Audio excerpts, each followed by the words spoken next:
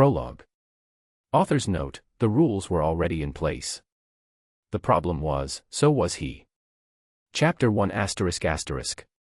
15 minutes late and completely unbothered, Piper's POV. Piper prepares for her new tutoring assignment with all the enthusiasm of someone preparing for minor surgery. She knows the name, Logan Vale. She's seen the athletic department hallway, she knows exactly what he'll be like. He arrives late.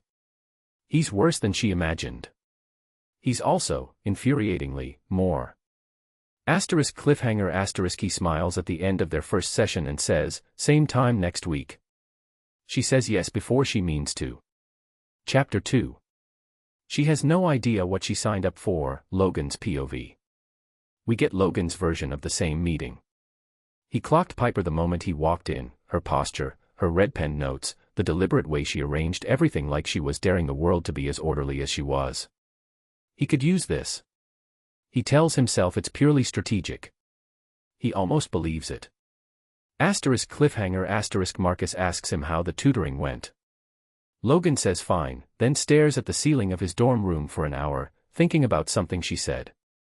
The narrative must be told in first-person singular using I as the voice throughout. Keep the tone blunt, emotionally gripping, and realistic with no fancy grammar or complicated words. Use simple English vocabulary and straightforward sentence structures. Create a strong hook that instantly captures a first-time reader's attention. Include a powerful moment of conflict or suspense that sets the tone for the rest of the book. Prioritize dialogue over narration and use show-don't-tell techniques throughout. Write in paragraph format with left-aligned text and 1.15 line spacing. Make every character show emotion in a raw and believable way. Ensure each scene connects logically to the story world and character dynamics that will unfold in later chapters.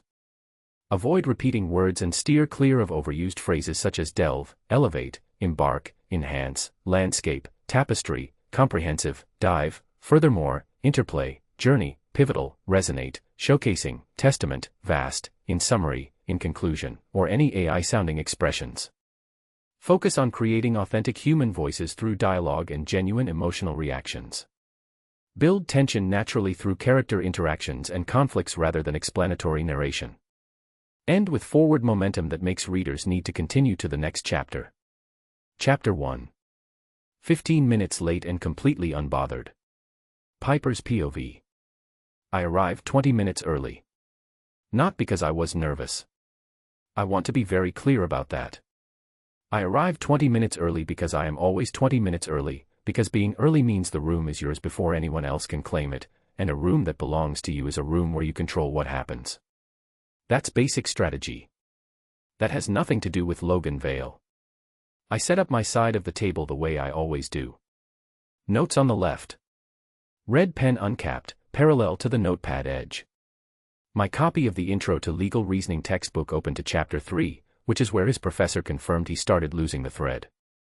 A printed copy of his last 2 assessment results, both circled in red where the points bled out. I looked at the empty chair across from me. Then I looked at my phone. 3:58 p.m. Then the door. Then my phone again. 4 p.m. exactly. Nothing. I told myself he'd be here by 4:02. Athletes are notoriously bad at exact times. I knew this from 2 years of tutoring, but they usually showed. The scholarship pressure alone was enough to get them through the door. 4:05. I uncapped my red pen and recapped it. 4:09. I started reading his assessment results properly. His answers weren't stupid. That was the first thing I noticed, which I didn't expect to notice. They were incomplete, rushed and thin, like someone who understood the shape of the argument but ran out of patience before building it properly. There was a question about duty of care in civil liability where he'd started the right answer and then just stopped. 3 lines in. Like he got bored of being correct. 4:13. I was about to send the "I'm waiting" message, professional, 2 sentences, no exclamation points, when the door swung open. He walked in the way people walk into rooms they already own. Not rushing. Not apologizing. Just arriving, like arrival was a thing he did on his own schedule and the rest of the world adjusted accordingly. He had a backpack on one shoulder, a coffee in his hand, and the kind of jaw that should legally require a warning sign. I hated him immediately. I want that noted. Hayes, he said, looking at me. Piper, I said. And you're 13 minutes late. He looked at his phone. Then at me. Then, and this is the part that made the back of my neck go tight, he smiled. Not embarrassed. Not apologetic. Just smiled, like 13 minutes late was a perfectly normal way to begin. Traffic, he said. We're on a campus. There's no traffic. Foot traffic. He pulled out the chair across from me, dropped into it, and set his coffee on the table, his side, I noticed, but close enough to mine that it was a statement. Logan Vale, he said, like I didn't know. I know who you are. Most people do. He said it without arrogance, which was worse than if he'd said it with arrogance. He said it the way you'd say the sky is blue, just a fact, no particular pride in it, no expectation that I'd disagree. I pulled his assessment results across the table and turned them to face him. You got a 38 on your last paper. You got a 41 on the one before that. You're sitting at a 41% course average, which means you need a 76 on the final to pull a passing grade, and based on these, I tapped the papers, you have the foundation. You're just not finishing your arguments. He looked at the papers. You've already read those. I've been here for 33 minutes. Something shifted in his expression. Not the smile this time. Something quieter. He looked at the papers again, and for just a second, less than that, a fraction, he looked like someone who was tired in a way that had nothing to do with today. Okay, he said. Okay. Okay, I'm listening. He put his coffee down and sat forward. What do I need to do? I had prepared for resistance. I had prepared for the charming deflection, the come on, it's not that serious, the slow erosion of the hour into something social and unproductive.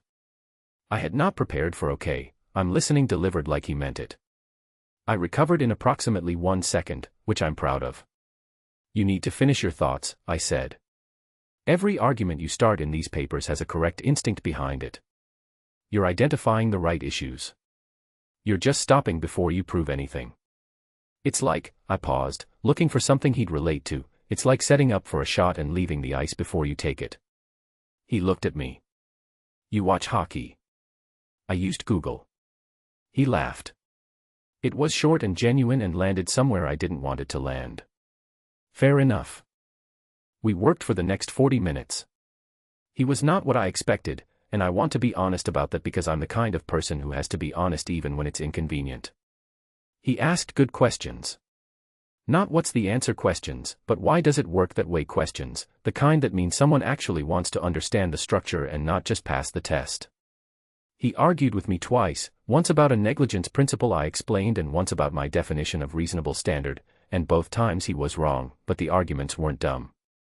They were the arguments of someone who thinks differently than the textbook, not someone who isn't thinking. He also kept moving. Pen tapping, knee bouncing, shifting in the chair like the room was 3 sizes too small. Not rude. Just restless. Like sitting still was something he had to actively work against the whole time. At 5:02, I closed the textbook. Next session we'll go through the full structure of a legal argument, I said, gathering my notes. I'll send you a prep sheet tonight. Read chapter 4 before Thursday. Not skimmed. Read. Yes, ma'am, he said. Don't call me that. What should I call you? Piper. I said that when you walked in. Right. He stood up and shouldered his backpack.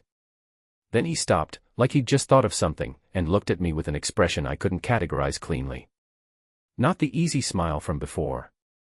Something that paid more attention. You're good at this, he said. I know, I said. That surprised him. I could see it, the small recalibration, like he'd expected either modesty or irritation and got neither. He nodded, slow. Same time next week, he said.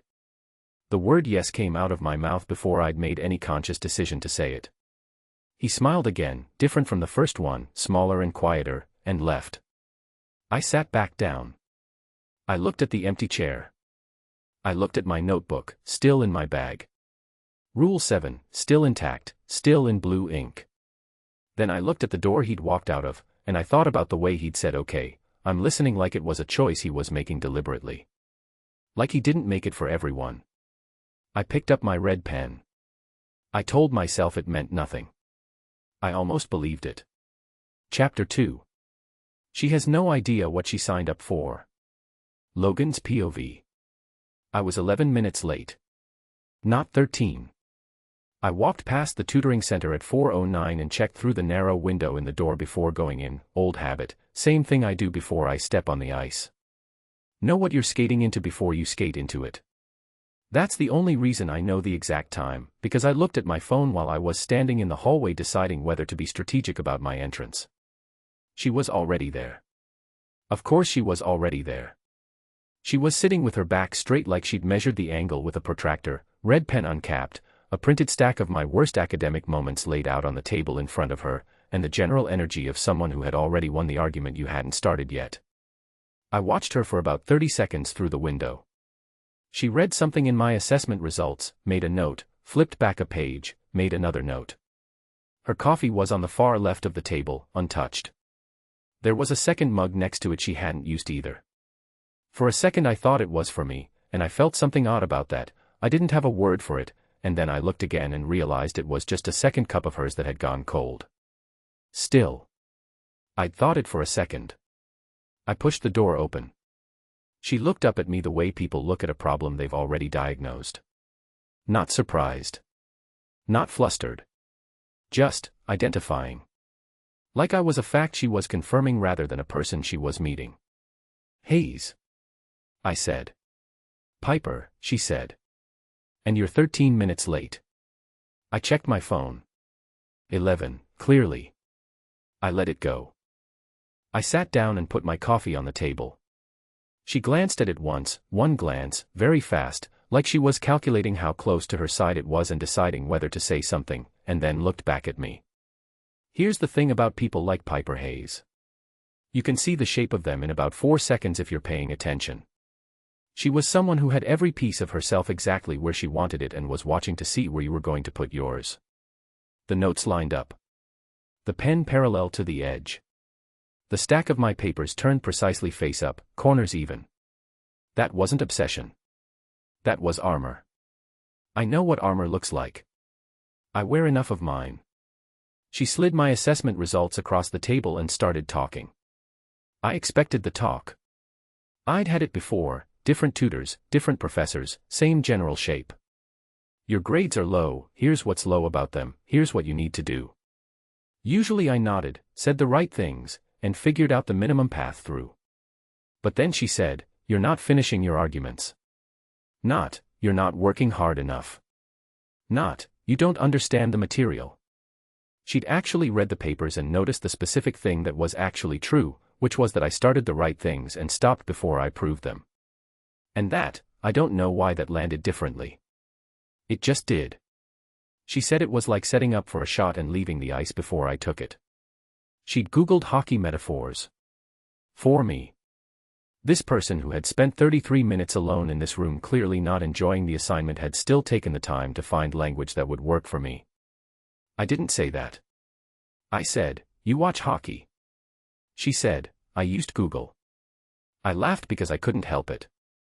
She didn't. We worked through the material, and I'll say this about Piper Hayes, she doesn't teach the way most people teach. She doesn't explain the answer and wait for you to agree. She explains the structure and then waits for you to argue, and if you argue correctly she nods and moves on, and if you argue wrong she doesn't tell you you're wrong, she asks you a question that makes you see where you went wrong yourself. Like she's building something in your head instead of putting it there for you. I argued with her twice. Lost both. Would have argued a third time but we ran out of material. The whole session I kept noticing things I didn't mean to notice. The ink stain on her left index finger. The way she chewed the end of her pen when she was thinking about how to phrase something, then stopped herself and put it down like she'd caught herself doing something embarrassing. The fact that she hadn't once checked her phone. For an entire hour, her phone hadn't moved. When she closed the textbook at 5 past, I stood up to leave. Then I stopped. I don't know why I said it. It wasn't strategy, I want to be honest about that, at least with myself. It wasn't charm or angle or setup. It was just true, she was good at this. Better than anyone else who'd sat across the table from me. You're good at this, I said. She said, I know. Flat. No smile, no modesty, no performance. Just fact, the same way she'd stated everything else all hour. And something about that, the complete absence of any need for me to agree with her, the way she didn't need my acknowledgement to be certain of herself, hit me somewhere in the chest like a check I didn't see coming. I nodded and got out of there. Marcus was in our room when I got back, lying on his bed with his arm over his eyes and his skates still on, which meant practice had ended badly. How was the tutor? He said without moving. Fine, I said. I dropped my backpack, pulled my hoodie off, sat on the edge of my bed. Fine, good, or fine, you're lying to me? Fine, Marcus. He lifted his arm off his eyes and looked at me. Marcus Reeves has been my best friend for 3 years, and he has this thing he does where he looks at you slightly longer than a normal person looks at you, like he's loading more data. You okay? I'm fine. You said that already. Because it's still true. He put his arm back over his eyes. I lay back on my bed and stared at the ceiling. There was a crack running from the light fixture to the wall that I'd been using as a staring point since September. I'd spent a lot of hours staring at it when I couldn't sleep, which was most nights. The ceiling didn't offer anything useful tonight either. I thought about the thing Piper Hayes had said. Not the hockey metaphor, though that was in my head too. The other thing, the thing she'd said when I'd given her the wrong answer about reasonable standard and she'd waited for me to find my own mistake. She'd said, the argument already lives in your head. You just don't trust it enough to finish it. She'd meant it about the legal reasoning exercise. She was talking about essay structure and burden of proof and nothing else. But I lay on my bed at 5:30 on a Thursday and stared at the ceiling crack and thought about that sentence for a long time. The argument already lives in your head. You just don't trust it enough to finish it. I turned onto my side. I had no idea what to do with that. I wasn't sure I wanted to figure it out. Piper Hayes was my tutor and I needed to pass a class, and that was the entire situation. That was all it was going to be. I closed my eyes. The ceiling crack was still there when I opened them an hour later. I hadn't slept. End of Chapter 2. Chapter 3 ***. Study rules and why they exist, Piper's POV. Second session. Logan arrives on time, which somehow makes Piper more suspicious. She establishes ground rules. He breaks all of them within 20 minutes, but the work gets done. There's a moment, small, almost nothing, where she corrects his grammar and he looks at her like she's the first person who's bothered. She files it away behind Rule 7. ***cliffhanger** on the way out, he calls her Pipes. She tells him never to do that again. He grins. Chapter 4. The ice has its own rules, Logan's POV. A game night chapter. The Falcons are playing a conference rival. Logan is on, brilliant, fast, unstoppable, but his mind keeps snagging on Piper's voice during the second period. After the win, the team celebrates. Logan leaves early. He doesn't examine why. ***cliffhanger** he texts her the photo of his first correct essay draft. Her only reply, "Don't get cocky," he reads it 3 times. Chapter 5. What scholarships feel like from the inside, Piper's POV.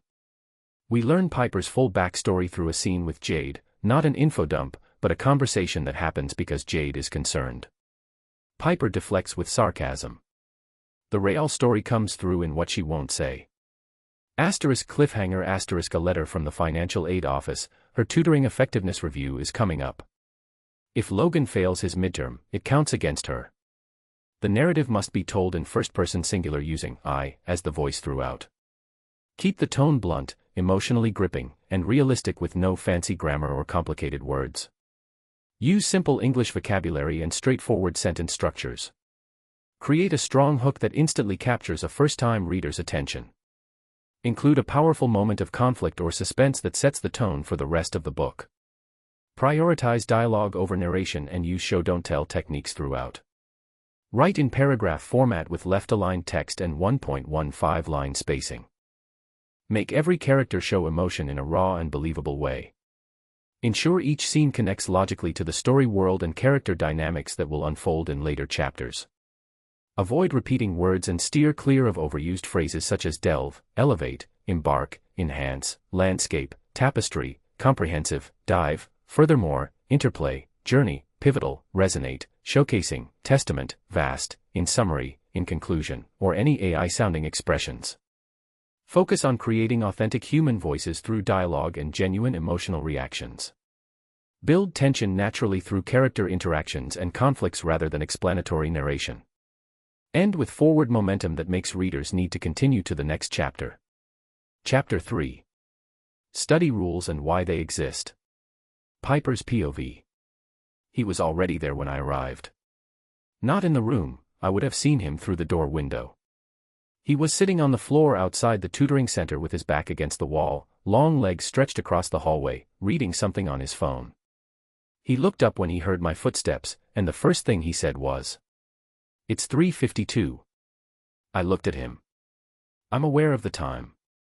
Just noting that I'm early. He stood up, unhurried, like rising from a hallway floor was a perfectly dignified thing to do. Thought you might appreciate the documentation. I unlocked the tutoring center door and didn't answer him. But I noticed. I filed it somewhere and told myself it didn't mean anything. People showed up early for all kinds of reasons. Being early didn't mean he'd changed. It meant today he wanted something. I set my bag down and started organizing my side of the table. He came in behind me and sat down without waiting to be directed, which broke study rule 1 before I'd even said it out loud. Study rule 1 is, wait until I tell you where to sit, because sometimes I configure the space differently depending on what we're working on, and a person just dropping into a chair makes the whole system harder to adjust. I let it go. Today's session was straightforward enough that the seating didn't matter. Before we start, I said, pulling out a single printed page and sliding it across the table, these are the rules for our sessions. He picked it up. Read it. I watched his face. The list had 7 items. No eating at the table. No phones face up. No leaving early. No redirecting the session into conversation not related to coursework. Homework prep sheets to be completed before each meeting. Questions to be held until the natural pause in explanation, not fired mid-sentence. And, I'd added this one after last week, no nicknames. He finished reading. Set the paper down. Which one of these did someone break badly enough that you had to make it a rule? All of them, I said. He looked at me like he was trying to figure out whether I was serious. I was completely serious. Every rule on that list was written in the blood of a previous session where something went wrong because I hadn't stated it clearly up front. The no eating rule came from a football player named Derek who treated our Tuesday sessions like a dining opportunity. The no redirecting rule came from a swimmer named Cass who was very charming and who I spent 3 sessions having an excellent conversation with before I realized we hadn't covered any course material in 6 hours. Rule 7 on the list, the no nicknames rule, I'd written last night. I didn't explain that. Fine, Logan said. He folded the sheet in half and tucked it into his notebook. I'll follow them. The next 19 minutes were, I'll say, an impressive display of how a person can technically comply with the spirit of 0 rules while also technically not breaking any of the specific ones. He didn't use his phone, but he tapped his pen against the table in a rhythm that matched the frequency of my thinking, which made concentrating harder than it should have been. He didn't eat, but he crinkled the wrapper of a protein bar in his jacket pocket every time he shifted, which was constant. He held his questions during my explanations, but he made a specific face when he disagreed with something, a slight press of his lips, like he was physically keeping the words in, and that face was somehow louder than the questions would have been. But the work got done. That was the honest thing. He'd read chapter 4, actually read it, and when I asked him to reconstruct the duty of care argument from the end of the chapter without looking at the book, he got 7/8 of it right. He missed one element, the part about foreseeability, and when I pointed to the gap he said where instead of okay, which meant he wanted to understand the miss and not just accept it. We spent 12 minutes on foreseeability. He argued with the definition twice. Both times incorrectly. The third time he worked it out himself mid-sentence and stopped talking abruptly, like he'd surprised himself. There it is, I said. He looked up. What? That. When you follow the thought all the way to the end. He was quiet for a second. You say that like it's rare. For you. So far, yes. He opened his mouth. Closed it. Looked back at his notebook and wrote the foreseeability definition down in full for the first time. The second half of the session moved to his written work. I had him draft a short practice argument, 6 sentences, clear claim, 1 piece of evidence, 1 line of reasoning, close. He wrote it. I read it. The content was right. The punctuation was a mess. Not careless mess, I could see he'd written fast and hadn't gone back, but there was a comma splice in the third sentence and the closing line had a pronoun agreement error that shifted the whole meaning slightly to the wrong side of the argument. I uncapped my red pen and marked both. This one, I slid it back and pointed to the comma splice, changes the weight of the sentence. You've got 2 independent clauses running into each other without a proper break. It makes the sentence feel uncertain. Legal writing has to feel certain even when the law isn't. He read the sentence. Then the correction I'd marked beside it. He was still for a moment, actually still, pen not moving, knee not bouncing, and he looked at the marking in a way I didn't expect. Not embarrassed. Not defensive. Like he'd been handed something small and was deciding whether to believe it was real. No one's ever explained it like that, he said. Why it changes the weight. Most people just mark it wrong and move on. Yeah. He looked at the sentence again. Yeah, they do. I pulled my eyes back to my notepad. I filed that moment behind Rule 7 and told myself to leave it there. It wasn't my job to care about who had or hadn't explained grammar to Logan Vale before now. It was my job to get him to a 76 on his final. That was the entire scope of my interest in this person. I recapped my pen. We wrapped at 5 o'clock exactly. I gathered my notes. He packed his bag. The session had been efficient, productive, and completely professional, and I was feeling good about all of that until he reached the door. He pushed it open and then paused with one hand on the frame, half turned back. Same time Thursday, pipes? I looked up slowly. I said no nicknames, I told him. It was Rule 7 on the sheet I gave you 20 minutes ago. The sheet you told me you'd follow. I said I'd follow the rules.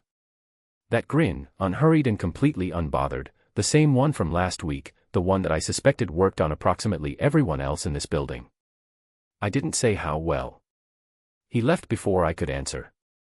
I sat back down at the table. I stared at the door. The tutoring center was very quiet. The fluorescent light above me hummed its familiar, purposeless note. I pulled out my notebook and looked at the session notes I'd made, which were thorough and professional and did not mention anything about comma splices or the specific way he'd looked at the red pen marking. Then I looked at Rule 7, original version, first page. Never let a student become anything more than a student. I closed the notebook. I picked up my phone and typed the prep sheet for Thursday's session and sent it to his student portal. Professional. Timely. Correct. Then I sat in the empty tutoring center for 4 extra minutes before I went home, and I did not think about the grin, and I did not think about pipes, and I did not think about the way he'd gone still when I explained the weight of a sentence. I am an excellent liar. Mostly to myself. Chapter 4. The ice has its own rules. Logan's POV. The thing about game nights is they're the only time my brain shuts up completely. From the moment I step into the locker room and the smell hits, cold rubber and stick tape and whatever cheap spray Keller uses that the rest of us have complained about since freshman year, everything else goes quiet. My dad's voice. Cade's injury replaying in the part of my brain I can't switch off. The essay draft sitting on my desk with its red-marked corrections. All of it goes quiet, and the only thing left is the game. That's what the ice has always been for me. Not performance. Not scholarship. Not the scouts in row C who Marcus pointed out during warm-ups. Silence. The one place in my life where the noise stops and I just move. Tonight we were playing Northern Cross. Conference rivals, second-ranked, with a defense line that had given us 2 losses last season and a goalie who was genuinely excellent in a way I could appreciate even when it was inconvenient. The arena was packed. Frost Falcons home games were usually good for a full house, and a conference game in February brought out the face paint. I wasn't thinking about any of that. I was thinking about the first period. Northern Cross came out hard, the way they always do. They're a team that wants to set the physical tone early and make you play their tempo. Our coach had told us to be patient, to let them spend themselves in the first period, to keep our lines tight. I am, historically, not great at patience. I know this about myself. It's in my evaluation from sophomore year. Vale shows exceptional instinct but struggles with disciplined restraint in high-pressure opening scenarios. That's a complicated way of saying I go too fast when I'm excited. Tonight I was patient. I don't entirely know why. I set up plays instead of pushing them.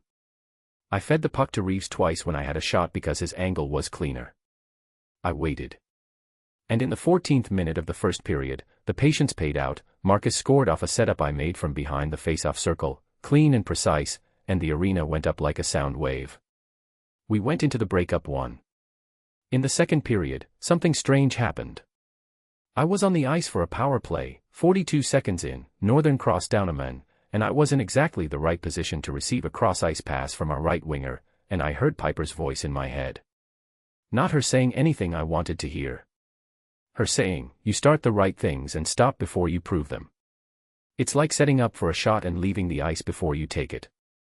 I received the pass. I didn't leave the ice before I took the shot. I buried it top right corner.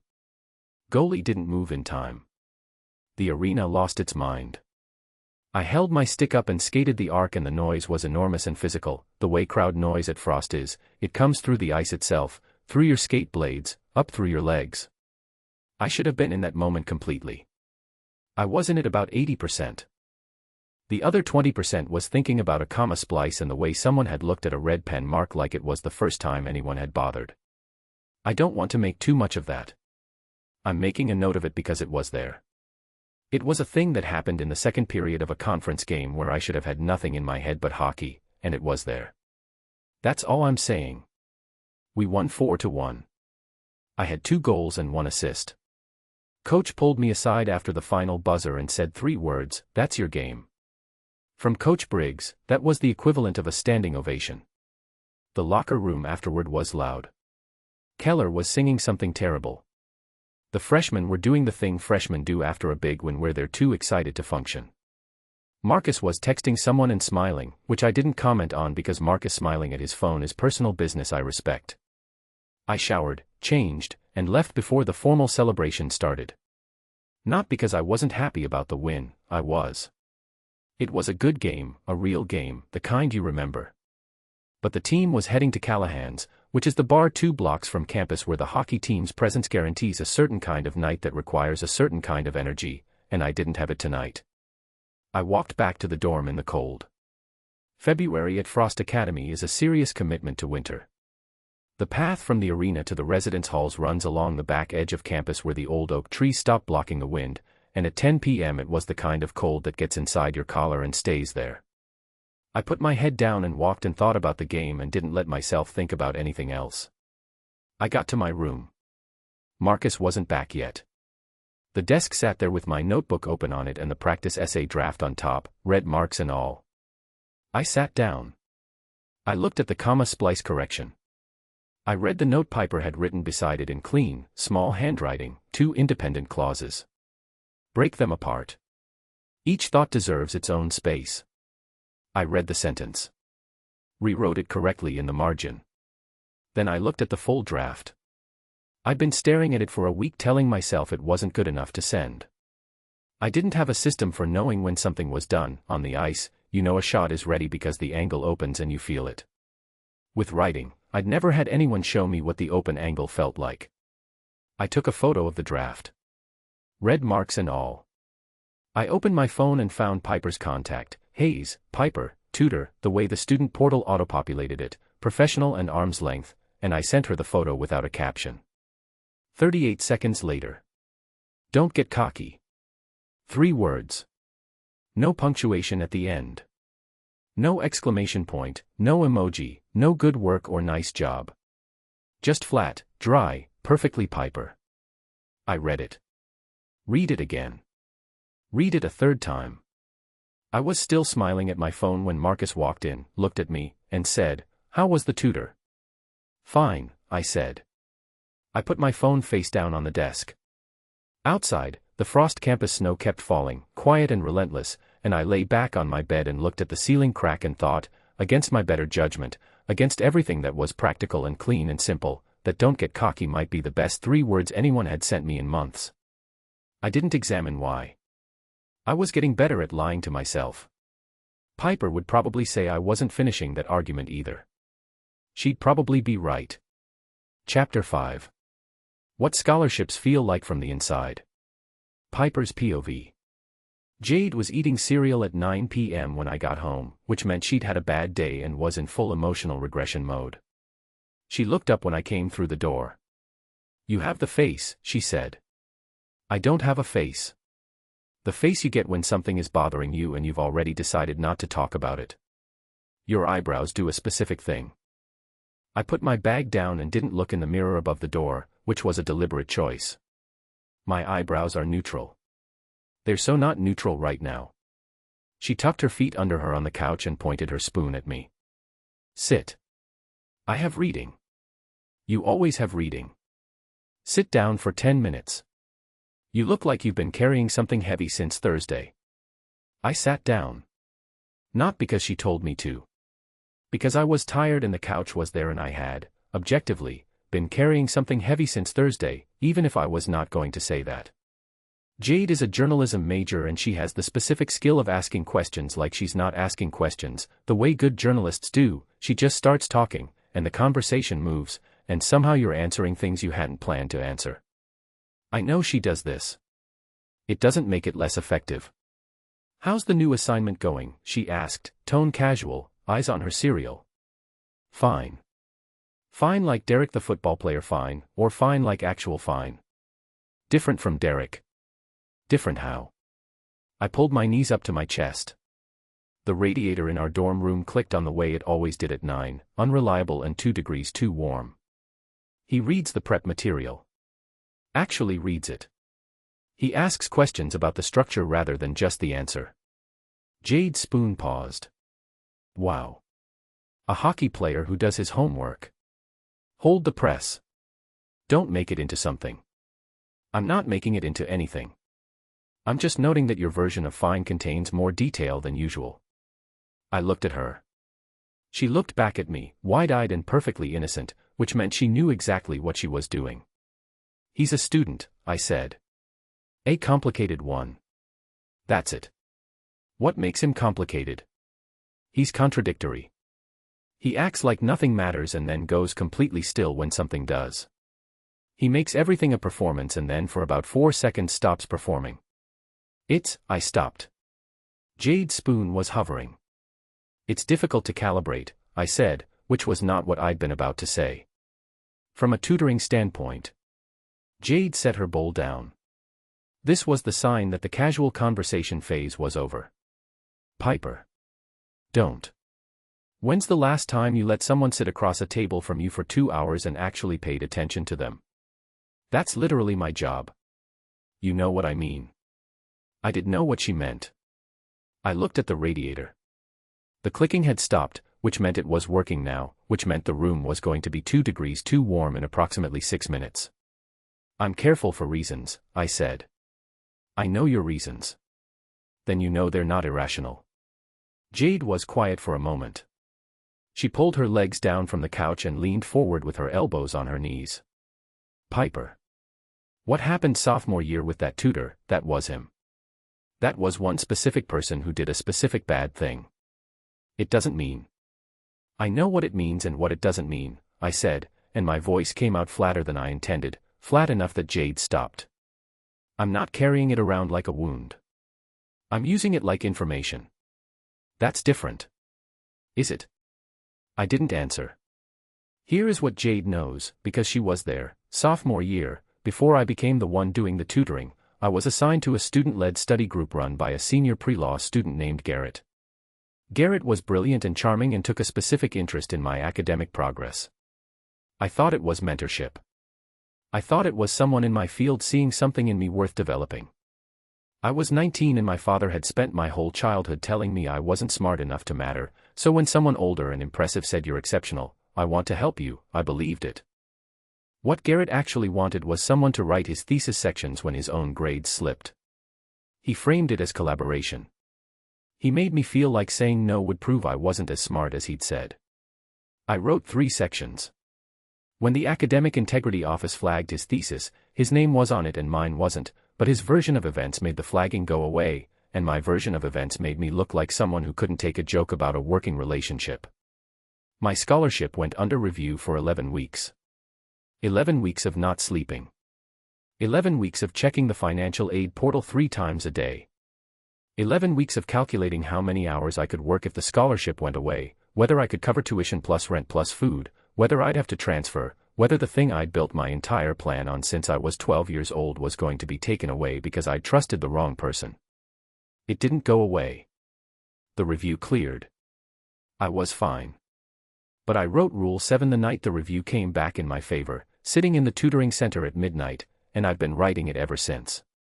Jade knows some of this. Not all of it. I told her enough to explain the rules, not enough to make her feel sorry for me. I'm not going to repeat it, I told her. That's all I'm saying. I'm not going to repeat it. Logan Vale isn't Garrett. I know that. Do you? Yes.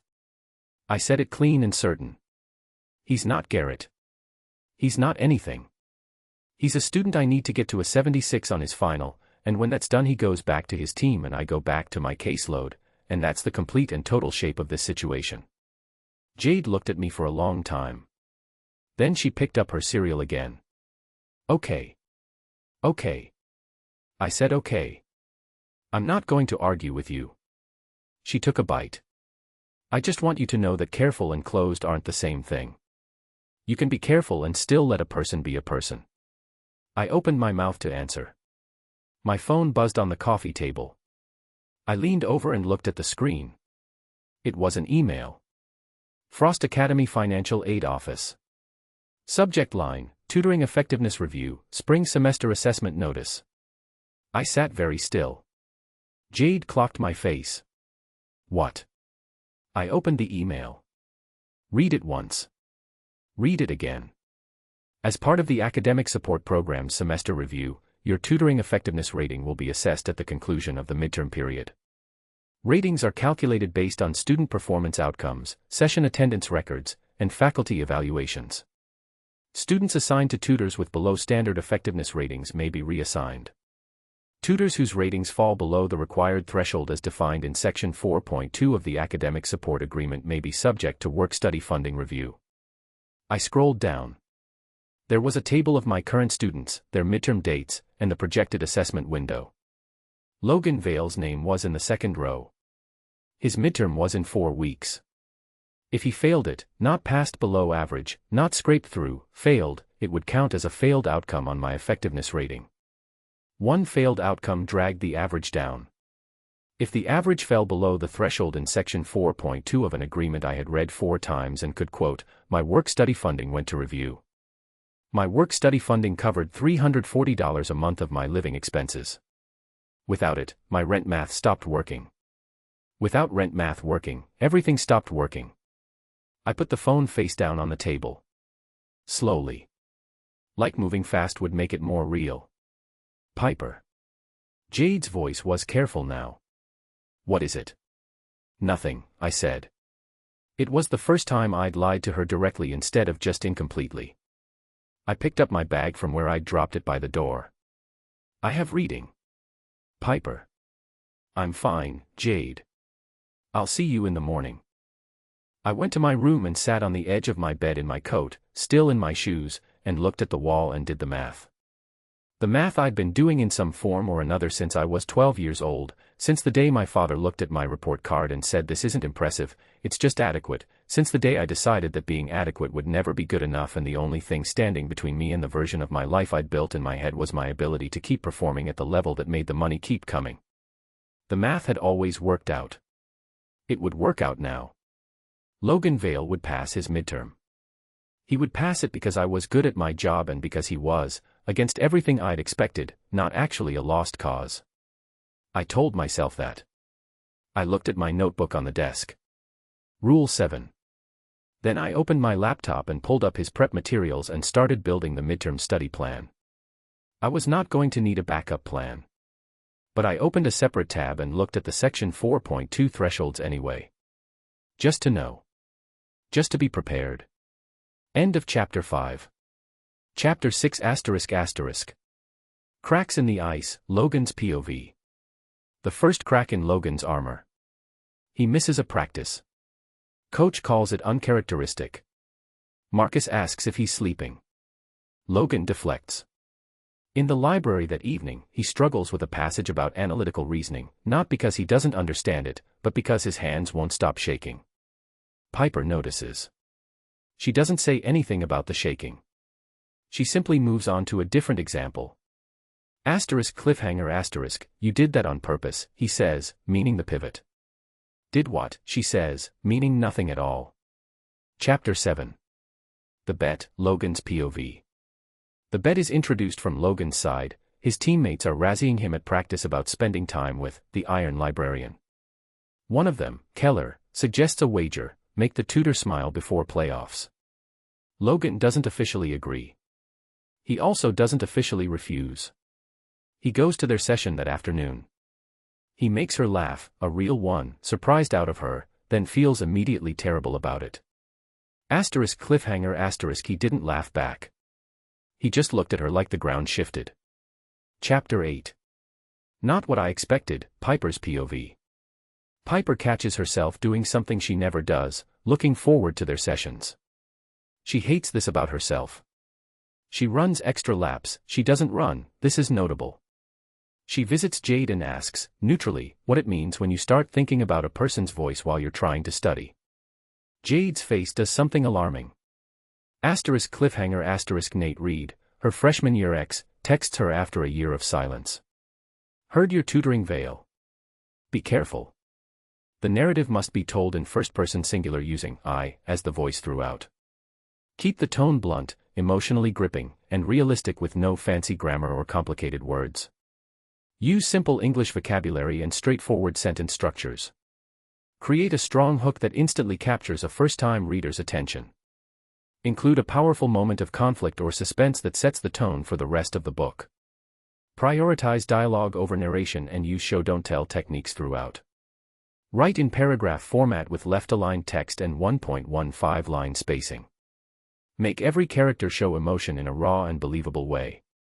Ensure each scene connects logically to the story world and character dynamics that will unfold in later chapters.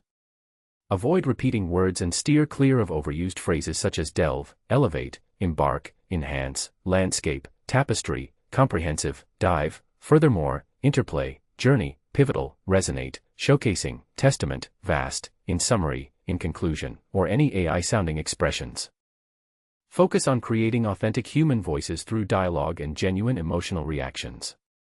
Build tension naturally through character interactions and conflicts rather than explanatory narration. End with forward momentum that makes readers need to continue to the next chapter. Chapter 6. Cracks in the ice. Logan's POV. I missed practice on a Tuesday. Not late. Not 5 minutes behind schedule with a reason. Flat out missed it. Alarm went off at 6:15, I turned it off, and the next time I opened my eyes it was 8:47 and the ice had been running for 2 hours without me. I lay in bed and stared at the ceiling crack and waited to feel something about that. Nothing came. That was the part that scared me more than the missing itself. Marcus wasn't in the room. He'd been at practice, obviously, doing the thing we were both supposed to be doing, and the absence of him made the room feel bigger than it was. I sat up slowly. My head felt like it was wrapped in something thick and damp, the way it always did when I hadn't slept properly, which was most mornings now. I counted back. 4 hours last night. Maybe 5 the night before. Before that, 3.5, because I'd lain awake until 2 a.m. running numbers I didn't want to run, scouts, draft projections, Cade's face at the last home game, my GPA, the tutoring midterm timeline, the gap between where I was and where I needed to be. I showered. Got dressed. Went to my 10 a.m. lecture and sat in the back and took notes that looked like notes but were mostly just words with no connection to each other, my hand moving while my brain was somewhere else entirely. Coach Briggs called me at noon. I let it ring. Then I called back. Vale. His voice was exactly what it always was, flat, low, the kind of voice that doesn't change based on how he feels about a situation, which was somehow more unsettling than if he'd just been angry. Missed this morning. I know. I overslept. It won't happen again. That's the second time this month you've looked like you're running on nothing.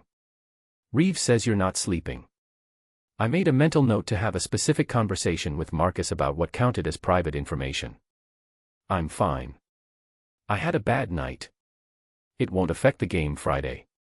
A pause. Long enough that I knew he was deciding something. I'm not calling about Friday. I'm calling because you're one of the two best players on this team and you look like you're disappearing. That's a problem for me whether it affects Friday or not. I didn't answer right away. Logan. His voice dropped 1 degree lower, which from Briggs was almost gentle. Is there something I need to know? No, I said. I'm fine. I'll be there Thursday, full session. I'm sorry about this morning. Another pause. Okay, he said. Thursday. He hung up. I put my phone in my pocket and stood in the middle of the path between the lecture hall and the dining center and let the February cold hit my face for a minute. The campus around me moved, students in coats, someone's scarf blowing sideways in the wind, a group of freshmen taking up the entire width of the path the way freshmen do, completely unaware that the world has edges. I felt very far away from all of it. Marcus found me at lunch. He sat across from me without asking, put his tray down, and started eating. He didn't say anything for a full 2 minutes, which is Marcus's version of giving someone room. When he finally spoke, he didn't look up from his food. You sleeping? Briggs already gave me this talk. Briggs asked if you were sleeping. I'm asking if you actually are. I pushed a piece of food around my plate. Some. How much is some? Enough. Logan. He put his fork down. Look at me. I looked at him. Marcus Reeves has a face that's very hard to perform for. He's been my closest friend since freshman orientation and he has the specific quality of someone who has already seen through whatever version of yourself you're presenting and is waiting patiently for you to catch up. It's annoying in the way that useful things often are. I'm tired, I said. I'm not sleeping well. I'm managing it. What's keeping you up? I picked up my fork. The usual. Marcus looked at me for 3 more seconds, the data-loading look, and then picked his fork back up. He didn't push. That's also Marcus. He files things and waits, and when the right moment comes he pulls the file back out and you've already forgotten you gave him the information. You've got tutoring tonight, he asked. Yeah. Good. He went back to eating. Go. Do the work. Come home and sleep. That's your advice. Go to tutoring and sleep. What advice did you want? I didn't answer, because the honest answer was that I didn't know. The library annex was quieter than the main building on Tuesday evenings. Fewer students, lower lights, the kind of institutional hush that usually made me restless but tonight felt close to bearable. Piper was already at our usual table when I arrived, 2 minutes early, for the record, with her notes arranged and her red pen uncapped and her second mug of cold coffee that she never threw out sitting to her left. I sat down and opened my notebook. We were working on analytical reasoning tonight, the part of legal reasoning that stopped being about cases and started being about the logic of argument construction. Piper had sent me a prep sheet with 3 short passages to read beforehand, and I'd read them, and I'd understood them well enough to answer the questions at the bottom of the sheet. The problem started when she asked me to explain the 3rd passage out loud. It was a passage about how courts weigh competing evidence. Simple enough. I'd read it twice. I knew what it said. I opened my mouth to explain it and the words arranged themselves correctly in my head and I started talking, and somewhere in the 3rd sentence my hands started shaking. Not a lot. Not visibly, maybe. But I could feel it, the fine, continuous tremor starting in my fingers and moving up through my wrists, the kind that comes from too many nights of too little sleep stacking up until your body starts sending signals your brain is too stubborn to listen to. I stopped mid-sentence. Looked at my hands on the table. Flat on the page, fingers spread slightly. Shaking just enough that the pen shifted by a millimeter when I wasn't holding it. Piper was looking at me. I could feel it without looking up. I did not look up. I knew what her face would do. Not pity, she wasn't a pity person, I'd figured that out by week 2. Something worse than pity. Something clear-eyed and direct that would see exactly what was happening and name it, and I could not have it named right now. If it got named, it became a real thing. Right now it was just tired hands and a bad week, and I could still keep it in the category of manageable if no one said it out loud. I picked up the pen. Started the sentence again. The court's approach to competing evidence in this passage relies on. Actually, Piper said, let's come back to that one. I want to look at the second passage first. I think there's a framing issue in my prep sheet that's making the third one harder than it needs to be. I stopped. I looked up at her. She was already flipping back a page in her notes, red pen moving, writing something in the margin of the prep sheet with the focused, deliberate energy of someone who has identified a problem and is solving it. She didn't look at me. She didn't look at my hands. She didn't look at anything except the page in front of her. The second passage sets up the logic that the third one uses, she said, still writing. It'll be clearer if we build the framework there first. Walk me through your reading of the second one. She slid the prep sheet across the table and finally looked up. Her expression was completely regular. Study mode Piper. Red pen, straight spine, waiting. Like the last 30 seconds hadn't happened at all. I looked at the second passage. I talked through it. My hand steadied somewhere in the first paragraph, the shaking tapering off the way it did when I had something specific to focus on. We spent 20 minutes on the second passage, and by the time we moved to the third, I could explain it without stopping. We worked through the rest of the session. She asked good questions. I answered most of them correctly.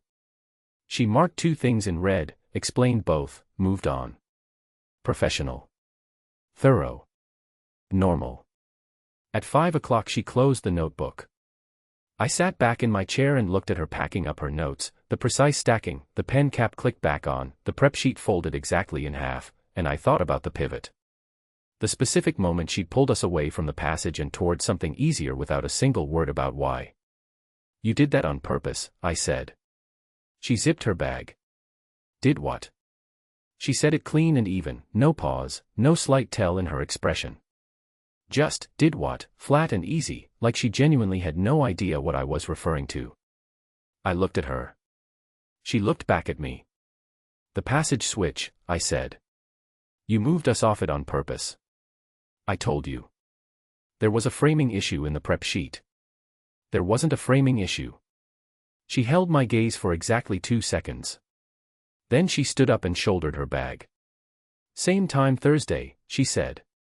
Read the section 4.4 extension before you come. She walked out. I sat at the empty table and stared at the space where her notes had been and felt something I didn't have a clean word for, not gratitude exactly, not comfort exactly, something quieter than either. Something that sat behind my ribs and didn't announce itself. Nobody moved past the shaking. Not without saying something about it.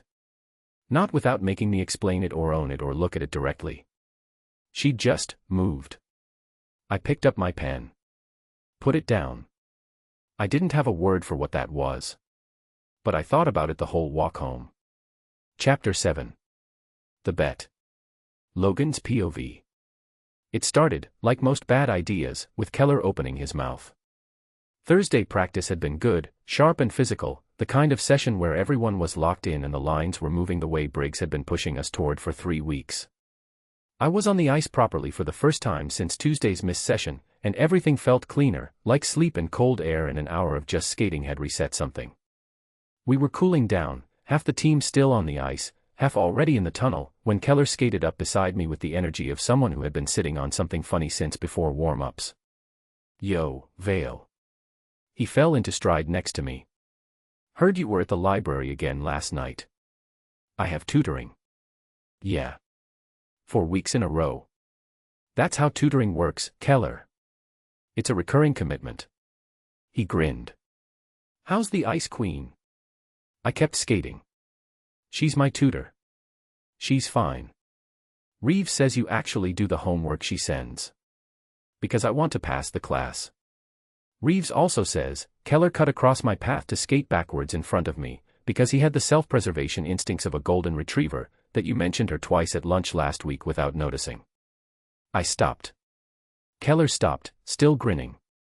I mentioned her once, I said. In the context of a legal reasoning concept I was explaining to Marcus. That's not twice. He says twice. Marcus is wrong. Marcus is never wrong and you know it. Keller tilted his head. She got under your skin. She's good at her job. I'm passing the class. That's the whole story. Behind us, Deacon, our right defenseman, who had the listening radius of a satellite dish, skated over. Then Cho, our left winger. Suddenly I had an audience, which is the specific thing that happens when you show the slightest sign of defensiveness around people who play team sports. I heard she's brutal, Deacon said. My roommate had her last semester. Said she marked his paper in red like she had a personal grudge against every sentence he wrote. She's thorough, I said. That's not the same as brutal. Oh, said Cho. Shut up, Cho. I'm just saying oh. Keller was still doing the grin. He had an idea in his eyes, the kind of look that always preceded something I was going to regret letting develop. Bet you can't make her smile, he said. Like a real smile. Before playoffs. I looked at him. Not a polite smile, he continued. Not the smile she gives everyone when she's being professional. A real one. Caught off guard, can't help it, genuine smile. That's a stupid bet. $20 says you can't do it. I'm not taking that bet. Because you know you'll lose. Because it's a child's bet and I'm not 12. Keller shrugged. Okay. I'll just tell the team that the guy who scored twice against Northern Cross can't make one girl smile. He turned and started skating toward the tunnel. No judgment. Some people just don't have the range. Keller. He looked back. I pointed my stick at him. I'm not taking the bet. He raised both hands. Said no judgment. I went to the locker room. I did not take the bet. But here's the thing I didn't say out loud and barely admitted to myself, I'd already been making her laugh. Or trying to. Not for a bet, before the bet existed, before Keller opened his mouth, I'd been saying things in our sessions that were slightly angled toward that specific goal. The grammar rule comments. The timing of certain questions. The same time next week, pipes at the door. All of it had been low level, half instinct, the thing I do when I want someone to react to me. I hadn't examined why. I was starting to understand I'd been deliberately not examining it. That afternoon's session was at 4. I arrived on time because I'd stopped arriving late 3 weeks ago, which I also hadn't examined. Piper was at the table. Notes organized. Red pen uncapped. Cold coffee to the left. We got through the first 40 minutes in good shape. She had me construct a full argument structure from scratch using a new case study, and I did it without stopping, which she marked with a single small check mark in the margin of my work and moved on. Her version of praise. I'd learned to read the check marks. At the 45-minute mark we hit a passage about statutory interpretation. She was explaining the difference between literal and purposive approaches, using an example about a hypothetical law banning vehicles in a public park. The literal approach says the word vehicle means any vehicle, she said. So a bicycle is banned. A skateboard is banned. An ambulance is banned. An ambulance, I said. An ambulance. Someone's having a heart attack in the park and the literal interpretation sends the ambulance around the block. Correct. I leaned back in my chair. That's the most catastrophically unhelpful thing I've ever heard. That's why we have the purposive approach. What's the purpose of a law that kills people by being too precise? You're getting ahead of the material. No, I'm genuinely asking. Who sat down and wrote the literal interpretation and said yes, this is a functional system for human beings to live by? The corner of her mouth moved. Just the left corner, barely half a centimeter, trying to pull into a shape it wasn't ready to fully commit to. I saw it. I pushed, just slightly. Was it the same person who designed the comma splice? Because I'm beginning to suspect there's one person responsible for all the unnecessary suffering in academic life and they've been very busy. She laughed. Not a polite laugh. Not the professional small sound that acknowledged a comment was mildly clever. A real one, short, surprised, tipping her head down like she was trying to catch it before it fully escaped. Her hand came up and covered her mouth for 1 second, and when she lowered it her expression was doing something I'd never seen on it before. Something open and slightly caught, like a window had blown in before she had a chance to shut it. It lasted maybe 4 seconds. Then she cleared her throat, recapped her pen, and said, the purposive approach, like nothing had happened. I didn't say anything. She looked up, likely expecting some version of the Keller smirk, the got you face that I could feel the absence of on my own features and couldn't quite explain. She found something else instead. I don't know what my face was doing. Whatever it was, she read it, and something shifted in her expression. Continue taking notes, she said, quieter. I looked down at my notebook. I felt terrible. Not the way you feel terrible when you've lost something. The worse way, the way you feel when you realize mid-action that the action had a cost you hadn't thought about when you started it. The laugh had been real. The 4 seconds of her actual face had been real. And I'd been angling for it before the bet existed, and Keller had made a joke about it, and I hadn't taken the bet but I also hadn't walked away from the training ground, and now here was the real thing, sitting across the table from me, and I felt like I'd taken something without asking. She was explaining the purposive approach. Her voice was back to normal, measured, clear, exactly Piper. I wrote down what she was saying. I did not write down what I was thinking, which was that her laugh sounded like something I was going to have a hard time forgetting, and that the hard time was entirely my fault, and that I hadn't laughed back because I was looking at her the way you look at something when the ground under your feet moves without warning and you need a second to figure out if you're still standing. After the session I walked back to the dorm with my hands in my pockets and the cold air finding every gap in my jacket. Marcus was already home. How was tutoring? Fine, I said. He looked at me. 1 second longer than usual. I went to my desk and opened my notebook and read my own handwriting about statutory interpretation and said nothing else. Marcus, to his credit, said nothing else either. But I knew he was looking. Chapter 8. Not what I expected. Piper's POV. I went running on Friday morning. I want to be clear about how significant this is. I do not run. I have not run voluntarily since the mandatory physical education requirement freshman year, which I completed with the bare minimum of enthusiasm and have not revisited since. I walk fast. I take the stairs. I do not run. Friday morning I put on my shoes at 6:30 a.m. and ran 2.5 miles along the campus path before I understood what I was doing. What I was doing was this: I was trying to outpace a thought. The thought was, I had been looking forward to Thursday's session since Tuesday. Not in a professional way. Not in the way I look forward to finishing a difficult task or closing out a complicated student file.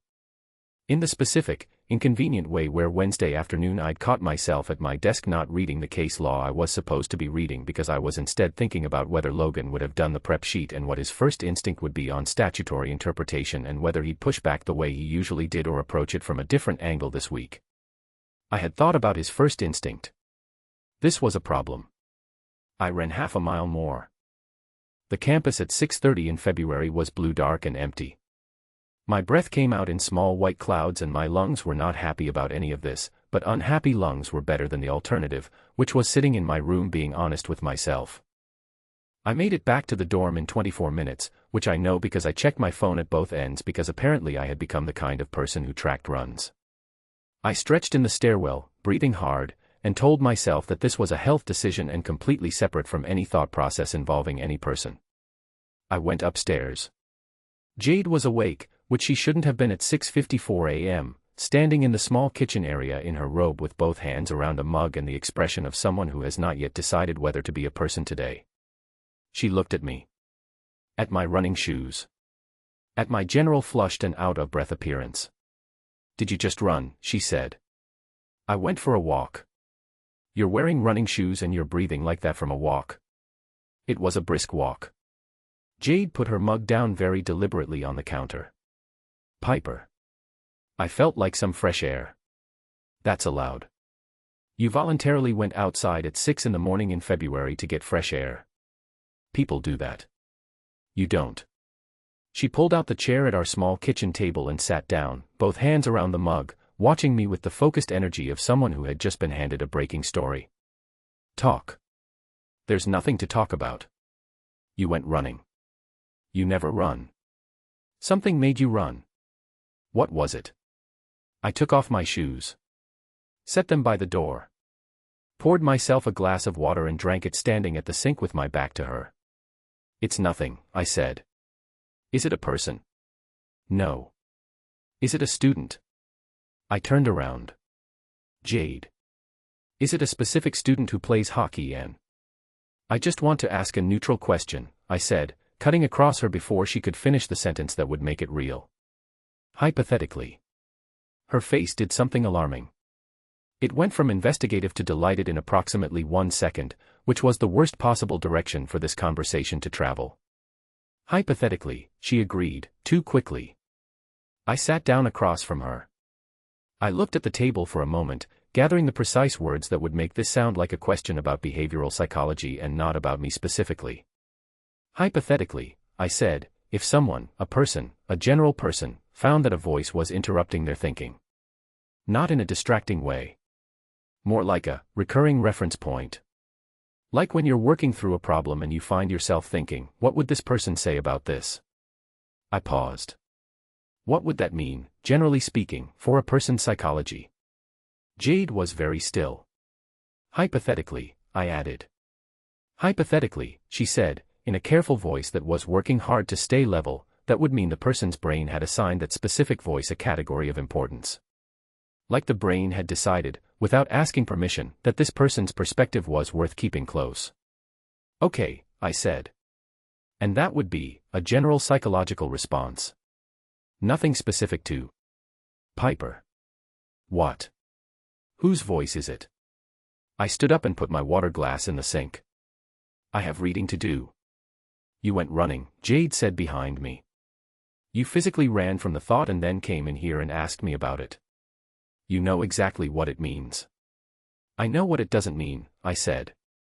It doesn't mean anything is going to happen. That's not the same as it not meaning anything. I stopped in the doorway to my room. She wasn't wrong. She was, in the specific, irritating way of best friends, completely right. The brain assigning a voice importance was a fact of neuroscience, not a moral failing. I knew this. Knowing it didn't make it easier to hold. He's my student, I said. Not to Jade, really.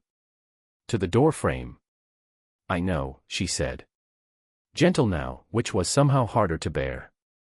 I have a system. I know. The system exists for good reasons.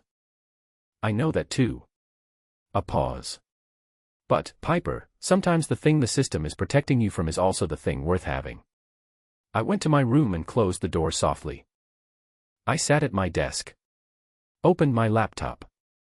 Pulled up the case law I'd been failing to read since Wednesday and made myself start at the first line.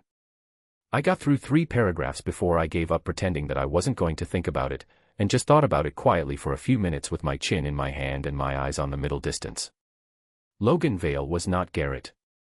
I knew that with the clean certainty of someone who had studied both people carefully and could identify the difference. Garrett had been performance all the way down, charm as a tool, attention as leverage, nothing real underneath the surface. Logan had performance too, the smirk and the timing and the easy confidence, but underneath it there was something else. Something I'd seen in the stillness when he looked at the red pen correction. In the okay, I'm listening of the first session. In the way he'd stopped on the way out last Thursday and stood in the door frame and looked at me with the specific expression of someone who had just been surprised by their own thoughts. I didn't know what to do with any of that.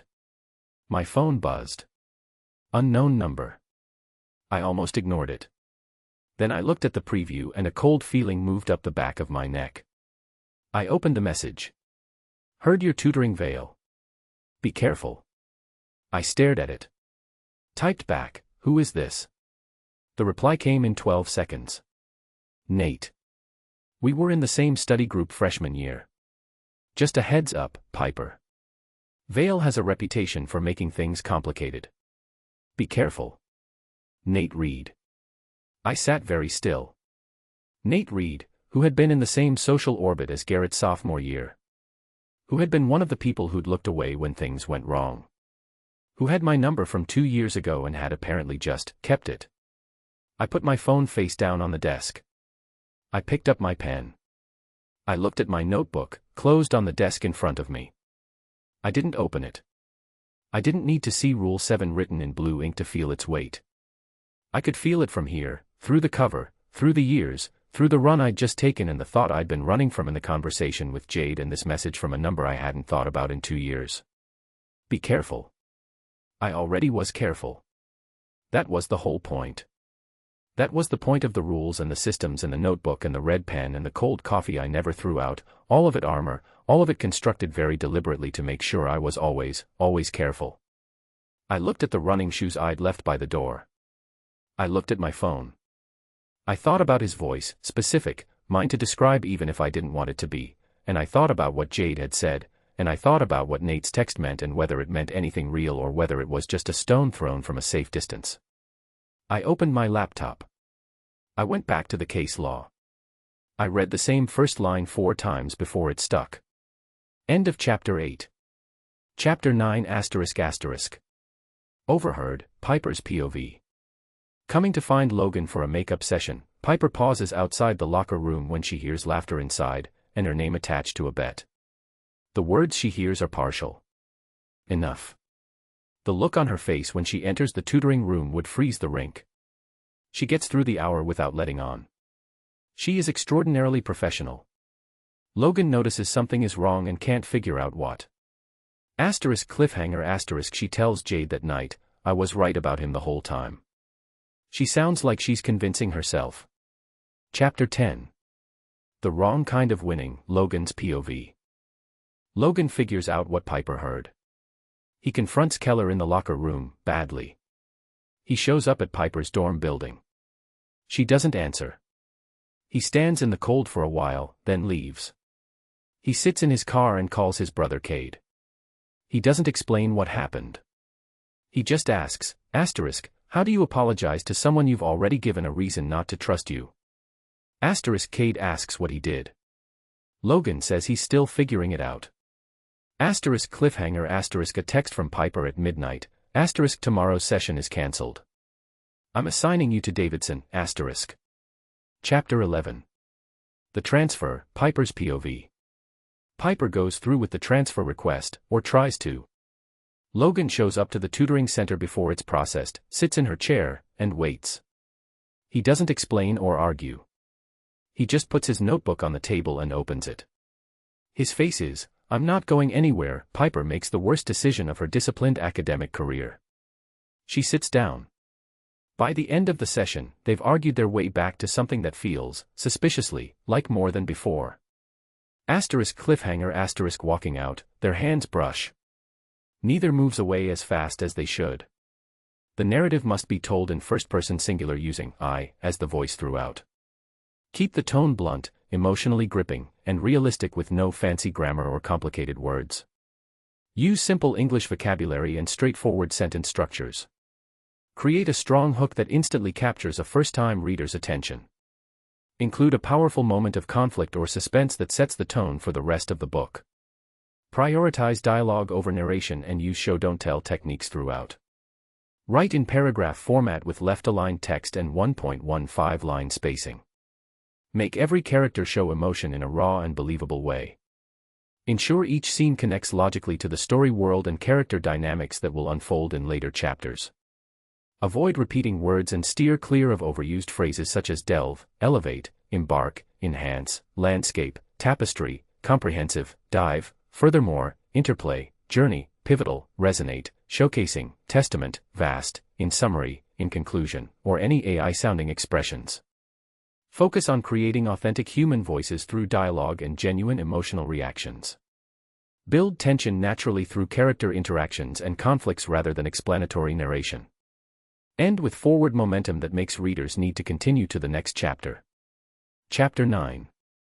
Overheard. Piper's POV. I heard my name before I heard anything else. That's how it works with your own name. It cuts through walls, through noise, through the kind of locker room laughter that carries into the hallway outside even when the door is closed. You're not listening for it and then suddenly it's the only thing you're hearing. I stopped walking. The corridor outside the athletic wing's auxiliary locker room was empty except for me. I'd come to find Logan for a makeup session. He'd missed our Tuesday slot because of a team travel day, and we'd agreed to move it to Thursday afternoon before his evening practice. I was 3 minutes early. The door was not fully shut. The sounds coming through the gap were the specific sounds of a group of young men who were comfortable enough in their environment to be completely unguarded. I should have knocked. I was going to knock. And then I heard Vale's little library thing, though, and laughter, and then my name. I stood very still. Has she smiled yet? Genuine one, not the professional nod. More laughter. Someone, not Logan, a voice I didn't recognize, saying something I couldn't fully catch, just the shape of it, and then the word bet landing clean and clear through the gap in the door. Bet. I stood there for 4 seconds. Maybe 5. Then I adjusted my bag on my shoulder, straightened my spine the way I do when I need my body to cooperate with something my chest is resisting, and I walked to the tutoring center. I did not knock on the locker room door. I did not stand in the corridor processing the information like it was a wound. I did not sit with it or turn it over or give it the kind of attention that would make it bigger than it needed to be. I sat down at our table, arranged my notes, uncapped my red pen, and placed his latest practice essay in the center of the table facing outward. I was ready by 4:02. He arrived at 4:04.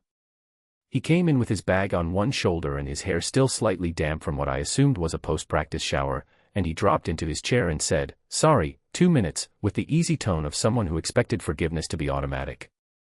4 minutes, I said. It's fine. He looked at me. A quick scan, the kind he did sometimes at the start of sessions, like he was taking a reading of the room before committing to it. I kept my face neutral.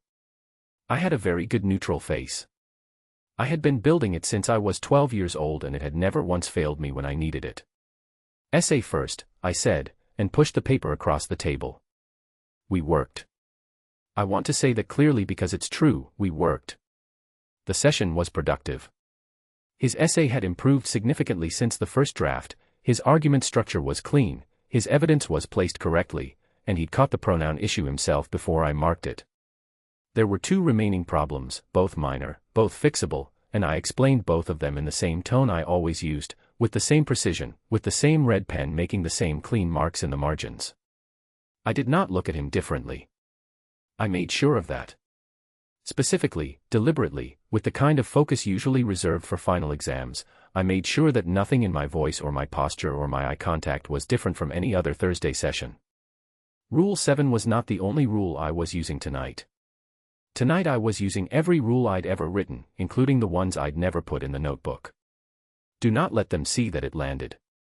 Do not give anyone the satisfaction of a reaction they can use. He worked well. He argued once, about a point of case precedent, and I let him build the argument out and then showed him where it broke, and he nodded without the usual half-second of resistance. He was paying attention. He was doing everything right. I hated how much that complicated things. At the 40-minute mark he looked up from his notebook and said, "You're quiet tonight." I'm always quiet during sessions. You're a different kind of quiet. I put my pen down. Looked at him. Different how? He held my gaze for a moment. I don't know. Like there's more distance. This is the appropriate distance for a tutoring session, I said. We're on track. Keep going. He kept going. I recorded the session notes with the same neat handwriting I always used and packed up my bag at 5 p.m. and said same time Tuesday in the same tone and walked out of the tutoring center and down the corridor and out the side door of the academic building into the February cold. I walked home in 9 minutes. I did not think about it on the walk. I thought about it instead as a fact I was carrying, the weight of it, not the content. The content I already knew. I didn't need to turn it over. A bet. My name in a locker room. Logan Vale spending 4 weeks in my tutoring sessions with a goal that had nothing to do with statutory interpretation. I knew this shape. I had seen this shape before with different names and different faces and the same basic structure underneath. A person who wanted something from you that wasn't what they said they wanted. The only difference between Garrett and a bet about a smile was the scale of the damage, but I had learned a long time ago that the size of the hurt doesn't protect you from the hurt. What it means when you hear your name through a door attached to laughter is this: you were the joke. Not maliciously, maybe. Maybe not even consciously. But a joke nonetheless, a game, a challenge, a thing to be won. The tutoring wasn't the point. The reaction was the point. All those moments I thought were real, the stillness, the okay I'm listening, the way he'd looked at the comma splice correction, all of it had been me assigning weight to things that were only ever moves in a game I hadn't known I was playing. I was not going to cry about this.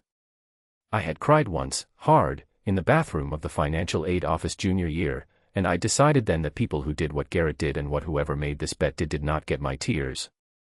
They got nothing from me they hadn't agreed to receive. I got home. Jade was on the couch with her laptop. She looked at my face and closed the laptop. "What happened?" she said. "Nothing." I sat down. Dropped my bag. Leaned my head back on the couch and looked at the ceiling. She waited. That's Jade's other skill, the waiting. She can wait longer than you can hold it in, and she never makes you feel like you're being timed. "I heard something," I said. About Logan. About the tutoring. I closed my eyes. There's a bet. Among the team. To see if he could make me smile. A real smile, not the professional kind. I let that sit in the air for a second. Apparently I have a reputation. Jade was very quiet. "I don't know how long it's been going on," I said. "I don't know if he agreed to it or just didn't disagree with it. I don't know the details."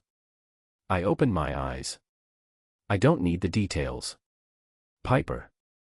I was right about him the whole time. I said it clearly, like a conclusion I'd reached through clean logic and not through the specific, painful process of hearing your name come through a gap in a door attached to laughter. I knew what he was going to be like before he walked in. I stopped. Jade was looking at me with an expression I didn't want to look at directly. "What?" I said. "You don't sound right," she said quietly. "I sound exactly right. You sound like someone trying to convince themselves of something they already believed before they had to." I looked back at the ceiling. The radiator clicked on.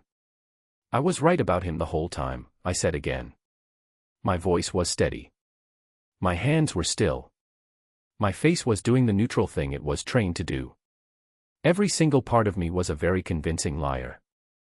Except, somewhere behind Rule 7, somewhere I wasn't prepared to look at tonight, something that had started without my permission was sitting very quietly and refusing to agree. Chapter 10. The Wrong Kind of Winning. Logan's POV.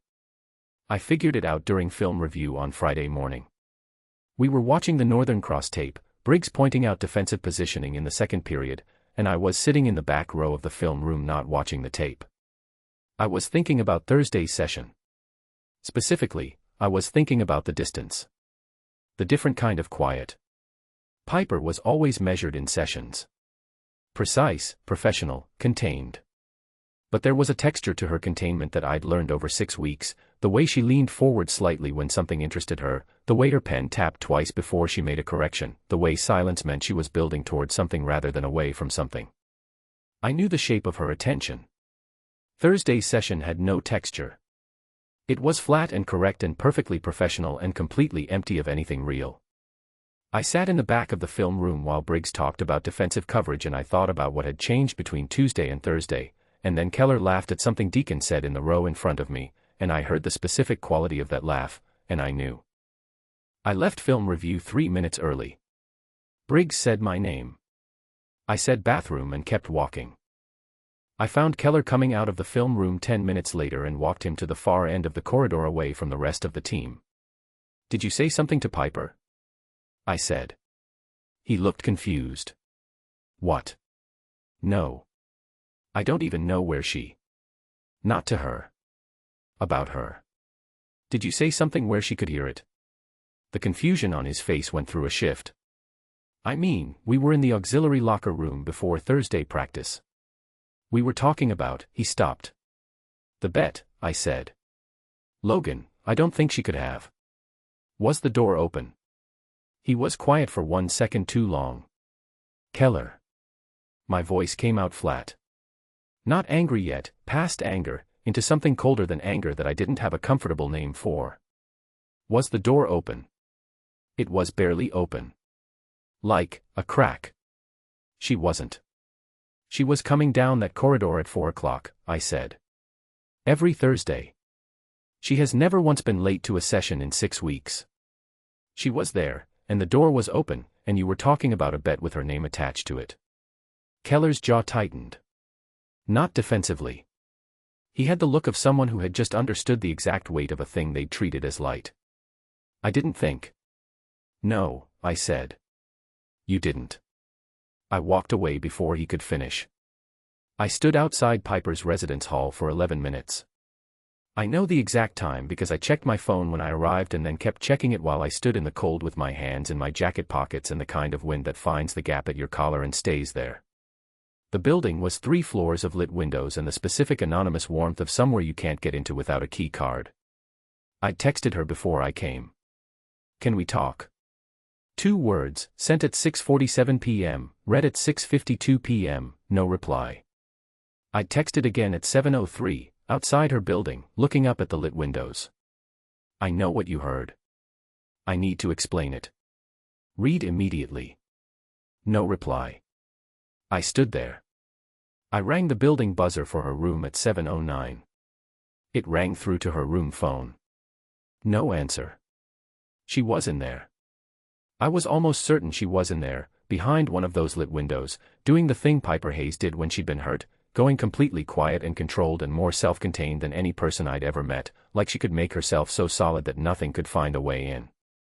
I could have kept buzzing. I could have texted again, more, something that maybe cut through. I stood in the cold and thought about it and then thought about the okay, I'm listening that I'd said at our first session, and how I had not listened, not to the thing that mattered, not to the thing underneath the sessions that I'd known was there and had circled around anyway, and I thought that standing outside buzzing until she answered wasn't listening either. It was just a different kind of pushing. I left at 7:18. I sat in my car in the parking lot behind the residence halls. Not driving. Just sitting, with the heat off and the windows fogging slowly and the frost campus going dark and quiet outside the glass. I picked up my phone and called my brother. Cade answered on the 3rd ring.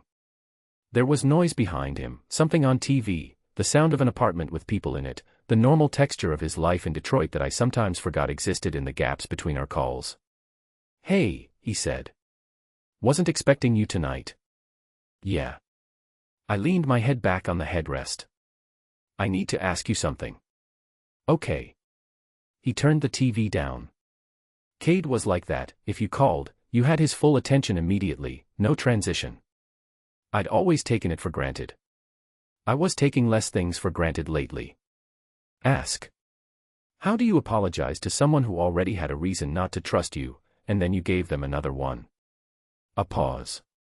Not surprised, exactly. Cade had a patient way of receiving information that meant he was rarely surprised. What did you do? I'm still figuring out the exact edges of it, I said. But the short version is, there was a stupid joke. Among the team. And I didn't shut it down the way I should have. And someone got hurt because of it. And she already had reasons, before me, for not expecting people to be better than they turn out to be. I stopped. Looked at the fogged window. And I was supposed to be different from those people. I don't know if I am. Cade was quiet for a moment. Do you want to be? Yes. You sure? Not just because it's complicated, not just because you feel bad. I'm sure. I said it before he finished the sentence. I'm sure. Another pause. Then the apology has to be about her, not about you. It can't be I'm sorry you heard it or I'm sorry it happened. Those are apologies that make yourself the center of the thing. He paused. It has to be I understand specifically what I did wrong, I understand why it was wrong for you specifically, and I'm not asking you to forgive it, I'm just making sure you know I see it. I was quiet. Does that make sense? He said. Yeah, I said. Yeah, it does. Is she? He stopped himself. Started again. Is this someone you care about?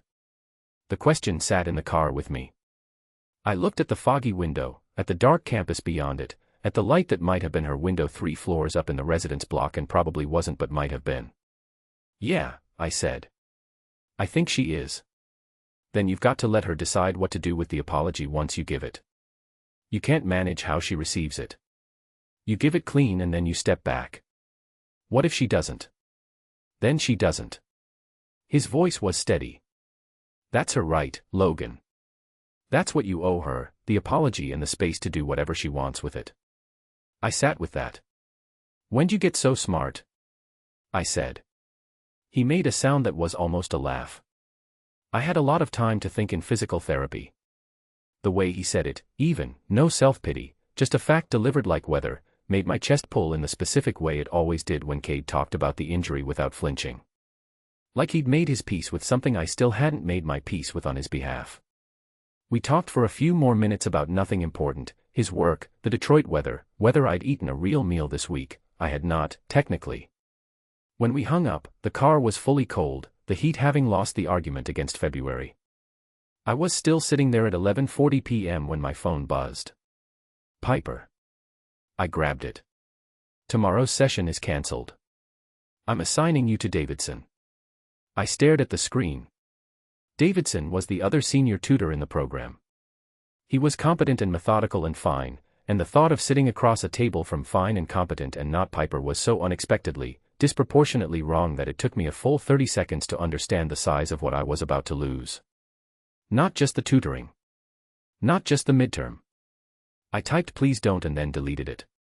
Typed "Piper, give me 5 minutes" and deleted that too. Typed and deleted 3 more attempts, each one landing wrong, each one making me the center of an apology that was supposed to be about her. I put the phone in my jacket pocket. Cade's voice, "You give it clean and then you step back." I started the car. I drove home. But I did not sleep. Chapter 11. The transfer. Piper's POV. I submitted the transfer request at 8:14 a.m. on Saturday. The tutoring portal took approximately 40 seconds to process it. I watched the loading bar, short as it was, with the focused attention of someone who needed the thing to be done before they could talk themselves out of it. The confirmation email arrived at 8:17. Student Logan Vale has been transferred to Tutor Davidson, are effective Monday. I closed the laptop. I made coffee. Drank it standing at the window. The campus was gray and quiet in the early morning, a thin layer of new snow on the paths that no one had walked through yet. Clean lines. Undisturbed. I liked it best like this. I had been very efficient this morning.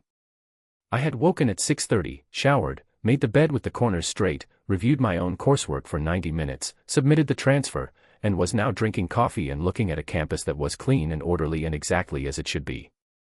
I was fine. The transfer was the correct decision.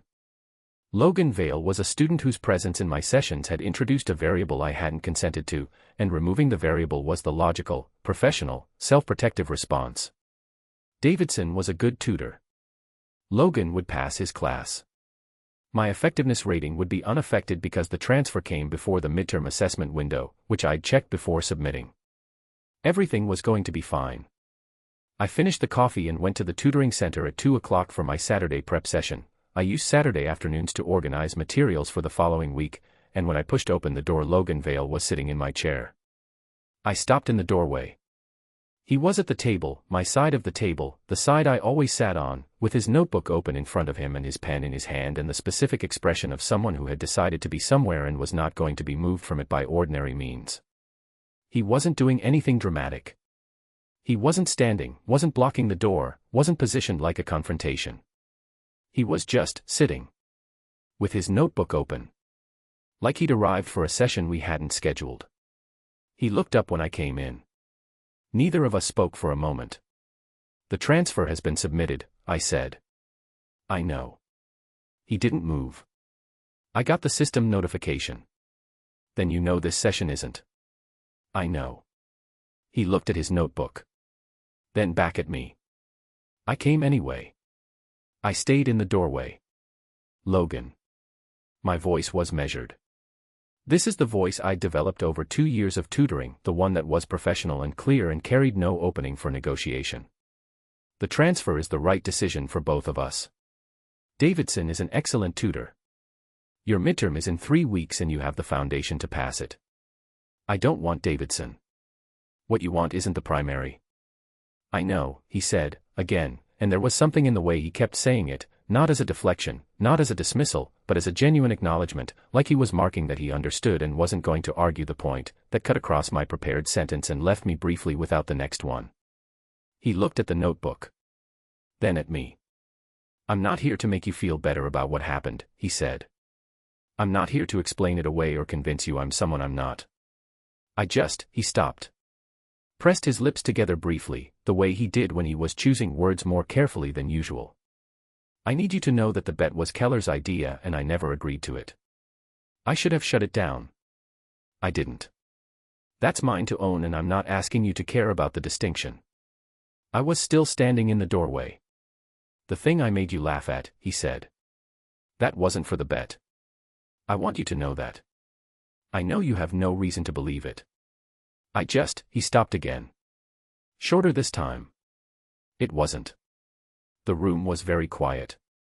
I looked at him sitting in my chair with his notebook open and his jaw set and his eyes direct in the way they rarely were in sessions, not the performance, not the smirk, not the easy confidence. Just him, in whatever form that was, looking at me like the outcome mattered and he wasn't going to pretend it didn't. I thought about Garrett. I thought about Rule 7. I thought about the bet. I thought about 6 weeks of prep sheets that he'd actually read. About okay, I'm listening. About a session in February where my hands had been full of evidence documents and a note on the table that said you're the most competent person in this building with no signature. About a pivot to a second passage, smooth and immediate, like someone who knew how to give a person room without being asked. I thought about Jade saying careful and closed aren't the same thing. I walked into the room. I did not sit down immediately. I set my bag on the table, took out my notes, arranged them on my side, and looked at him still in my chair. Move, I said. He stood up and moved to his side. I sat down. I uncapped my red pen. You're 3 chapters behind where you should be, I said. If we're going to have any chance at the midterm, we need to cover the inference framework today. That's 3 hours of material compressed into 90 minutes. He looked at me. Something moved through his expression that I didn't look at directly, relief, maybe, or something more complicated than relief. Okay, he said. And for the record, I said, without looking up from my notes, I'm not doing this because I accept the explanation. I'm doing it because my effectiveness rating is attached to your midterm result and I worked too hard on this semester to let it be damaged by a decision I made when I was angry. That's fair, he said. It's not forgiveness. I know. It's professional continuity. I understand. I looked up. He was watching me with the careful, serious attention he only showed when something had real stakes. His notebook was open, pen in hand. Ready to work. Inference framework, I said. Starting where, he said. And we worked. It was a hard session. Not emotionally, we were both controlled, both locked into the material with the deliberate focus of 2 people using work as a place to stand while the ground settled. But the content was genuinely difficult, and he pushed back hard twice, and I pushed back harder, and somewhere in the second hour we were arguing about the weight of circumstantial evidence with an intensity that had nothing performative about it. You can't build a case on inference alone, I said. You just said courts do it constantly when direct evidence is limited. I said they use inference. I didn't say they build the whole structure on it. There has to be a factual foundation, which can itself be established through verified evidence, not through. The reading says reasonably established, he said, and put his finger on the page, pointing. Reasonably. Not verified. Not confirmed. Reasonably. He looked up. That's a lower threshold than you're arguing. I looked at the passage. He was right. I picked up my red pen and made a note in the margin of my own prep sheet. Correcting myself, clearly, where he could see it. He watched me do it. You just marked yourself wrong, he said. I was wrong, I said. It happens. A pause. Most people don't do that. Most people argue past the point where they're right. I put the pen down. It's not useful. If you're wrong, mark it and move on. He looked at the margin note. Then at me. Is that one of your rules? It should be one of everyone's, I said. He wrote it down in his notebook. Not the legal reasoning point. The rule. I watched him write it and didn't say anything. We finished at 4:47. I gathered my notes. He packed his bag. We moved through the end-of-session routine the same way we always did, same sequence, same efficiency, except that the distance from Thursday was different. Not gone. Not resolved. But different in texture, like the temperature of a room that has started, very slightly, to change. At the door he held it open for me. I walked through. In the corridor we turned the same direction by coincidence, walking toward the same building exit, and the hallway was narrow enough that our arms were close. He adjusted, gave me more room. I noticed it, the adjustment, the deliberate space. Then I stopped at the water fountain to fill my bottle and he stopped too, slightly behind me, waiting without being asked. When I straightened up and turned, I was closer to him than either of us had calculated, the hallway and the stopping and the turning conspiring against the reasonable distance I had maintained for 6.5 weeks. His hand was at his side. Mine was holding the water bottle. They were very close. Neither of us moved for 1 second, just one, and in that second I was aware of approximately everything, the hallway temperature, the fluorescent hum, the particular way he was looking at me, which was careful and still and not performing anything at all. Then I stepped back. He stepped back. Tuesday, I said. My voice was completely even. I had worked very hard for that. Tuesday, he said. I walked to the exit. I did not look back. But for 3 steps, before I convinced myself to stop, I could still feel the exact weight of that 1 second, his hand near mine, neither of us moving away as fast as we should have, sitting in the space between my ribs like something that had been placed there very carefully and was not yet ready to be moved. I pushed the door open. Cold air. Campus. February. I kept walking. Behind me, I heard the door close. End of chapter 11. Chapter 12 ***. What Darkness Says, Logan's POV. Late-night power outage in the library annex. The scene from the midpoint setup, sitting in the dark. Logan tells Piper about Cade. Not the whole story. Enough. Piper is quiet for a long time. Then she tells him about her father, 2 sentences, quiet, delivered to the darkness where it's easier. This is the scene where the walls actually come down, *cliffhanger*, the lights come back on. They've moved closer than they'd noticed. Neither mentions it. Chapter 13. The Visitor, Piper's POV. Cade Vale appears at Frost Academy, watching a practice from the upper stands. Piper is there with Jade for an unrelated reason. She doesn't know who he is. She notices a man watching the ice with an expression that looks like grief and pride mixed into something unbearable. She asks Jade. Jade doesn't know. *cliffhanger*, after practice, she watches Logan walk toward the man. The way Logan's whole posture changes, smaller, younger, tells her everything she doesn't have words for yet. Chapter 14. The Weight of Someone Else's Dream, Logan's POV. Logan and Cade's conversation, Logan's POV. Cade is proud of him. That's almost the worst part, it would be easier if Cade was resentful. Instead, he says, you've got to play it for you, man. Not for what happened to me. Logan nods. He's heard this before. It still doesn't land anywhere useful. Later, he finds Piper in the library. He doesn't explain Cade. She doesn't ask. But she slides her extra coffee across the table without looking up. *cliffhanger*, his midterm results come back. He passed. Not brilliantly. Genuinely. The narrative must be told in first-person singular using I as the voice throughout. Keep the tone blunt, emotionally gripping, and realistic with no fancy grammar or complicated words. Use simple English vocabulary and straightforward sentence structures. Create a strong hook that instantly captures a first-time reader's attention. Include a powerful moment of conflict or suspense that sets the tone for the rest of the book. Prioritize dialogue over narration and use show-don't-tell techniques throughout. Write in paragraph format with left-aligned text and 1.15 line spacing. Make every character show emotion in a raw and believable way. Ensure each scene connects logically to the story world and character dynamics that will unfold in later chapters. Avoid repeating words and steer clear of overused phrases such as delve, elevate, embark, enhance, landscape, tapestry, comprehensive, dive, furthermore, interplay, journey, pivotal, resonate, showcasing, testament, vast, in summary, in conclusion, or any AI-sounding expressions. Focus on creating authentic human voices through dialogue and genuine emotional reactions. Build tension naturally through character interactions and conflicts rather than explanatory narration. End with forward momentum that makes readers need to continue to the next chapter. Chapter 12. What Darkness Says. Logan's POV. The lights went out at 9:47 p.m. Not gradually, not the flicker and fade that sometimes happened in the older campus buildings when the heating system pulled too hard. All at once. 1 second the library annex was its usual low-lit Tuesday evening self, and the next it was completely dark, the kind of dark that takes a few seconds for your eyes to start arguing with.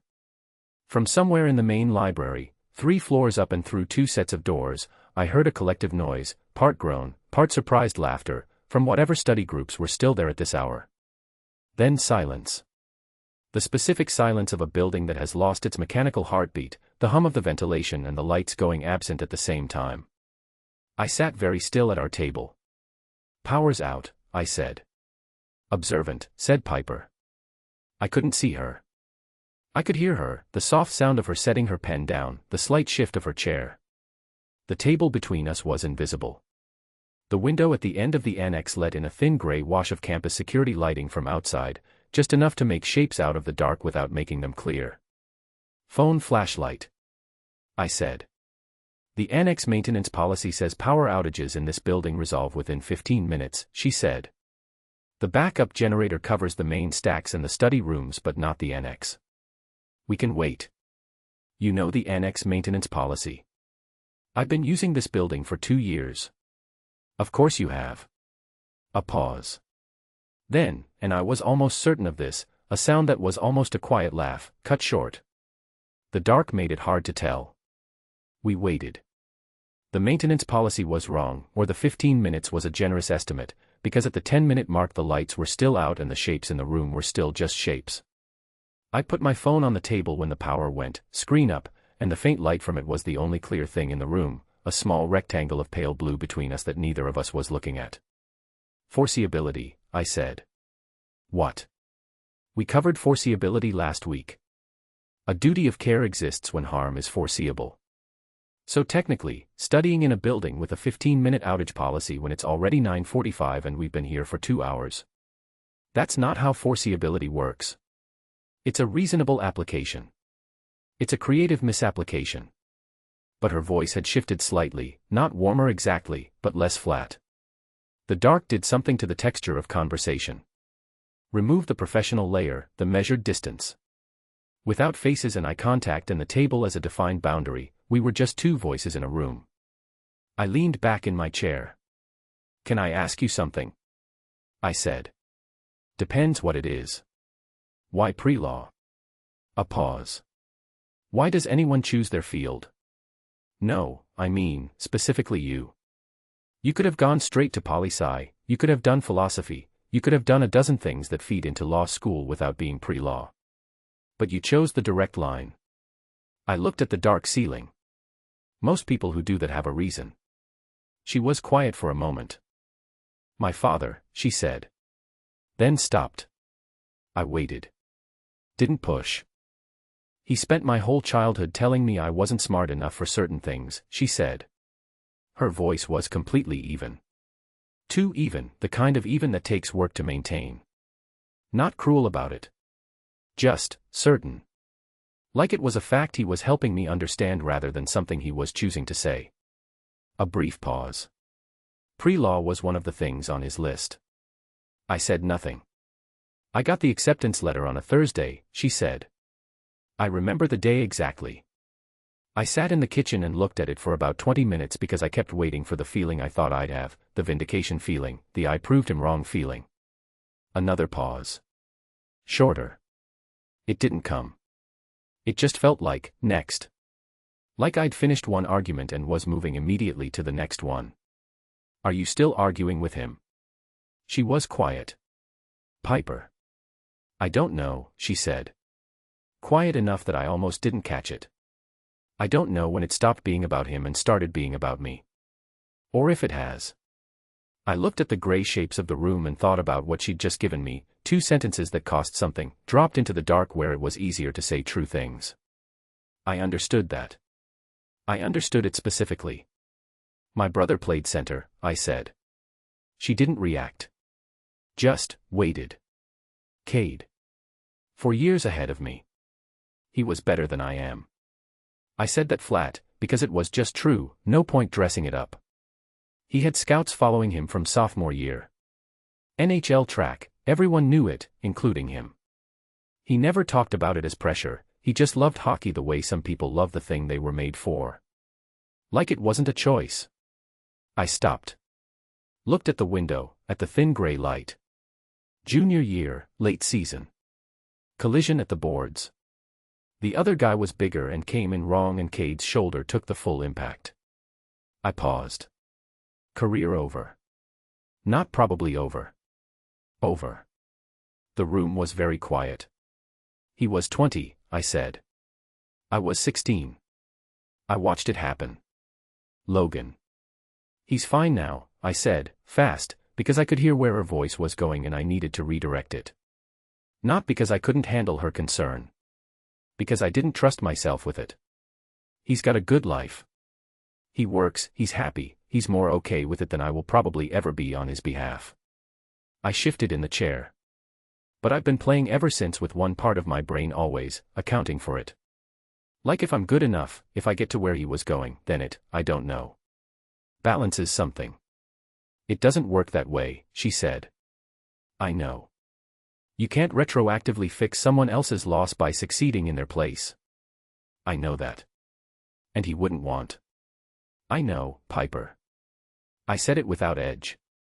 I know all the things it is. I know it logically. It just lives here anyway. I pressed 2 fingers to the center of my chest, then felt slightly exposed by the gesture and dropped my hand. The knowing it doesn't touch the place it lives. She was quiet for a long moment. My father told me I'd never be smart enough to matter, she said. 2 sentences, quiet, like she was finishing a thought she'd started earlier and only now found the end of. I've been trying to prove him wrong for 8 years. And I still don't know who I'm doing it for anymore. I looked at the dark space where she was. She looked at the dark space where I was. The maintenance policy was wrong by at least 25 minutes, because the lights came back on at 10:14 all at once, the same way they'd left, no warning, no transition, just darkness and then full fluorescent brightness that made us both blink. And when my eyes adjusted, when the room came back in its normal shapes and surfaces, I looked at Piper and she looked at me. We had moved closer than I remembered being. Not dramatically, not across the table, not into each other's space in any way that would register as a thing that happened. But our chairs had turned slightly inward during the dark. Her notebook was at the edge of the table closest to me. My phone, still face up between us, was 6 inches from where it had been at 9:47. Small things. Accumulations. We both looked at the table simultaneously. Then back at each other. Generators came on, she said. Yeah, I said. She picked up her red pen. I picked up mine. She turned back to the prep sheet. I turned back to my notebook. We did not mention the distance. We did not mention any of it. We worked for another 35 minutes and packed up at 11 and said same time Thursday at the door, and I walked back to the dorm in the cold thinking about her voice in the dark saying I don't know who I'm doing it for anymore, the sound of someone letting go of something they'd been holding for a very long time. I thought about my hand on my own chest, over the place where Cade's loss lived. I thought about the chairs. I thought about how neither of us mentioned it and how somehow that felt more important than if we had. Marcus was asleep when I got back. I sat at my desk without turning the overhead light on, the desk lamp was enough, and I opened my notebook to the page where I'd been writing my practice essay outline. I read what was there. Then I wrote, at the bottom of the page, in handwriting that was slightly different from my usual, like it came from a different kind of thinking, the knowing doesn't touch the place it lives. I didn't know yet what I was going to do with that. But I needed it written down somewhere outside my head. Chapter 13. The Visitor.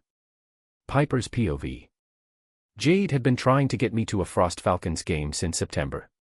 Not because she cared about hockey. She would tell you herself that she cared about hockey approximately as much as she cared about competitive lawn mowing, which was not at all. She cared about the energy. She was a journalism major who believed that the most useful thing you could do with a Tuesday evening was put yourself somewhere that had a pulse, and Frost Falcons home games had a pulse. She'd asked me 4 times this semester. I'd said no 4 times. I said no on principle and also because attending Logan Vale's hockey game while he was actively my tutoring student felt like the kind of blurred line that handwriting a rule specifically for would be appropriate.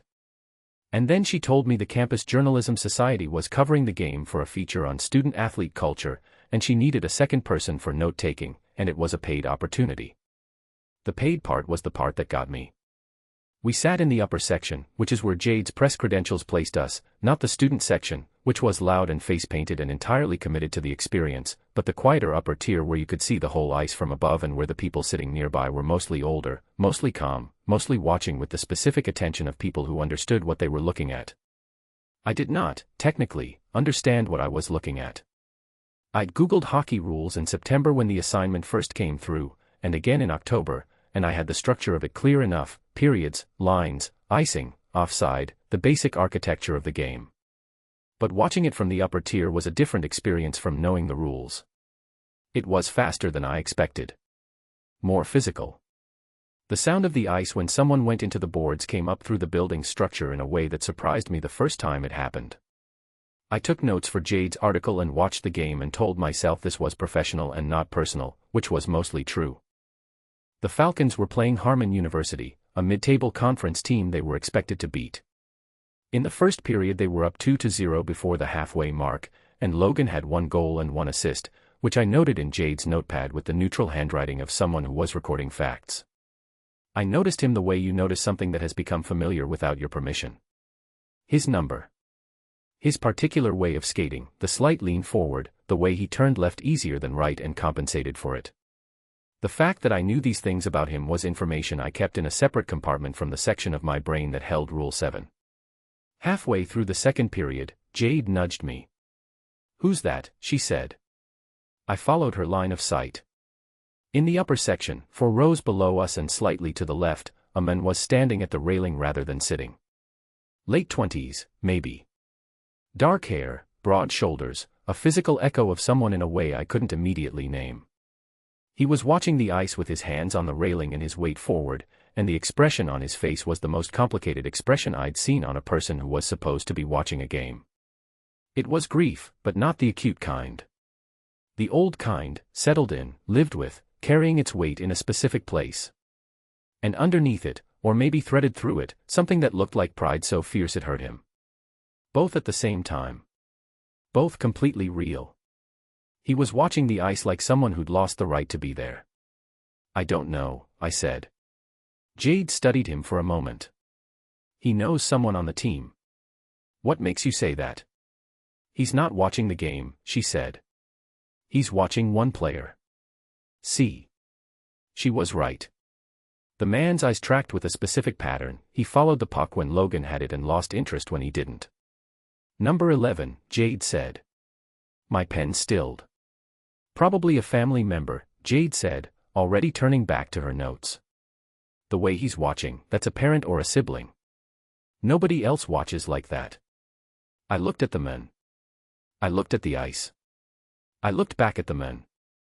The grief and pride expression that I didn't have a clean name for but understood now, suddenly, with the force of a sentence completing itself, I knew what that face was.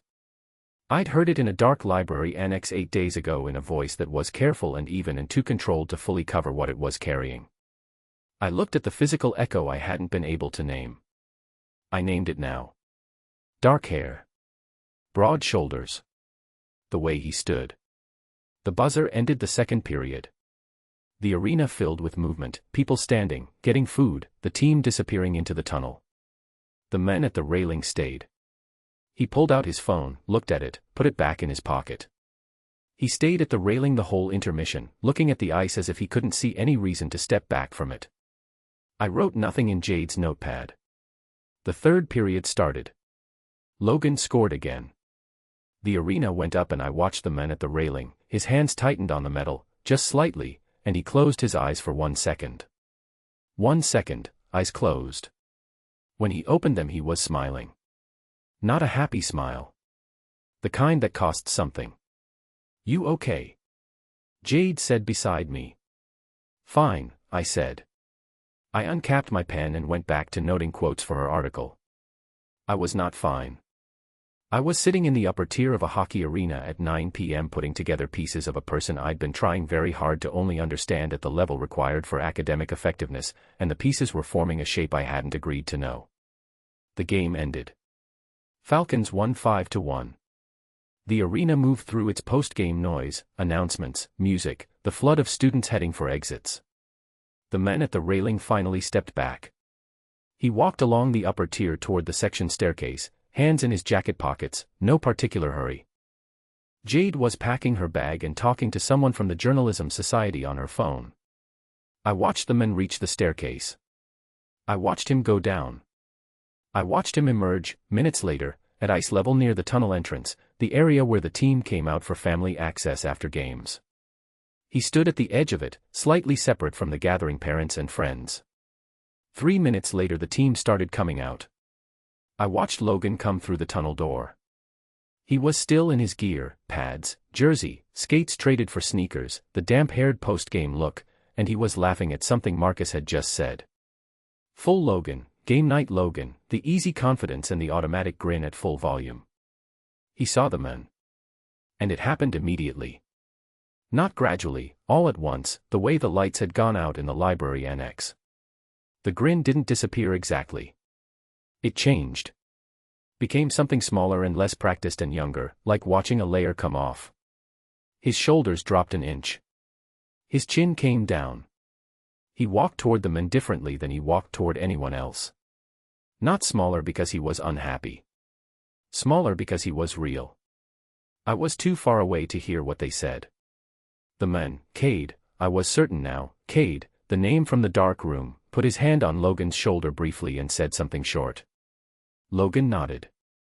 Said something back.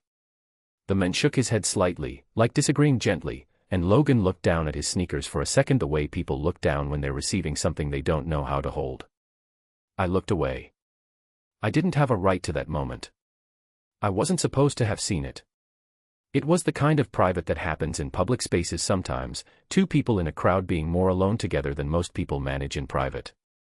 Ready? Jade said beside me. Yeah, I said. We walked to the exit.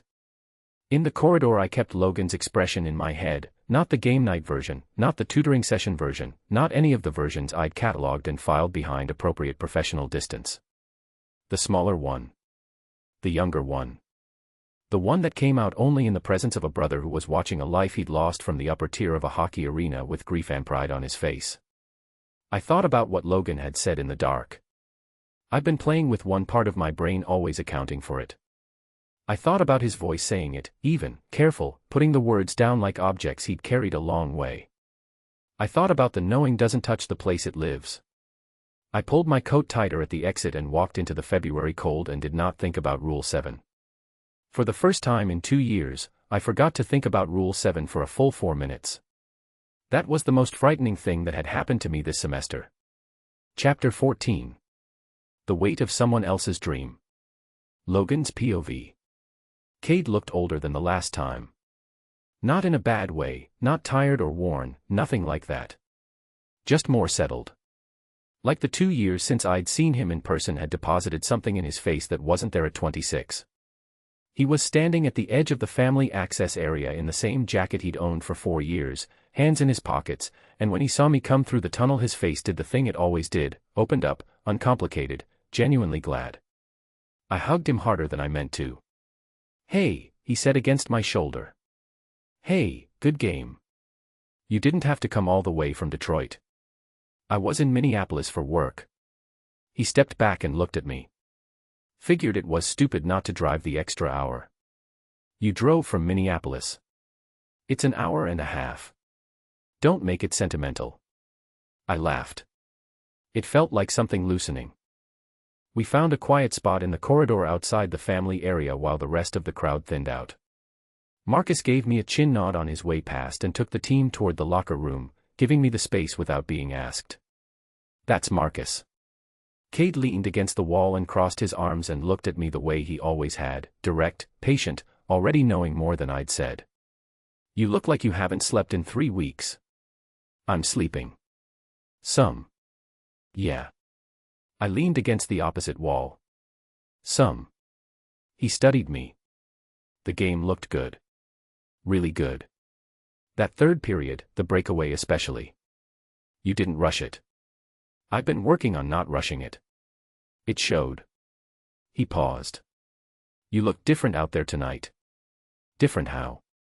He thought about it for a second, like he was choosing the exact right word. Yours, he said finally. You've always played well. Tonight you played like it was yours. I didn't answer right away. That was the thing about Cade, he found the specific thing every time. Not the general you were great, not the comfortable version. The one that landed right in the center of whatever you were actually dealing with. I've been thinking about what you said, I told him. About playing for me. Yeah. It's harder than you make it sound. I know it is. He looked at his hands briefly, then back at me. Logan. I need you to hear me on this, not just nod at it. His voice was even.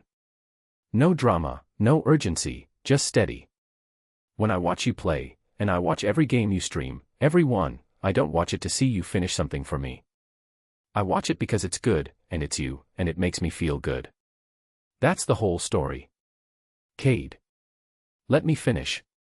He uncrossed his arms. I had my time on the ice. It ended wrong and too early, and yeah, it is what it is.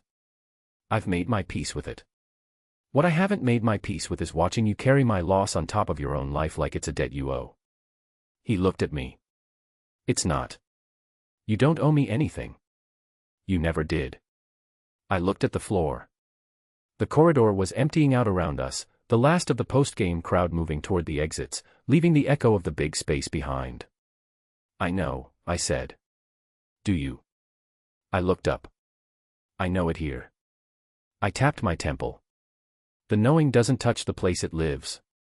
Something moved in Cade's expression, something that might have been surprise, or recognition, or both. Who told you that? Someone I know. He looked at me steadily. Someone who knows you well enough to say it. I didn't answer that. He let it go with the ease of someone who had learned when to push and when to wait. We talked for another 20 minutes, his work, the drive, whether I was eating real food. The answer, this time, was marginally better than last time. He was staying one night at a hotel near campus before driving back tomorrow.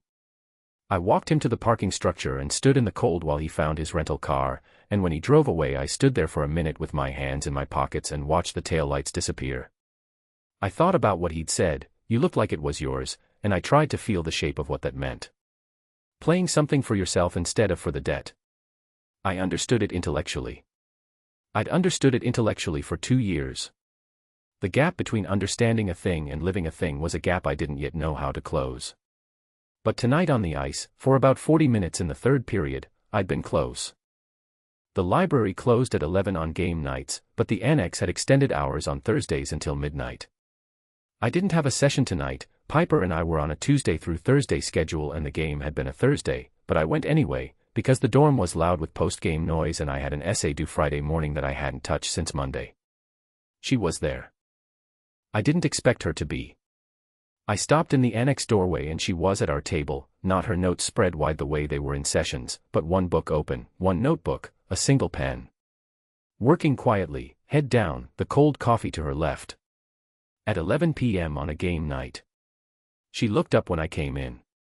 For 1 second we looked at each other across the annex and neither of us said anything. I thought about the upper tier.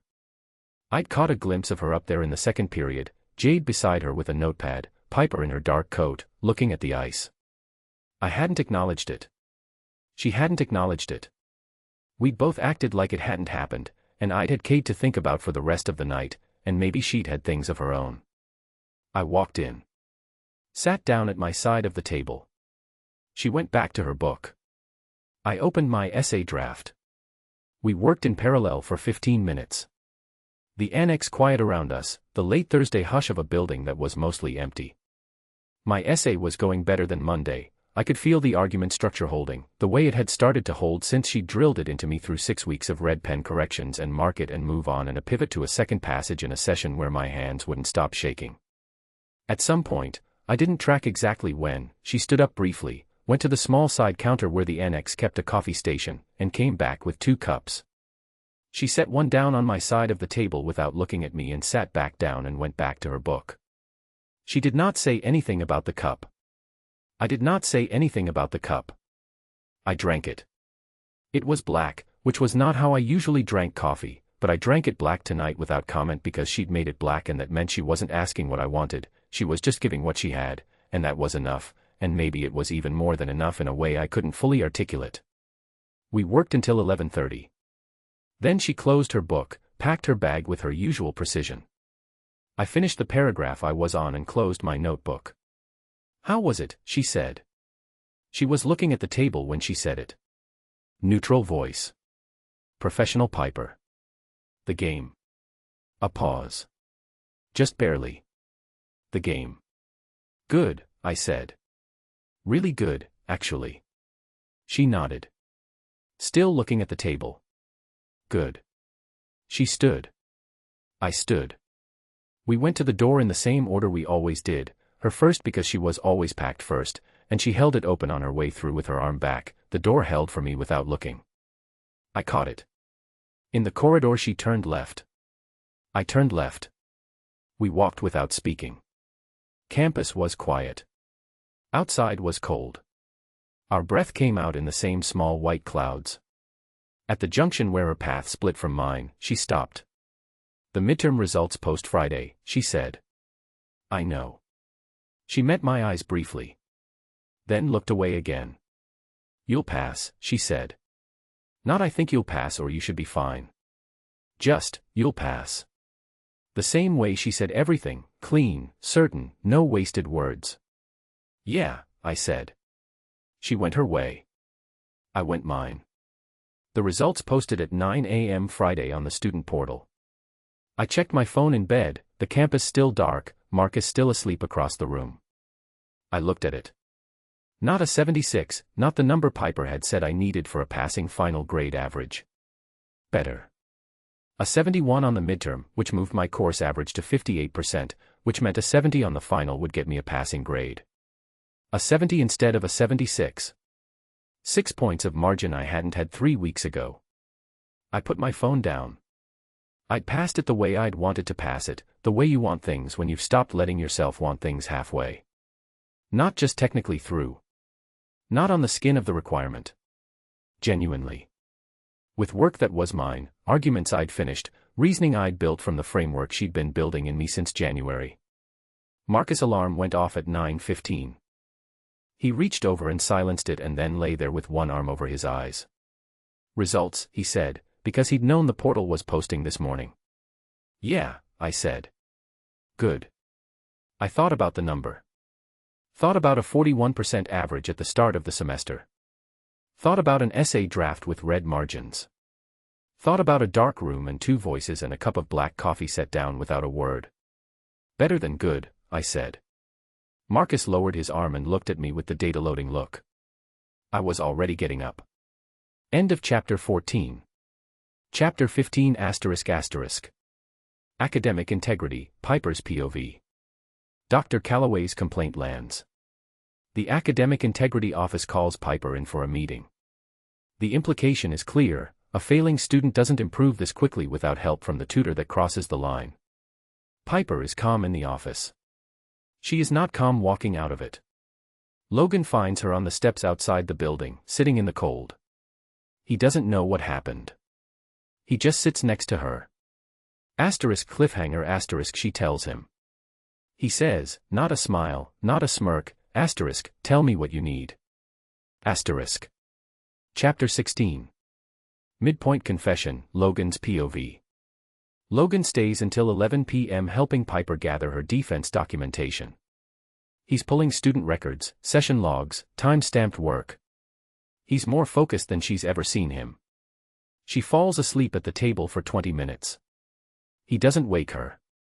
When she does wake up, she finds the documentation organized, cross-referenced, and beside it, a note, * you're going to be fine. You're the most competent person in this building and everyone knows it, * no signature. * cliffhanger * Marcus overheard Logan telling their roommate, later, * I wasn't trying to make her fall for me. That was never what it became. *. Chapter 17. Blog post, Piper's POV. Becca's gossip post drops with a photo from the library steps, Piper's head on Logan's shoulder. It was an accident of sleep, neither knew it happened. The caption is damaging. The comments spiral fast. Piper's phone explodes. Logan's coach calls him in. Nate texts Piper, I told you so, * cliffhanger * Jade reads her the comments out loud and then puts the phone down and says, Piper. Do you actually have feelings for him? Piper opens her mouth. Closes it. The narrative must be told in first-person singular using I as the voice throughout. Keep the tone blunt, emotionally gripping, and realistic with no fancy grammar or complicated words. Use simple English vocabulary and straightforward sentence structures. Create a strong hook that instantly captures a first-time reader's attention. Include a powerful moment of conflict or suspense that sets the tone for the rest of the book. Prioritize dialogue over narration and use show-don't-tell techniques throughout. Write in paragraph format with left-aligned text and 1.15-line spacing. Make every character show emotion in a raw and believable way. Ensure each scene connects logically to the story world and character dynamics that will unfold in later chapters. Avoid repeating words and steer clear of overused phrases such as delve, elevate, embark, enhance, landscape, tapestry, comprehensive, dive, furthermore, interplay, journey, pivotal, resonate, showcasing, testament, vast, in summary, in conclusion, or any AI-sounding expressions. Focus on creating authentic human voices through dialogue and genuine emotional reactions. Build tension naturally through character interactions and conflicts rather than explanatory narration. End with forward momentum that makes readers need to continue to the next chapter. Chapter 15. Academic Integrity. Piper's POV. The email came at 7:52 a.m. on a Monday. I was at my desk already, 2 hours into my morning reading, coffee still warm for once. The subject line was 9 words, meeting request, Academic Integrity Office, tutoring assignment. I read it twice. Then I set my coffee down very carefully, the way you set things down when your hands know something your brain is still catching up to, and I read it a third time. The meeting was at 11 a.m. Today. The sender was a name I didn't recognize, an administrative coordinator, not an investigator, which I noted because it mattered. The tone was neutral. Professionally neutral, the kind of neutral that has been trained to give nothing away before the room does. I replied, confirmed. I'll be there. Then I sat at my desk and looked at the wall for approximately 4 minutes and thought about the shape of what was happening. Dr. Calloway. It had to be. He was the only person with both the motivation and the access, Logan's professor, the one who'd watched a 41% average climb to a 71% midterm result in 7 weeks and decided that rate of change wasn't a tutoring success story. It was a question about how the tutoring had been done. I knew what the question was going to be before I walked into the room. I also knew my answer. The Academic Integrity Office was on the 3rd floor of the administration building, a suite of 3 connected rooms with carpet the color of old oatmeal and the kind of overhead lighting that made everyone look slightly unwell. The coordinator, a woman named Ms. Bryant, met me in the waiting area and walked me into the middle room, which had a table, 4 chairs, and a window overlooking the east parking lot. Dr. Calloway was already there. He was 60-something, sharp-faced, with the particular energy of a man who had been teaching the same course for 20 years and was not accustomed to having his assessments questioned. He looked at me when I came in the way people look at things they have already decided are guilty. I sat down across from him. Ms. Bryant sat at the end of the table with a laptop. "Thank you for coming in," Ms. Bryant said. "This is an informal conversation, not a formal investigation at this stage." Dr. Calloway has raised a concern regarding the academic progress of a student in your tutoring caseload, and we'd like to hear your perspective. I understand, I said. The student in question is Logan Vale, Dr. Calloway said. He didn't wait for the coordinator. Who went from a 41% course average to a 71% midterm result in the space of 2 months. Yes, I said. He did. That is a 30-point improvement in 2 months. Correct. In a course that students typically improve by 6 to 10 points over a full semester with tutoring support. He looked at me flatly. You can understand why that rate of change prompts questions. I can, I said. Ms. Hayes. He leaned forward slightly. It would be very easy, in a tutoring context, for the line between support and academic provision to become unclear. Especially when a student's scholarship is contingent on a passing grade, and the tutor's effectiveness rating is attached to that same outcome. There it was. Laid out clean and direct, which I actually respected more than if he'd been indirect about it. Are you asking if I wrote his essays for him? I said. I'm asking if the work he submitted was fully his own. It was. You can confirm that. Every piece of work Logan submitted this semester was written in my presence, during scheduled sessions, using his own notes and his own reasoning. I have time-stamped session logs, annotated draft records, and a documented progression of his argument structure from the first session to the midterm. The progression is consistent with genuine learning. It's not a sudden jump, it's 7 weeks of incremental build. I kept my voice level. I can provide all of that documentation. Dr. Calloway looked at me. Then at Ms. Bryant.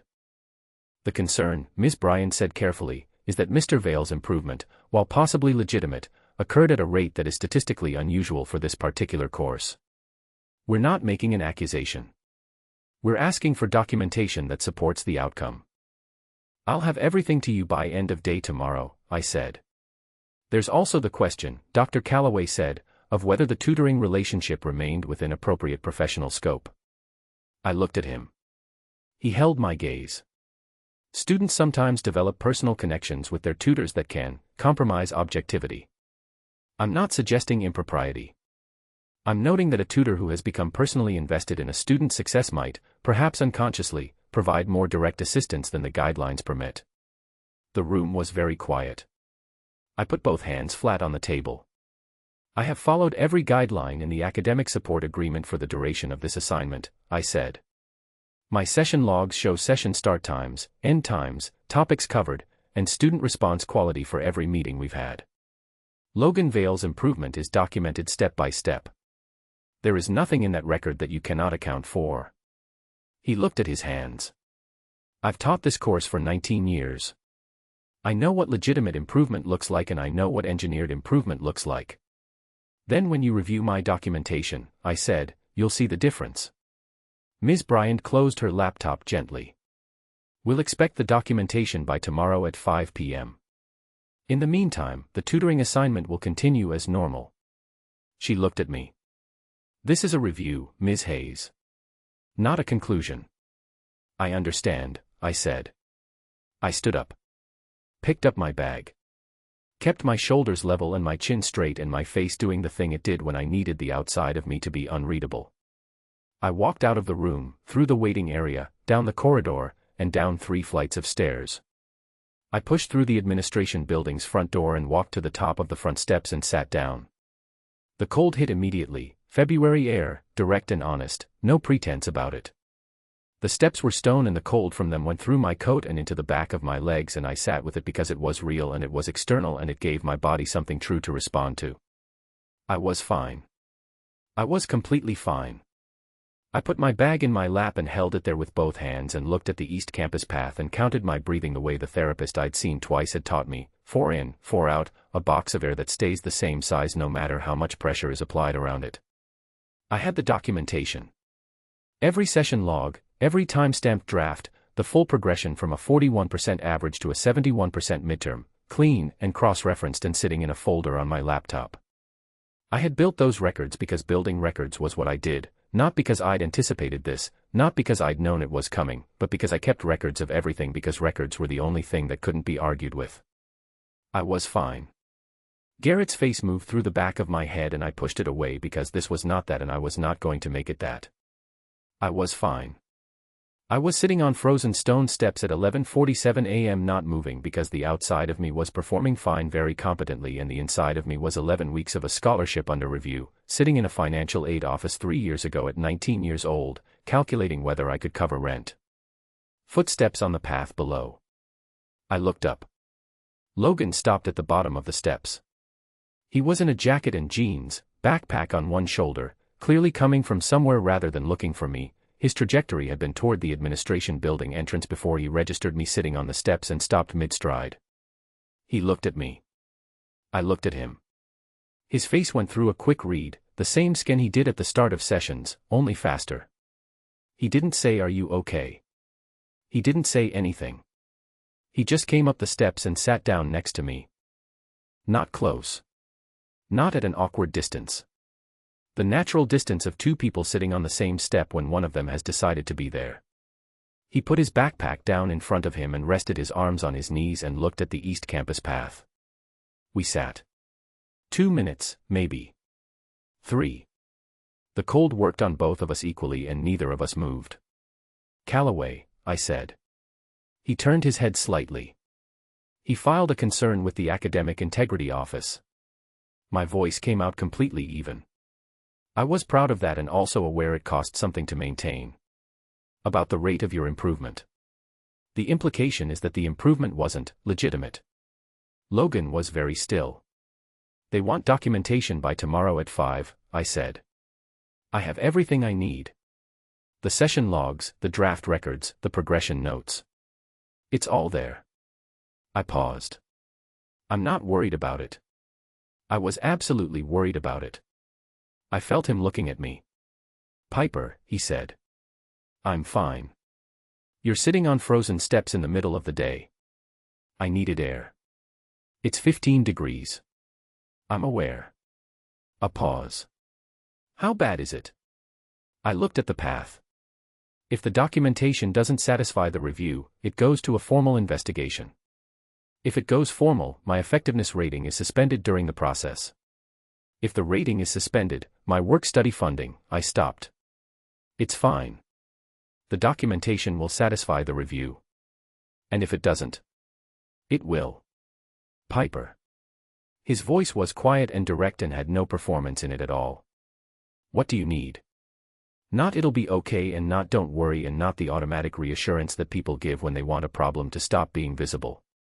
Just, "What do you need?" Like it was a question with a practical answer and he was ready to hear it. I turned and looked at him. He was watching me with the same expression he'd had in the dark library annex, the real one, the one without layers. Not the smirk, not the game night confidence, not the version of himself he led with for everyone else. The version that showed up when the performance cost more than it was worth. "I need the session logs cross-referenced with my draft notes by tomorrow morning," I said. "And I need the progression documentation formatted in a way the Integrity Office can follow chronologically. I have the raw files but they're spread across 3 folders in my notes system and my voice did something I didn't want it to do. I stopped. "I can do it myself. I just need." "Okay," he said. "Logan. Tell me where the files are." He picked up his backpack. "I have no afternoon practice today and Marcus can have the room. Where do you want to work?" I looked at him. He looked back. Patient. Waiting. The cold was doing the same thing it always did. The campus path was doing the same thing it always did. The inside of me was 11 weeks of a review and 3 years of Garrett and 30 seconds of Dr. Calloway's face across a table, and sitting next to me on stone steps in 15-degree air was a person who had just asked "What do you need?" like the answer was the only thing that mattered. "The library annex," I said. "Let's go," he said. We stood up. Together, at the same time, without coordinating it. I picked up my bag. He shouldered his. We walked down the steps and turned toward the library and the cold followed us the whole way there and I was still not calm, not really, but I was something else that I didn't have a clean word for. Something that felt, cautiously and against my better judgment, like not being alone in it. Chapter 16. Midpoint Confession. Logan's POV. She had 3 folders, a shared cloud drive with subfolders inside subfolders, a handwritten annotation system I needed her to explain twice before it made sense, and notes that were half typed and half in the margins of printed sheets in the smallest handwriting I'd ever tried to read. It took me 20 minutes to understand the system.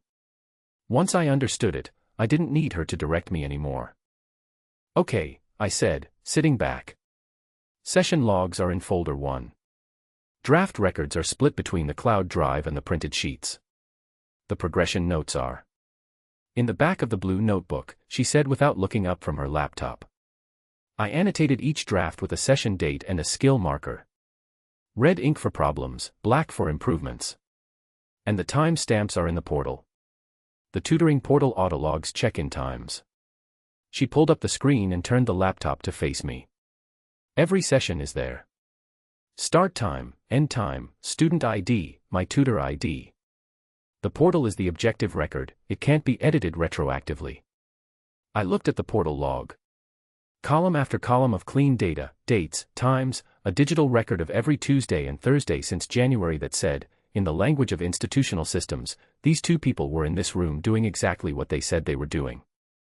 The problem, Piper said, closing the laptop, is that the portal log is numbers. The Integrity Office needs to see the correlation between the session logs and the actual work. That it's not just that we met, it's that the work in the drafts lines up with what the sessions covered. So we build a timeline, I said.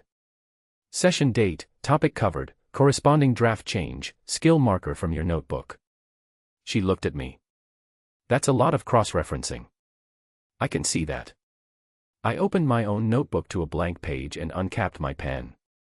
Start with the first session. January 18th. What was the topic? Duty of care, she said. Fundamentals. He couldn't complete the basic argument structure. Right. And the first draft. She pulled out the blue notebook. I watched her find the first entry, the date at the top, her small handwriting filling the margin of a printed page with specific, precise observations. Not student struggled or needs improvement, actual notes. Incomplete duty structure in Q3. Identifies correct issue, fails to build evidentiary link.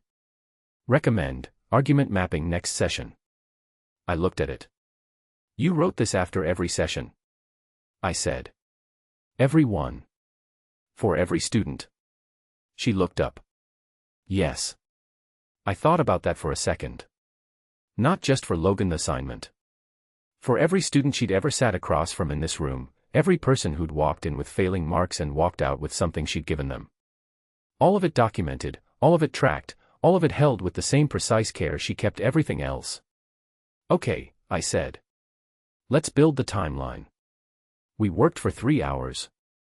I built the master document, a chronological table that I formatted in the plainest, most bureaucratically legible way I could manage. Column 1, session date. Column 2, topic covered, pulled from her session logs. Column 3, corresponding draft, with the specific changes made and the skill marker from her notebook. Column 4, portal timestamp confirming attendance. Every session. 12 of them. She cross-checked each entry against her records while I typed, reading the data out quietly and confirming matches. Her voice stayed steady the whole time. Professional Piper, measured, precise, efficient. I could see what it was costing her to maintain it. Not in a dramatic way. In the specific way you could see effort in someone who had spent years making effort invisible, the slight tightening around her eyes, the way she held the pen a fraction harder than she needed to. I didn't mention it. I just kept building the table. At 9:30 she went quiet in the middle of reading off a session date. I typed the next line and waited. Nothing. I looked up. She was still at the table, one hand resting on the open blue notebook, her posture unchanged. But her eyes were closed. Not blinking, closed. The kind of closed that happens before fully closed, when a person is running on not enough sleep and too much sustained tension and their body starts negotiating independently of their choices. Her breathing evened out. Her head dropped about an inch. She was asleep. I set my pen down carefully. The annex was quiet, it was nearly 10, the building mostly empty. The fluorescent lights hummed. Outside the window, the campus was dark. I did not wake her. I looked at the laptop screen, at the table I'd built, at what was left. 4 more sessions to log. I had her notebook. I had the portal screen still open on her laptop. I had the system now, her system, which had taken me 20 minutes to learn and which I understood well enough to finish without her. I finished it. All 12 sessions documented. The timeline clean and complete and formatted in the clearest possible way, the kind of document that answered a question before it could be asked, that left no gap for a doubt to sit in. I printed it on the NX printer, 3 copies, which took longer than it should have because the NX printer is the specific printer that exists only to test character. I stapled each copy. Set one beside her laptop. Then I pulled a piece of paper from my notebook and wrote, in the handwriting I'd been training for 6 weeks under her red pen corrections. You're going to be fine. You're the most competent person in this building and everyone knows it. No signature. She'd know. I put the note on top of the first copy of the timeline. Then I sat back and looked at the table and at the sleeping version of Piper Hayes, chin dipped, pen still loosely in her right hand, the blue notebook open to the last session she'd read off before her body negotiated itself to sleep, and I sat with the fact of her for a minute. The fact of someone who kept records of every student she'd ever helped. Who wrote recommend, argument mapping next session in the margin at 11 p.m. because the work mattered even when no one was watching. The fact of her sitting on frozen steps at 11 degrees and saying I'm fine when she was clearly not fine, and then telling me what she needed when I asked because she was Piper and she was practical even when she was hurting. The fact of the dark library annex and 2 voices and a second cup of black coffee set down without a word. I picked up my backpack. I left the annex.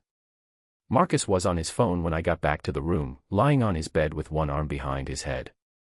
He looked at the time on his phone, 11:07, and then at me. You were at the library? Yeah.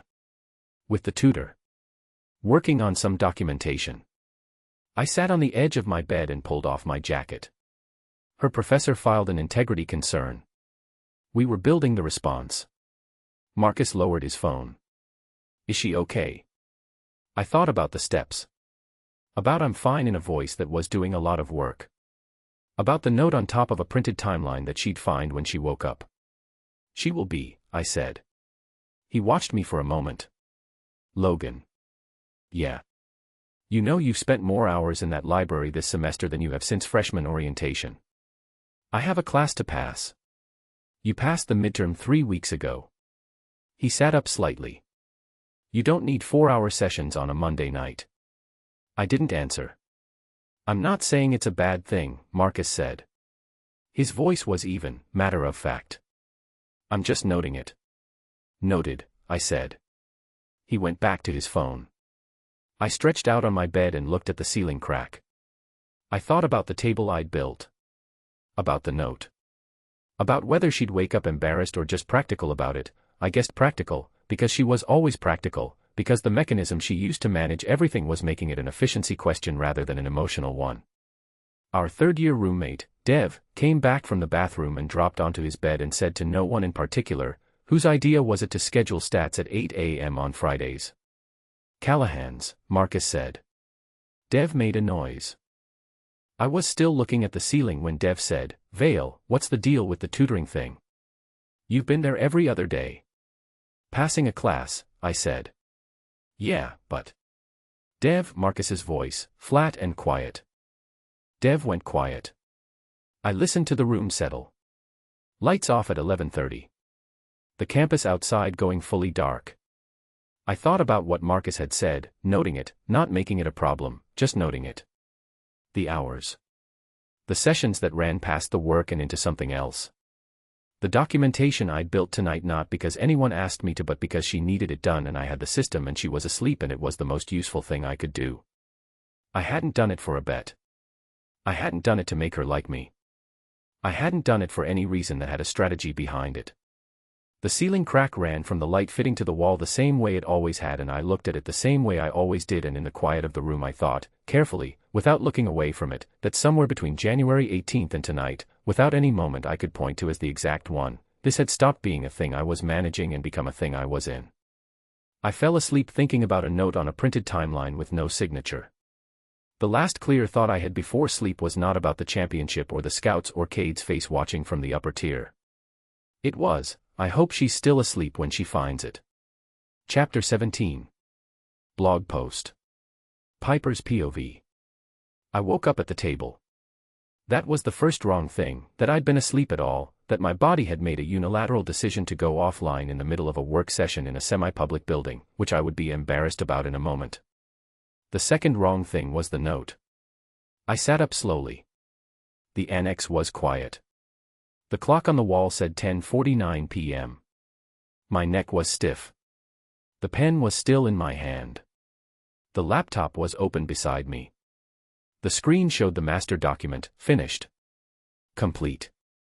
Every session logged, every draft entry, every portal timestamp. Formatted in a clean, simple table that I would have spent 2 more hours building if. I looked at the empty chair across from me.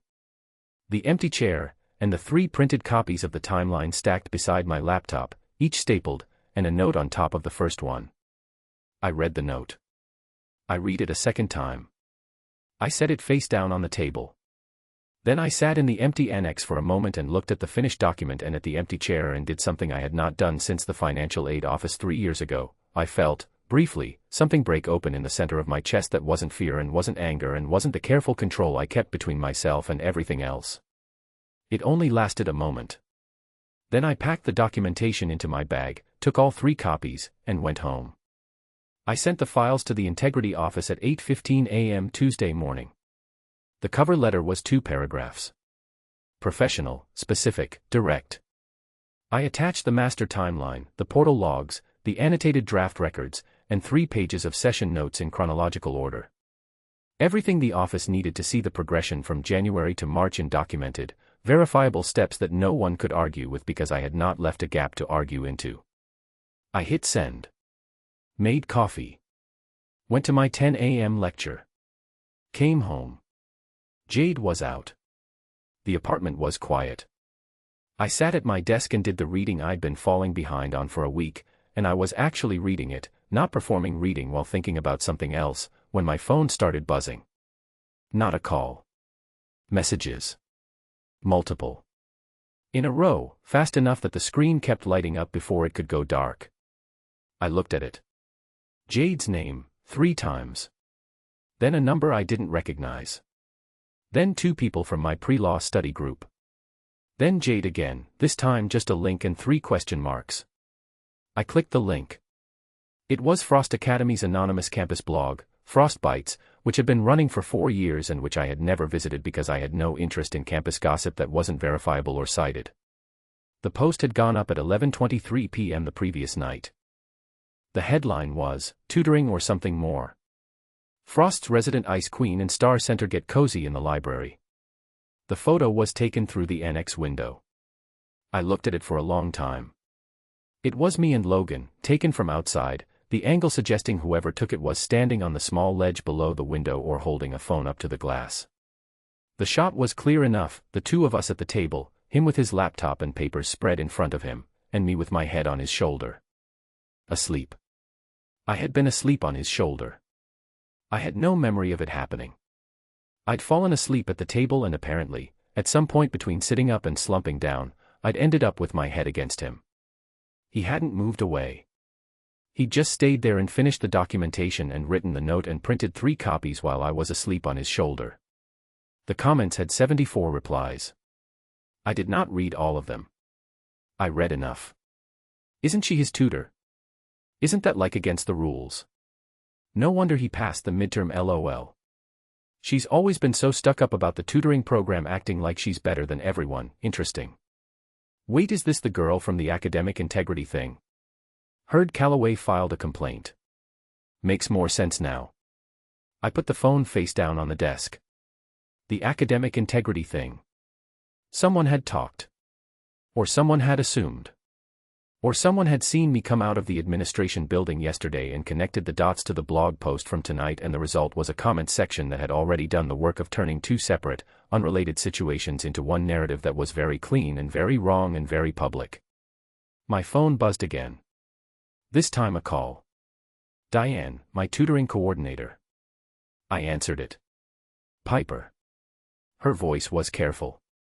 The careful voice of someone who was not angry but was managing a situation. I assume you've seen it. Yes. The Integrity Office received 3 forwarded links to the blog post this morning, 2 of them from people I don't recognize. A pause. It doesn't change the documentation review. I want you to know that. The review is based on session records, not on a campus blog. I know. But I also need you to know that the optics. I understand the optics, I said. Are not helpful. And there are people in the program who will use this to ask questions about the professionalism of the. Diane. My voice came out flat. I have never once, in 2 years of tutoring, conducted a session that crossed any guideline in the academic support agreement. What happened in that photo happened at the end of a working session when I fell asleep. Which I should not have done. And which I will not apologize for in connection to Logan Vale's academic outcomes, because his academic outcomes are the result of genuine work and documented progress and have nothing to do with where my head was for 40 minutes on a Monday night. A pause. I know, Diane said quietly. I know that, Piper. Good. I unclenched my jaw. Is there anything else? She paused again. Just be careful until the review closes. I'm always careful. I hung up. I sat with both hands flat on the desk and breathed through the anger because anger was not productive and I needed to be productive right now. The blog post was noise. The documentation was real. The review would look at the documentation and not the noise because that was the entire point of documentation. My phone buzzed. Nate Reed. I told you so. 3 words. Sitting on my screen like they had weight. I did not reply.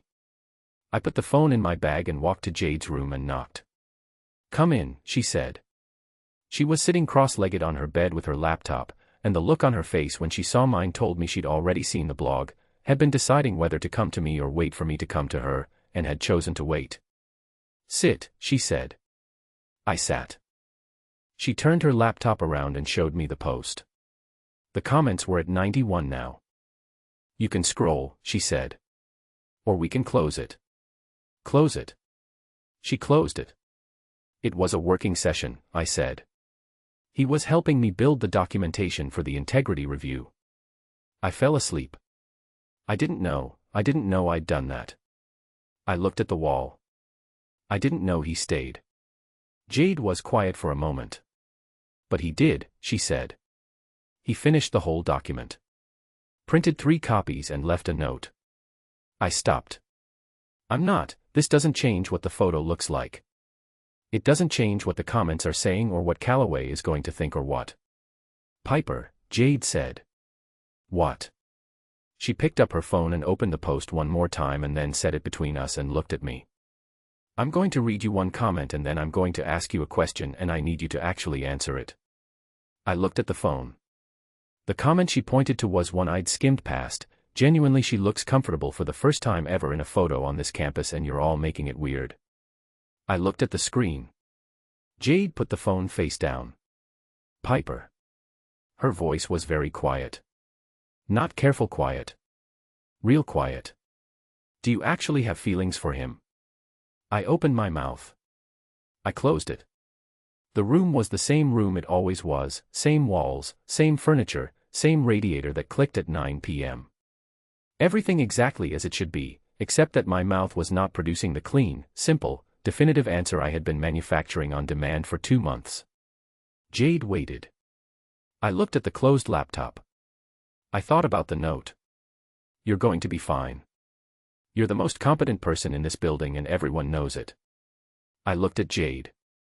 The answer was sitting right at the surface of me, fully formed, completely clear, exactly as frightening as I'd known it would be if I ever let it get this close.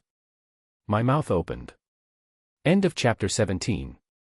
Chapter 18 ***. The wrong fight, Logan's POV. The hallway fight. Logan has been pulled from practice indefinitely pending the academic integrity investigation and the PR fallout. He is trying not to be angry, and failing. Piper finds him outside the tutoring center. The fight is fast and ugly and says all the true things in the worst possible order. She says she was right to expect nothing. He says maybe she was right. She walks away. he doesn't follow. Asterisk cliffhanger asterisk he goes to his dorm room and puts on his helmet, the one from freshman year, the one Cade gave him, and sits on the edge of his bed and stares at his hands for a very long time. Chapter 19. What Rule 7 actually meant, Piper's POV. Jade forces a conversation. Piper talks, really talks, for the first time. The reader finally gets the full story of what happened freshman year, a former tutor who exploited her trust and nearly got her scholarship pulled on false accusations. Rule 7 wasn't about not feeling things. It was about not getting destroyed again. Asterisk cliffhanger asterisk Jade says, asterisk one person hurt you, and you've been punishing everyone who ever came close ever since. Including yourself. Asterisk Piper doesn't respond. She picks up her jacket and leaves. Chapter 20. Cade's version, Logan's POV. Logan calls Cade and tells him everything, the bet, that became nothing, Piper, the fight, the investigation. Cade is quiet for a long time, then says, asterisk, you're not playing scared on the ice anymore. But you're still playing scared everywhere else. Asterisk Logan asks how you stopped doing that. Cade doesn't know. Asterisk, I think you just, go back out there. Asterisk cliffhanger asterisk Logan puts in a formal request to the Academic Integrity Office to provide his full personal testimony, to clear Piper's name, not his own. The narrative must be told in first-person singular using I as the voice throughout. Keep the tone blunt, emotionally gripping, and realistic with no fancy grammar or complicated words. Use simple English vocabulary and straightforward sentence structures. Create a strong hook that instantly captures a first-time reader's attention. Include a powerful moment of conflict or suspense that sets the tone for the rest of the book.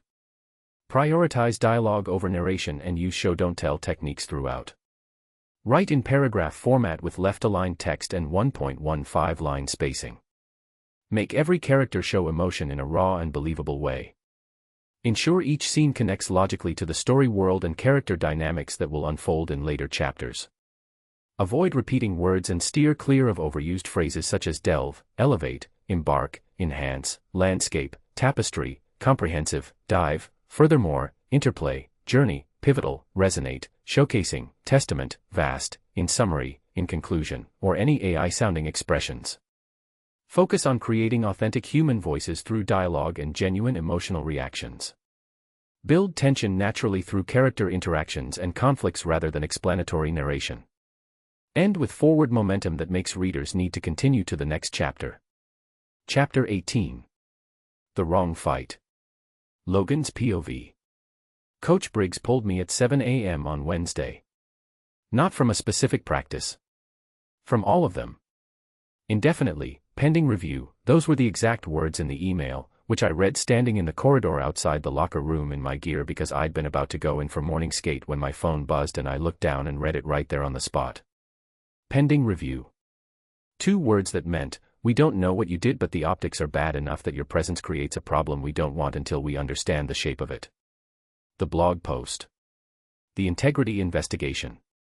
My name attached to both of them in the same 48-hour window before a conference semi-final we'd been building towards since October. I read the email a second time. Then I put my phone in my bag and went to the ice anyway. The rink attendant stopped me at the gate. Not unkindly, he was a junior named Pete who'd been working the morning shift since September and who looked genuinely uncomfortable about the conversation he was having with me. Coach Briggs called down, he said. I'm sorry, man. Yeah, I said. I left. I walked. I didn't have a direction. That was the specific problem with walking when you're too angry to sit still but have nowhere specific to go. I went around the east path, past the library building, past the dining hall not yet open at 7:15 a.m., past the cluster of academic buildings that at this hour were locked and dark and gave nothing back. I was trying not to be angry. Here is the thing about trying not to be angry, it is exactly as effective as trying not to be cold in February. You can manage the expression of it. You can keep your jaw from doing the thing it does and keep your hands loose and keep your voice even if you have to use it. But underneath all that management, the cold is still there. The anger is still there. And it knows you're trying to contain it and it pushes anyway. I was angry at Keller for the original bet that he'd let become common locker room knowledge without thinking about who might be standing in a corridor outside an open door. I was angry at Becca, whoever she was, for standing outside a library window with her phone at 10 at night and thinking that the two people inside it were a story rather than people. I was angry at Calloway for filing a concern built on statistical suspicion and no actual evidence of wrongdoing. I was angry at myself, the specific, useless anger of someone who sees clearly how a chain of events led to a bad outcome and can't undo any of the links. I ended up outside the tutoring center at 8:30 a.m. because my feet were apparently making decisions my brain hadn't approved. I stood in the corridor and looked at the door and thought about going in. The room would be empty at this hour. It would be quiet. It was, of all the places on this campus, the one that had become most consistently mine over the last 2 months, and I stood in the corridor and understood that about it for the first time. The door opened. Piper came out. She stopped when she saw me. Her bag was on her shoulder, her coat buttoned, her hair up. She looked like she'd been there for a while, the slightly worn at the edges version of her that I'd learned to recognize as Piper after too little sleep and too much sustained concentration. She looked at me. "You're not supposed to be here," she said. Not unkind. Flat. "I'm not in a session. I'm standing in a corridor." "Logan. Have you heard from the integrity office? The review is ongoing." She shifted her bag. "It takes time. It's taking time while your scholarship is under pressure and my name is all over a blog post as the reason. I'm aware of that. And you're fine. You're just handling it." "Yes," she said.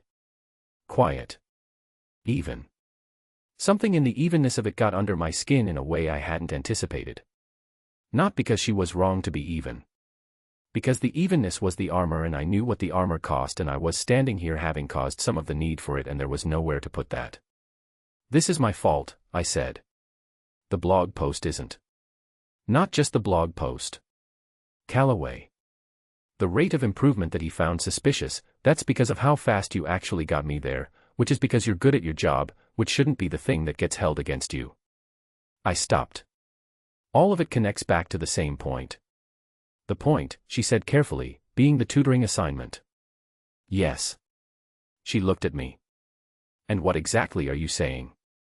That I should have refused the assignment? That we should have?" "I'm saying that every problem you're dealing with right now has my name on it and you're just absorbing it. You're sitting with it and managing it and not saying anything and I don't know what to do with that." "You don't have to do anything with it," she said. Flatter now. "It's not your problem to solve. It's not nothing. I know it's not nothing." Her voice came up slightly. Not loud. But the measured quality broke just enough that I could hear the edge of something real underneath it. "I know exactly what it is. I'm handling it because that's what I do and because the documentation is solid and because I have been through worse than a campus blog post and come out intact." "You've been through worse," I said. "Yes. Someone did this to you before." She went still. I saw it, the slight lock in her posture, the fraction of a second where her expression moved and then controlled itself. I hadn't meant to hit something that specific. I hadn't known I was going to say it until it was out. "That's not," she started. "Piper. Someone did something like this to you before. That's what the rules are about. That's what Rule 7 is about. Don't do that," she said. "Do what?" "Use things I told you in a dark room against me in a hallway." That landed. Hard and specific and correct. I had done exactly that, taken something she'd given in a moment of dark and quiet and low guards, and I'd pulled it out into fluorescent light without asking. "You're right," I said. "I'm sorry." She looked at me for a moment. Then she looked away, down the corridor, and when she looked back her expression had gone smooth and professional and far away. "The review will close. Your name will come off it. Everything will go back to normal. And us. There is no us," she said. "Clean. Clear. There's a tutoring assignment. That's what it's always been."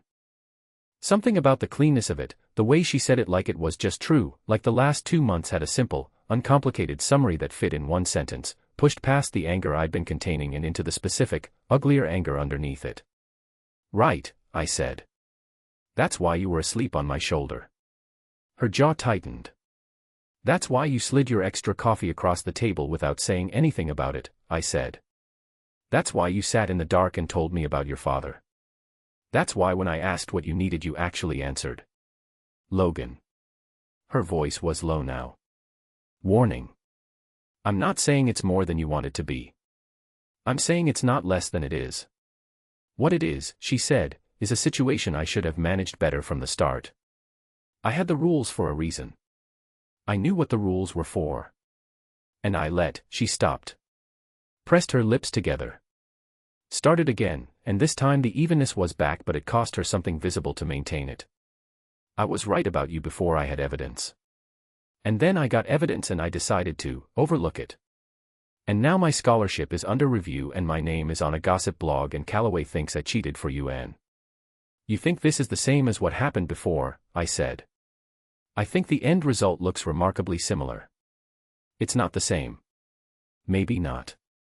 Her voice was very quiet now. But I was right to expect nothing different. I knew that before I walked into the first session. I wrote it in my notebook. I kept writing it. She looked at me steadily. Maybe I should have believed it. The words sat in the corridor between us. I looked at her. She looked at me. And I thought about Cade telling me to step back. About the apology that was supposed to be clean and about her right to do whatever she wanted with it. About the fact that the right thing to do right now, the actually right thing, was to let her walk away because she needed to walk away and pushing against it would only prove the thing she was already afraid of, that I was someone who only cared about what I wanted and not what she needed. Maybe, I said. Her eyes changed. Just slightly, a flicker, something that moved and then went still. I hope the review clears fast, I said. My voice came out level. Even. It cost me more than she was probably going to know. I hope everything gets back to normal the way you want it to. She said nothing. She walked down the corridor. I stood and watched her go and I did not follow her and I did not say anything else and I kept my feet where they were even though every single part of me that wasn't my better judgment wanted to do the opposite. She turned the corner. Gone. The corridor was empty. I stood in it for a moment that had no specific endpoint, just a gradual understanding that I was still standing here and it wasn't going to change anything. I got back to the dorm at 9. Marcus had left for his morning class. Dev was in the shower. The room was quiet in the specific empty way of a space between its people. I sat on the edge of my bed. Then I reached under the bed frame and pulled out the duffel bag I'd had since freshman year, the battered one I'd brought from home, the one I hadn't thrown out even after I got the team-issued gear, because throwing it out felt like throwing out the person who'd packed it. I unzipped the front pocket. The helmet was wrapped in a spare practice jersey, same as always. Old model, the kind the equipment program phased out 2 seasons ago. A crack along the back left edge where I'd gone into the boards wrong during freshman tryouts and scared myself badly enough that I sat in the locker room for 20 minutes before I could feel my hands properly. Cade had given it to me before I left for Frost. He'd driven me to the bus station and at the door he'd handed me the helmet, his old one, not mine, his from his own freshman year, and said in case you need to remember what it felt like before it got complicated. I held it in both hands now. I looked at my hands. The same hands that had been shaking in a tutoring session 7 weeks ago while a girl who understood the shape of a person better than almost anyone I'd met moved them quietly off the difficult thing and onto something manageable without once making me name what was happening. I sat on the edge of my bed with my brother's old helmet in my hands and looked at my hands for a very long time. The shower turned off. Dev moved around in the bathroom. The campus outside the window was doing its morning thing, voices, footsteps, the ordinary mechanical sounds of a day. I sat with all of it and none of it. After a while I put the helmet down on the bed beside me. I picked up my phone. I looked at it for a long time before I did anything with it. Chapter 19. What Rule 7 actually meant. Piper's POV. I got home and sat at my desk and stared at the wall for 20 minutes before Jade knocked on my door. "Come in," I said. She opened the door and looked at me, at my coat still on, at my bag on the floor instead of hung up, at the particular angle of my shoulders that she had learned to read over 2 years of shared living, and she said, "Okay. We're talking." "I'm fine. You walked into the apartment and went straight to your room and didn't take your coat off." She pushed the door open wider. "Come sit on the couch." Jade. Piper. Her voice was gentle, but it had the quality of a closed door. "Come sit on the couch." I came and sat on the couch.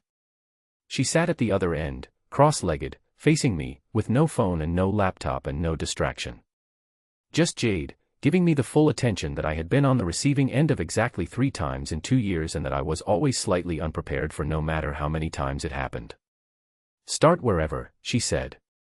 I looked at the radiator. Logan and I fought. "Okay." "In the hallway outside the tutoring center." I paused. "He said things that were true." I said things that were true. "They came out in the wrong order and at the wrong temperature, and it." I stopped. Pressed my fingers against my eyes briefly. "He said maybe you were right." Jade was quiet. "About expecting nothing from him," I said. "That's what I said. That I was right to expect nothing. And he said maybe." I put my hands in my lap. And I walked away. And he let me. And that's bad. My voice came out smaller than I meant it to. That's bad. Because he shouldn't have let me. He should have said something. Pushed back. Argued. That's what Logan does, that's who he is. He argues until he finds the right answer, and he never lets a wrong conclusion stand without. I stopped. And he just let me walk away. Because you asked him to, Jade said quietly. In the way you ask people things without asking them. I looked at her. You said I was right to expect nothing, she said. That's not a statement. That's a door closing. He heard the door. I looked at the wall. The radiator clicked. Tell me about Garrett, Jade said. I went still. You never told me the full version, she said. You gave me the outline. You gave me enough that I understood the rules. But you never told me what it actually felt like. A pause. I think you need to tell me now. I sat with the resistance of it for a moment, the familiar, practiced resistance of someone who had learned that telling the full version of something gave it more weight, made it more real, put it somewhere external where it could be seen. I had always preferred to keep it internal, where I could manage it, where its weight was mine to decide. But I was sitting in a room with my coat still on, and Logan had let me walk away, and I was 20 years old and tired in a bone-level way that had nothing to do with sleep. Garrett was 23, I said. Senior. Pre-law, which meant he was going the same direction I was. He ran the study group I joined in September of sophomore year. I looked at my hands. He noticed me in the first session. Not the way you notice someone you want. The way you notice someone useful. I paused. But I didn't know the difference then. I'd never had anyone in an academic context look at me and say you're exceptional. My father spent 12 years telling me I wasn't smart enough to matter, and here was someone older and successful and going exactly where I wanted to go, telling me I was exceptional. Jade said nothing. Her face was very still. He started asking me to look over his work, I said. Just reading it first, he said. Because I had a good eye. Because he trusted my judgment. And it felt like being let in. Like being part of something. I paused. It escalated slowly. That's the part I've had to make peace with, that I didn't notice it escalating. One read-through became a few edits. A few edits became a full revision of a section. A full revision of a section became, I don't know exactly when I crossed the line. It crept. I stopped. By the time I understood what I was doing, I had written 3 sections of his thesis. Did he threaten you? Jade said. Quiet. Not directly. He was strategic about it. He made it feel like my idea each time. Made me feel like saying no would prove I wasn't as smart as he'd said. Made me feel like the work was collaborative rather than one-directional. I looked at the wall. And when the integrity office flagged his thesis, his version of events was that I'd been overly involved in his work for personal reasons. That I'd inserted myself. That he'd tried to redirect me, but I stopped. The word he'd used was one I had not said out loud to anyone. Attached, I said instead. That I was attached to him and using the academic context to be close to him. Jade closed her eyes briefly. The review lasted 11 weeks, I said. 11 weeks of checking the portal 3 times a day. 11 weeks of calculating whether I could cover rent without the work-study funding. 11 weeks of being looked at by every academic professional I respected as a person whose judgment was questionable. I let that sit for a moment. It cleared. But the 11 weeks didn't disappear because it cleared. They lived somewhere. Rule 7, Jade said. Rule 7, I said. It wasn't, I want you to understand, it wasn't about not feeling things. I know that's what it looks like from the outside. Like I locked myself down and threw away the key. But it wasn't, I still felt things. I just stopped letting them anywhere near the professional context. Because the professional context was the thing I'd built everything on. The scholarship, the degree, the plan I'd had since I was 12. And one person had gotten into that context and used it, and I stopped. I wasn't going to let it happen again. Piper, Jade said. I know what you're going to say. Do you? Logan isn't Garrett. I know that. That's not what I was going to say. She uncrossed her legs and leaned forward. I was going to say, one person hurt you. One specific person, in one specific situation, for his own specific reasons that had nothing to do with your worth or your intelligence or how much you deserve to trust someone. She held my gaze. And you've been punishing everyone who ever came close ever since. A pause. Including yourself. The room was very quiet. I looked at my hands. At the ink stain on my left index finger that never fully washed out because I'd been writing left-handed since I was 6 and the pen always smudged. I wrote Rule 7 to protect myself, I said. I know you did. It worked. For 2 years it worked. And now? I didn't answer. And now, Jade said softly, there's a person who showed up to your sessions on time and read the prep sheets and argued with you when you were wrong and stayed in a library until 11 p.m. building documentation for a review that isn't his problem, because you needed it done. She paused. And you're sitting here with your coat still on because you told him to let you walk away and he did, because that's what you asked for, and now you don't know what to do with the fact that you got exactly what you asked for. I stood up.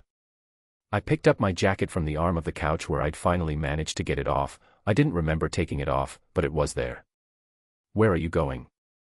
Jade said. I didn't know. I picked up my jacket and I walked to the door and I opened it and the corridor outside was empty and cold and normal in every way, and I stood in the doorway with my hand on the frame and the specific, unmanageable knowledge that I had been carrying for 2 years, a rule that was supposed to protect me and had, somewhere in the last 10 weeks, become the thing I was protecting everyone else from instead. Jade didn't call after me. She knew, I think, that I didn't have a destination yet. That I was just a person who had finally let herself feel the full weight of something and needed to put it down somewhere before she could figure out where to go next. I went down the stairs. I walked. The campus was cold and gray and ordinary and I walked through it with my hands in my jacket pockets and Rule 7 in my head and the feeling that some rules stop making sense when the threat they were written for is no longer the biggest threat in the room. I didn't know what the biggest threat was now. I was starting to think it might be the rules themselves. Chapter 20. Cade's version. Logan's POV. I called Cade at 8 p.m. on Wednesday. He picked up after 2 rings. There was music in the background, quiet, the kind of background music of an apartment where someone is home and not watching anything specific, just filling the silence. Hey, he said. Wasn't expecting you. Are you busy? No, the music lowered. What's going on? I was sitting on the floor in the corner of my dorm room with my back against the wall. Marcus was at the library. Dev was out. I'd chosen the floor over the bed because the bed was where I'd been sitting when I was going through the ceiling staring hours and I didn't want the association tonight. The floor was neutral ground. I need to tell you some things, I said. Okay. I told him. All of it, not in the careful, edited version I gave to most people, not in the selective summary that kept the hard parts impressionistic. I told him the bet and how I hadn't stopped it. I told him what Piper had heard and what she'd done about it, professional, controlled, extraordinarily effective at absorbing a hit without showing it. I told him about the tutoring transfer and how I'd shown up and sat in her chair and waited because I couldn't explain it better than that. I told him about the documentation session and the note and falling asleep on his shoulder at a library table, which she hadn't known about until a photo showed up on a campus blog. I told him about the integrity investigation, Callaway, the review, her scholarship under pressure for the second time in 3 years because of something that wasn't her fault. Then I told him about the hallway. I went through it carefully because the details mattered, the specific things she'd said and the specific things I'd said, and the moment where I'd hit something true by accident and watched her go still, and the moment where she'd said I was right to expect nothing and I'd said maybe and she'd walked away. And you let her go, Cade said. Yes. Why? Because you told me the apology had to be about her and not about me. And because she needed to walk away and stopping her would have proven the thing she was afraid I was. A pause. What was she afraid you were? Someone who only pushed until he got what he wanted. Cade was quiet for a moment. That was the right call, he said. Letting her go. It didn't feel right. It rarely does. He paused. But you made it. That matters. I turned the phone over in my hand. The integrity review is still open. Her name is still on a blog post. My name pulled from practice indefinitely means the team is going into a conference semifinal without their starting center, and Briggs is. I stopped. Everything I touched this semester turned into something that cost someone else. That's not true. It's mostly true. Logan. His voice shifted into the register he used when he was being precise. You got a 71 on a midterm you came into at 41% average. You've been to every session, done every prep sheet, built something from nothing in 7 weeks. That happened. That's yours and it's real and it doesn't disappear because everything else got complicated. I looked at the floor. And the girl, Cade said. What about her? You're in love with her. I opened my mouth. Closed it. Logan. Quiet and patient, the way Cade was always patient. You drove home from a conference win to sit in a parking lot and call me to ask how to apologize to someone. You built 3 hours of documentation at 10 p.m. on a Monday because she needed it. You wrote a note with no signature. A pause. You're not confused about your feelings. You're scared of them. I looked at the wall. You're not playing scared on the ice anymore, Cade said. I saw that on Thursday. The breakaway in the third period, you read the play, you trusted it, you took the shot without hesitating. That was yours. You played it for yourself. Another pause. But you're still playing scared everywhere else. The ice is different, I said. Why? I thought about it. About why the ice was the one place I'd been able to stop performing and just be the thing I was. Because on the ice, I know the rules. I know what a good play looks like. I know when I've made a mistake because the puck tells me. There's no ambiguity. And with her there is. With her I don't know what a good play looks like half the time. Yes you do, Cade said. You've been making good plays with her all semester. The difference is you didn't know you were making them, which means they were real. I was quiet. How do you stop playing scared? I said. Outside the ice. How do you stop doing it when you don't have the same feedback? When you can't tell from the play whether you called it right? Cade was quiet for a long moment. Long enough that I thought he was going to say he didn't know, which would have been an honest and useless answer that I would have appreciated anyway. I think, he said slowly, you just go back out there. That's all I've got. I think you stop waiting for the moment when it feels safe enough to try, because that moment isn't coming, and you just go. You put it out there and let it be seen and stop hiding behind the performing. And if she... Then she does, he said. That's her right. The going isn't about guaranteeing the outcome. It's just about not letting fear make your decisions for you. A pause. You know what fear sounds like when it's talking. It sounds like maybe you were right in a hallway when you don't actually believe it. I pressed my forehead against my knee. He was right. I knew he was right the same way I always knew when I'd read a play wrong on the ice, the specific, physical certainty of a mistake that lived in the body before the brain caught up. Maybe you were right was the most wrong thing I'd said in the hallway. Okay, I said. Okay, you heard me, or okay, you're going to do something. Both. I think. Good. He paused. What are you going to do? I thought about the integrity review. About Piper's scholarship under pressure for the second time because of a situation my name was stitched into. About Calloway's expression across the table in the administration building that I hadn't been in but could picture clearly enough. About the documentation session and the timeline I'd built and how none of it was going to matter if the formal record from the student side was empty. There was one thing the integrity office didn't have yet. My testimony. Not the general student record, they had that. Not the portal logs, they had those too. My actual account. What happened in those sessions, what I knew about how the improvement happened, what I could say under my own name that put the record straight in a way that couldn't be explained away or reframed. Piper had documentation. I had testimony. I know what I'm going to do first, I said. Yeah. I'm going to call the integrity office in the morning and request to give a formal statement. I said it out loud to see what it felt like. It felt like the right call. Like a play I'd read correctly. Not because it helps me. It doesn't particularly. But it fills the gap in the record. Cade was quiet for a moment. Then, that's good, Logan. It's not enough. No. But it's first. A pause. And then I go back out there. Yeah, he said. Yeah, you do. We talked for a few more minutes, nothing important, the way we talked when the important things had already been said and we were both just winding down. When he hung up, the room was quiet and dark except for the desk lamp, which was casting the same light it always did over the same crack in the ceiling. I sat on the floor for a moment longer. Then I got up. Opened my laptop. Found the Academic Integrity Office contact page.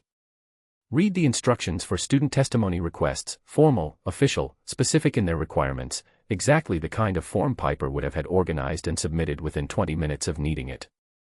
I typed the request. Full name. Student ID. Assignment number. The specific statement, I am requesting to provide formal testimony regarding the integrity review of tutoring case #2024, TUT0047. My testimony relates to the nature and progression of the tutoring sessions and is intended to supplement the documentation provided by the assigned tutor. I am prepared to meet at the office's earliest availability. I read it back. I hit submit. The confirmation email arrived 11 seconds later. I looked at it. Then I picked up my phone and opened Piper's contact. Hayes, Piper, tutor, still exactly what the portal had named her, and I looked at it for a moment before closing it again.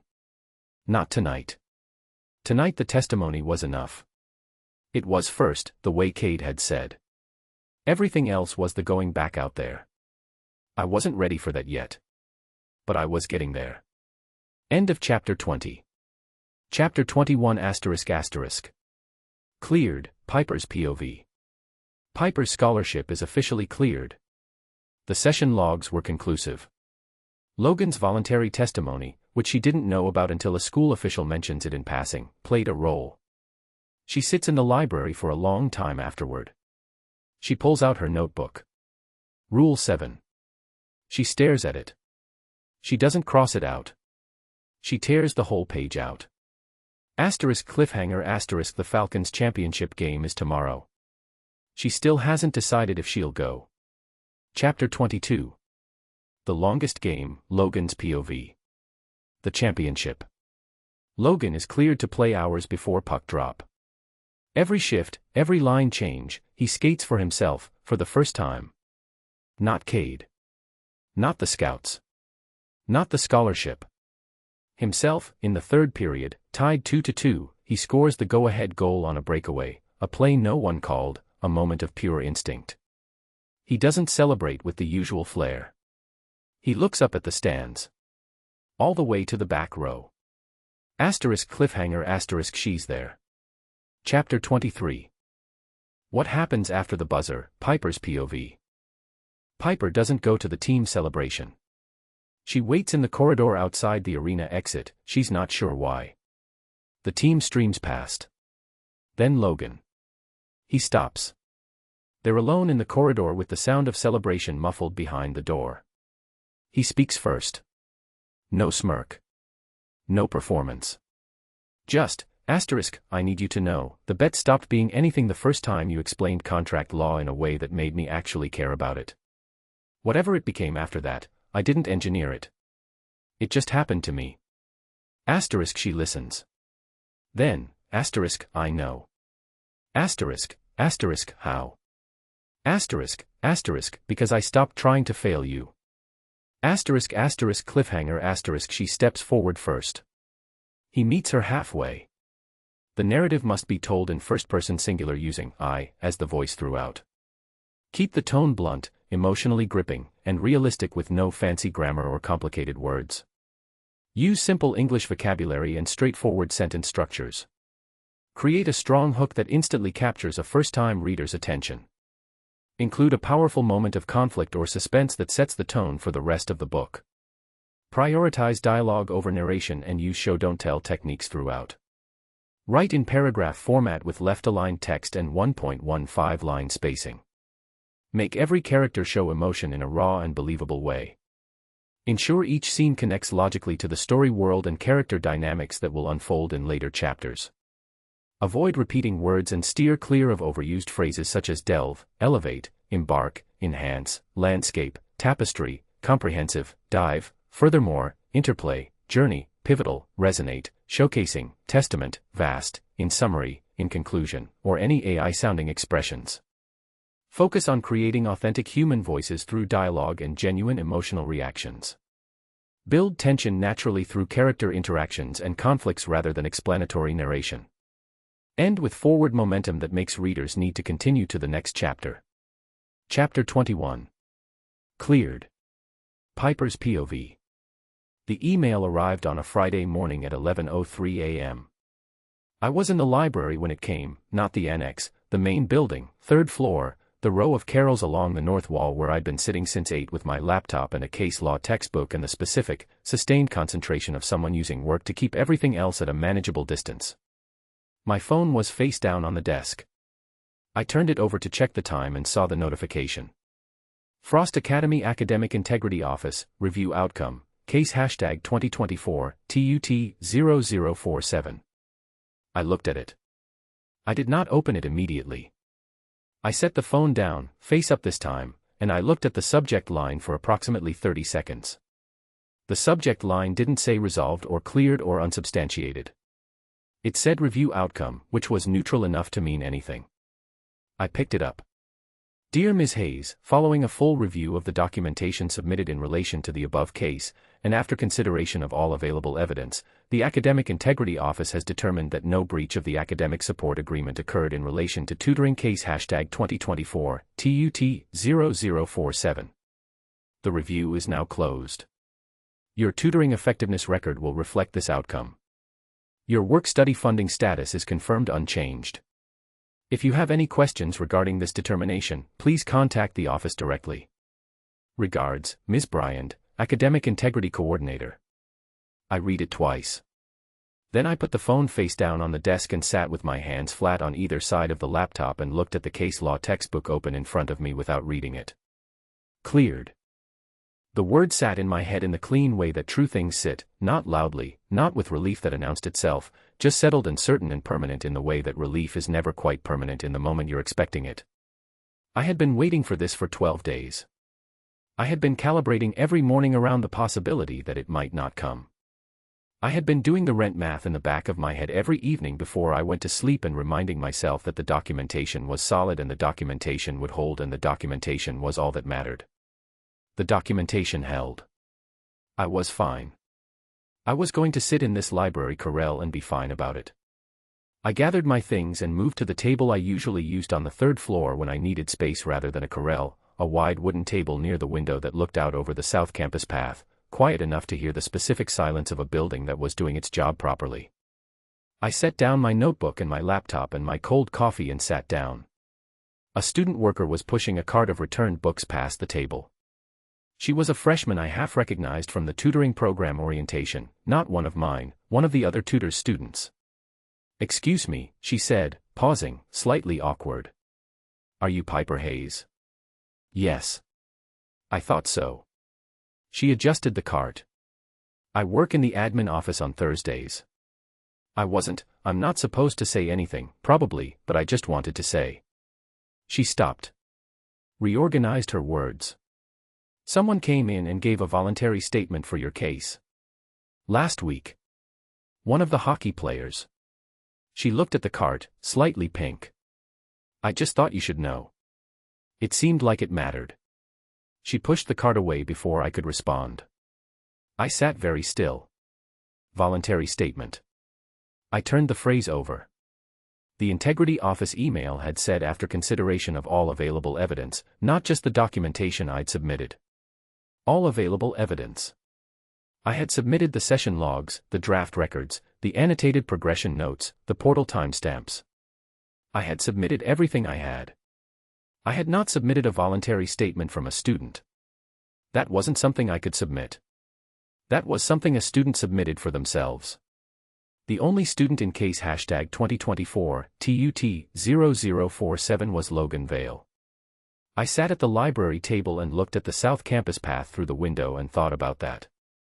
About Logan submitting a voluntary statement to the Integrity Office, not because it helped his own standing, not because it cleared his grade record, but because his testimony was the one piece of evidence that could put a specific human account behind the documentation I'd built. The portal logs could show we were in the room. The session notes could show what was covered. Only he could say I sat across from her and did the work myself and she taught me how to do it and every improvement in that record is mine. He had done that. Without telling me. Without asking for anything in return. I opened my notebook.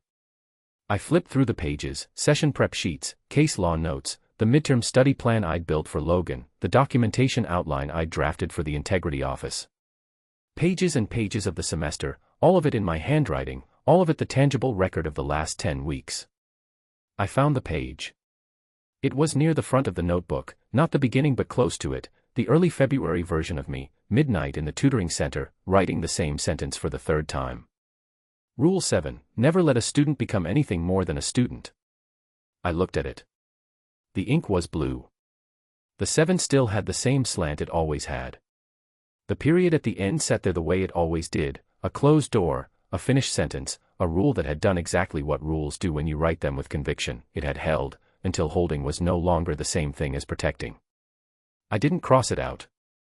I had crossed it out before, twice, in earlier notebooks, in the versions of this rule that hadn't stuck. Crossing out felt like trying again. Like rewriting over the same ground. I put my fingers at the top of the page. I tore it out. Clean and slow, all the way down the margin, a sound the library swallowed immediately. I folded the page once. Then again. I held it for a moment and then put it in the small outer pocket of my bag, not throwing it away, not keeping it visible. Just removing it from the place it had been living, where it had become more habit than protection, more armor against a threat that no longer wore the face I'd built the rule to keep out. The notebook lay open to the fresh page where Rule 7 had been. I looked at it. Blank. I picked up my pen. I didn't write anything on the blank page. Some pages don't need new words yet. Some pages just need to be empty for a while. I sat in the library for another hour. Not reading. Not working. Just sitting in the specific quiet of a building that smelled like old paper and time, looking out the window at the South Campus path where students moved in their coats and their ordinary Friday business, and letting the weight I'd been carrying for 12 days, and longer than that, much longer, the 3-year version of it, settle somewhere lower and less urgent than where it had been living. My phone was on the table. I picked it up. I opened Logan's contact. The text field sat empty. I looked at it for a long time. I thought about the note he'd left beside 3 printed copies of a timeline he'd built at 11 p.m. while I was asleep at the table. You're going to be fine. You're the most competent person in this building and everyone knows it. No signature. As if he'd known that signing it would make it a claim he was making, and he wanted it to just be a fact standing on its own. I thought about a voluntary statement submitted to the Integrity Office without telling me. I thought about a hallway in the wrong fight and maybe you were right delivered in a voice that sounded like a door closing on the wrong side. I put the phone down without sending anything. Not because I didn't want to.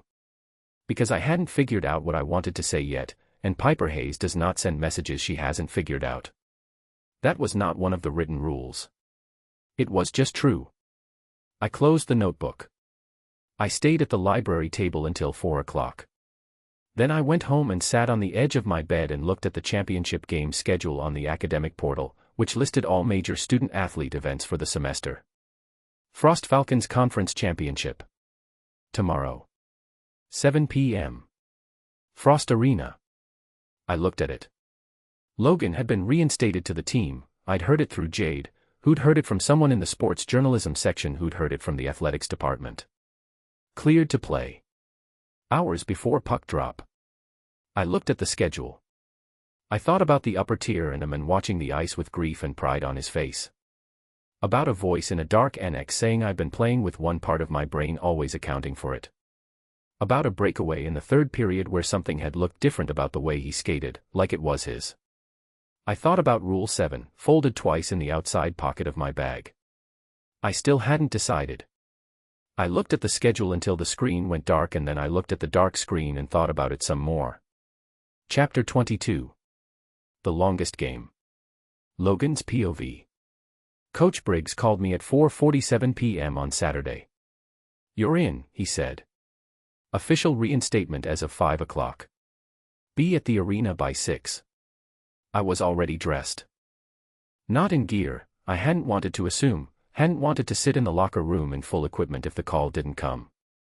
I was sitting on the edge of my bed in my practice sweats with my skate bag packed and zipped and ready by the door, and my phone in my hand, and the very specific quality of a person who has spent 4 hours not staring at a phone while staring at a phone.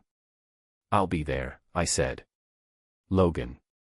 His voice shifted by 1 degree. "You're cleared. The investigation is closed. What I need from you tonight is simple: play your game. Not Keller's game or Reeves' game. Yours." "Yes, sir." 6 o'clock, he said, and hung up. I sat for a moment. Then I picked up the skate bag and left. The locker room before a championship game has its own specific atmosphere, different from a regular home game, different from a conference match. Everyone knows what the stakes are, which means everyone is managing the knowing differently. Keller handles it with noise, filling every silence with something. Deacon handles it by going completely quiet and staring at the floor between his feet. Marcus handles it by moving through his pre-game routine with the exact same pace and sequence he uses for every game, like he's made the conscious decision that tonight is not different from any other night, and if he acts like it's not different then the pressure can't find a grip. I handled it by sitting at my locker and putting on my gear piece by piece and thinking about nothing I hadn't decided to think about. Not the scouts. I knew they were there. Marcus had told me they'd rescheduled from the game I'd been pulled from, which meant they were in row C again tonight. I filed it and moved on. Not Cade, watching from wherever he was watching. He texted at 3, "Go BU tonight." 4 words. No hockey talk, no instruction. Just, BU. I'd read it 3 times and then put the phone away and let it sit in my chest like something warm that didn't need examining. Not Piper. I had tried not thinking about Piper all week with limited success, which was not new. But tonight I needed the ice to be the ice, the place where the noise went quiet and the only thing left was the game. I couldn't bring everything in with me. I had to leave it at the door. I laced my skates. I went out for warm-ups. The arena was already 2/3 full at 6:40, the student section loud and painted, the upper tiers filling with the quieter attention of people who came to watch the game rather than the atmosphere. I skated the warm-up arc and felt the ice under my blades, our ice, home ice, the surface I'd been on 3 times a week since September, and let it do the thing it always did. Cleared everything down to 1 layer. Just this. Just the game. The first period was physical. Our opponents tonight were Caldwell University, 2nd seed, with a forward line that was fast and disciplined and a defensive pairing that had been named to the all-conference team twice in the last 3 years. They weren't beatable by luck. They were beatable by patience and precision and reading the play correctly before it developed. I was patient in a way I hadn't been at the start of the season. Not because I'd decided to be, exactly. Because something had shifted in the last 10 weeks that I still didn't have a clean name for, something that had made the rush feel less necessary, the play feel less urgent, the space between a red and a shot feel more like room to work with than time being wasted. I set up 3 plays in the first period without taking a single shot myself. Marcus scored off the second one. We went into the breakup 1. In the locker room, Briggs talked about defensive shape and line matchups and all the things that were true and important and that I listened to while also sitting with something very quiet in the back of my head that wasn't about hockey at all. The second period knotted it up. Caldwell's top line found a gap in our defensive zone coverage that their center exploited with a shot I would have been proud of, clean and low, no chance for our goalie to get there in time. 1-1, the energy in the arena shifted, not panicked, but tighter, the collective holding of breath that happened when a lead disappeared and a game became real. We pushed back. Keller had a shot ring off the post. Marcus set up a power play that should have converted and didn't, the puck sliding wide by 3 inches. Second period ended level. In the second intermission I sat with my elbows on my knees and my helmet in my hands and I thought about one specific thing. Cade had said, "You played it like it was yours." I had felt it in the third period of the Northern Cross game, that 40-minute window where something released and I stopped playing for anyone but myself. I had felt it again in brief pieces since, in practice sessions, in the first period tonight. The difference between playing because you have to and playing because it's yours. Tonight the whole game was mine. Nobody else's debt. Nobody else's path. Mine, the thing I'd been doing since I was 8 years old in a rink that smelled like cold rubber and my brother's hand steadying my shoulder while I learned to skate without falling. Mine. I put my helmet on. I went back out. The third period was the longest period of hockey I have ever played. Not in time, it was regulation, 20 minutes, the same as every third period in every game I'd ever been in.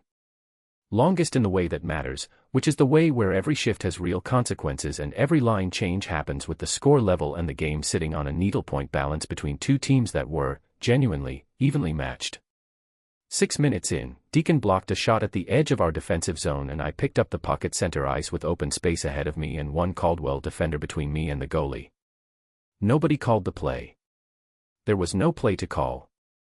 It was just a breakaway, the kind that happens in the gaps between design plays, the pure reaction situation where everything is just you and the ice and what your instincts know. I went. Not rushing. Not the version of me from freshman year that pushed too hard too fast because he was afraid the window would close. The other version, the one that had been building for months, that had learned something about patience from a person who believed in building argument structures from the right foundation up. I took the defender wide on the left. He committed. I pulled the puck right. The goalie came out to cut the angle, exactly what a good goalie does, exactly what I expected, and I went low and inside and put the puck in the net between his right skate and the post. The arena came apart. The sound was physical, the way it always was at Frost, through the ice, through the blades, up through the body. My teammates piled on and I let them, and above the noise I was thinking, just one thought, simple and clear, that was mine. Not for Cade. Not for the scouts. Not to prove anything to anyone. Mine, because I loved it, because I'd always loved it, because this was the thing I'd been made for, and somewhere in the last few months I'd finally started believing I was allowed to have it for myself. We held the lead. Caldwell pushed hard in the last 4 minutes. We held. Final buzzer. 3-2. The arena became a sound I could feel in my teeth. My teammates were everywhere, helmets coming off, sticks up, the specific chaos of a team that has just won a championship on home ice. I let it move around me. I stood at the blue line for a moment before anyone reached me and I looked up at the stands. Not at row C. Not at the press box. Not at Briggs behind the bench. Up. All the way up. The upper tier, back rows, the section where the lighting was lower and the seats were the kind people chose when they wanted to watch without being in the middle of it. The student section was a solid moving wall of noise and color. The upper tier was sparser. Individual faces. Scattered. I looked. And then I saw her. Dark coat. Hair up. Sitting in the very last row of the upper section, slightly separate from the people nearest to her, her hands in her lap and her eyes on the ice. On me. My whole body went still in the middle of the loudest place I'd ever stood. She was there. She'd come. She was looking directly at me and I was looking directly at her, and the distance between us was the full length of the arena and none of it at all, and the final buzzer was still echoing and my team was celebrating around me and I was standing at the blue line unable to move for 3 complete seconds because she was there. She dropped her eyes first. She looked at her hands in her lap. She looked back up. I was still looking at her. She was still there. Chapter 23. What happens after the buzzer? Piper's POV. I didn't go to the celebration. The locker room parties after a championship game were the kind of thing I knew happened without knowing the details, loud and warm and full of the specific energy of a team that had just done something real together. I wasn't part of that. I'd never been part of that. I had sat in the upper tier of a hockey arena that I'd told myself I wasn't going to come to and watched a game I hadn't planned to watch, and now the arena was emptying around me and I was still in my seat in the last row of the upper tier, not moving yet. I hadn't planned to come. Then I had planned to come and talked myself out of it. Then at 5:30 I had put on my coat and walked to Frost Arena and bought a student ticket and gone to the upper section and found the last row and sat down and told myself it was because Jade had asked me to look out for anything useful for her championship feature article and I was doing her a favor. Jade had not asked me to do that. I had invented that reason approximately 40 minutes before I left my apartment. I sat in the emptying arena and looked at the ice below, already being crossed by rink attendants with equipment carts. The celebration moved off to wherever celebrations went, and I thought about the moment in the third period when the breakaway happened.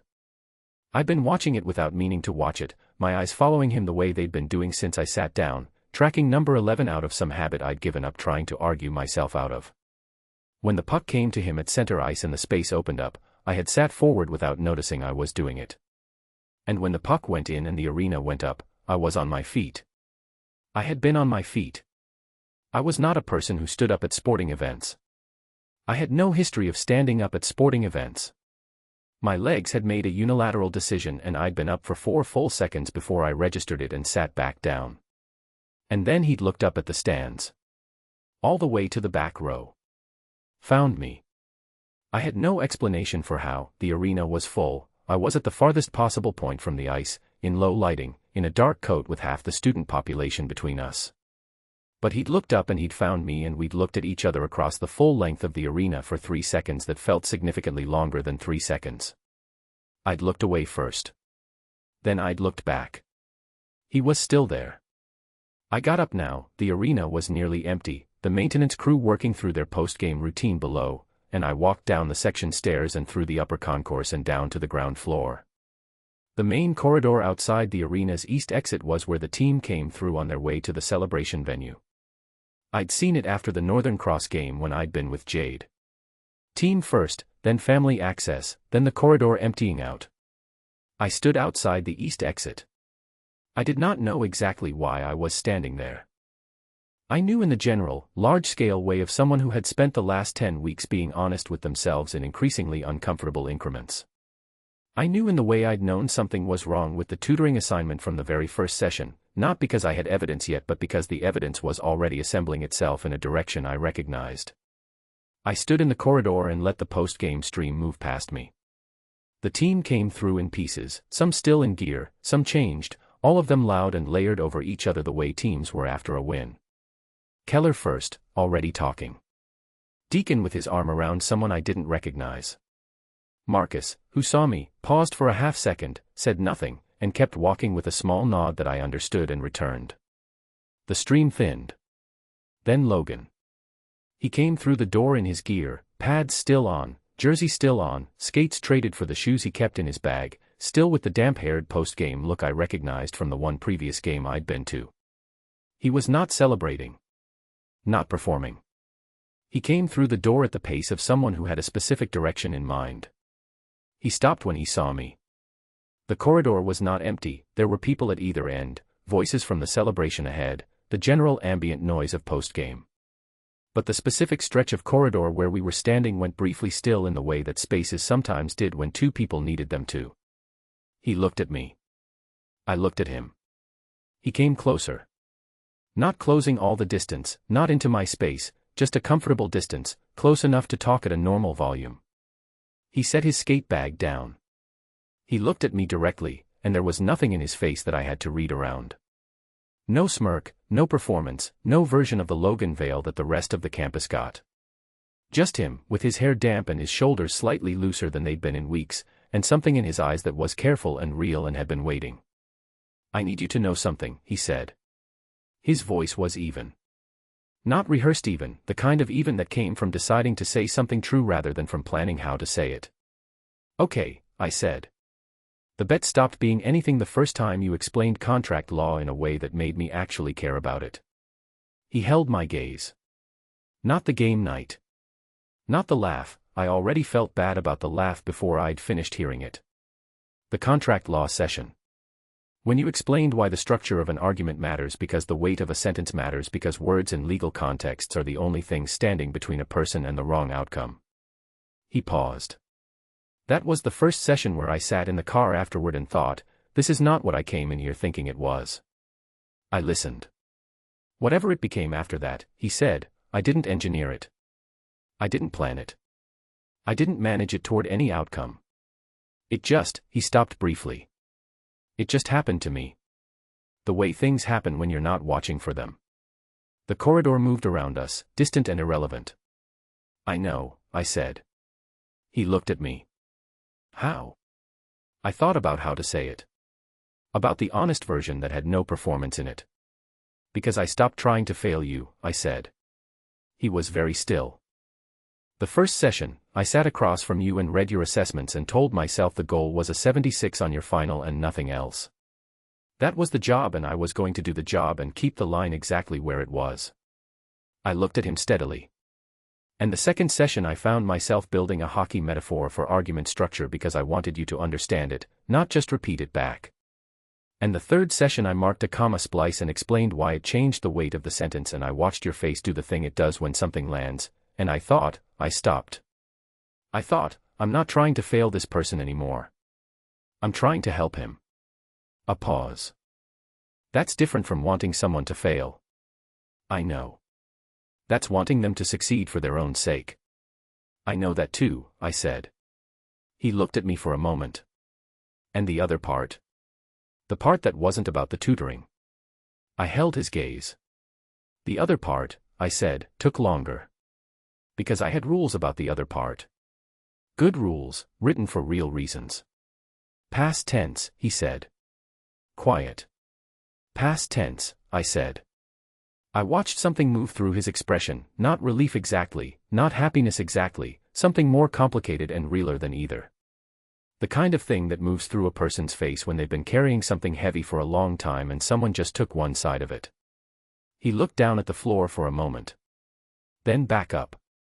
I submitted a testimony, he said. To the integrity office. I know, I said. Someone told me. I should have told you myself. Yes.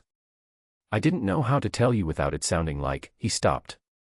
Like I was making it something I'd done for you when the real reason was simpler than that. What was the real reason?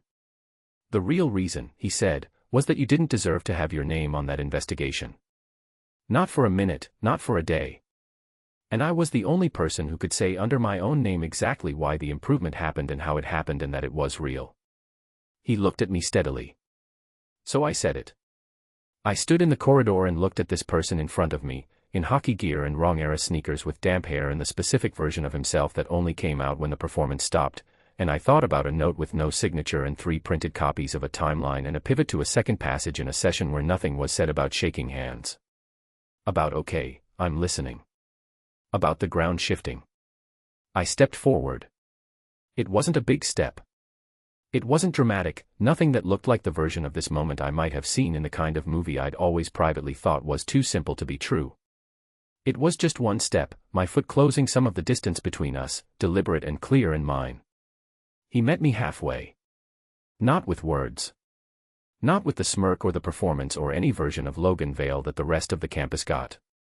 He moved forward at the same time I did, and the distance between us became something small and warm and real, and for the first time in the 10 weeks since a Thursday in January when a student arrived 13 minutes late with coffee he hadn't offered to share, I stopped filing things behind Rule 7. There was no Rule 7 anymore. There was just this. The corridor, and the sounds of a celebration around the corner, and his face close enough to see clearly without any professional distance between us. Hi, he said. Quiet. Hi, I said. Neither of us moved back. End of chapter 23. Chapter 24 ***. Finals week, Piper's POV. Final exams. Logan takes them alone, no extra help, no shortcuts. Piper is in the library 3 floors away taking her own. They don't study together the night before. Instead, They walk the frozen path along the back of campus for an hour, talking about everything that isn't exams, and it feels, for the first time, like something solid they built instead of stumbled into. He passes, she scores the highest in her pre-law cohort. Neither of them mentions the other's result first, they mention their own, like people who've gotten used to owning what they've done. Epilogue. 6 months later, Logan's POV. Summer. Logan is home for break. He's on the phone with Piper arguing. She thinks his pre-summer reading list, which she assigned, is optional and he thinks optional means he should negotiate its definition with her. She informs him that optional means she won't quiz him, not that he's excused. He's grinning at his phone. Cade walks in, sees the grin, and says, asterisk, that the tutor. Asterisk Logan says, asterisk, that's Piper. Asterisk Cade nods. Asterisk, she sounds like someone who didn't let you get away with anything. Asterisk Logan says, asterisk, she still doesn't. Asterisk he goes back to the phone. She's mid-sentence. He starts listening. The narrative must be told in first-person singular using I as the voice throughout. Keep the tone blunt, emotionally gripping, and realistic with no fancy grammar or complicated words. Use simple English vocabulary and straightforward sentence structures. Create a strong hook that instantly captures a first-time reader's attention. Include a powerful moment of conflict or suspense that sets the tone for the rest of the book. Prioritize dialogue over narration and use show-don't-tell techniques throughout.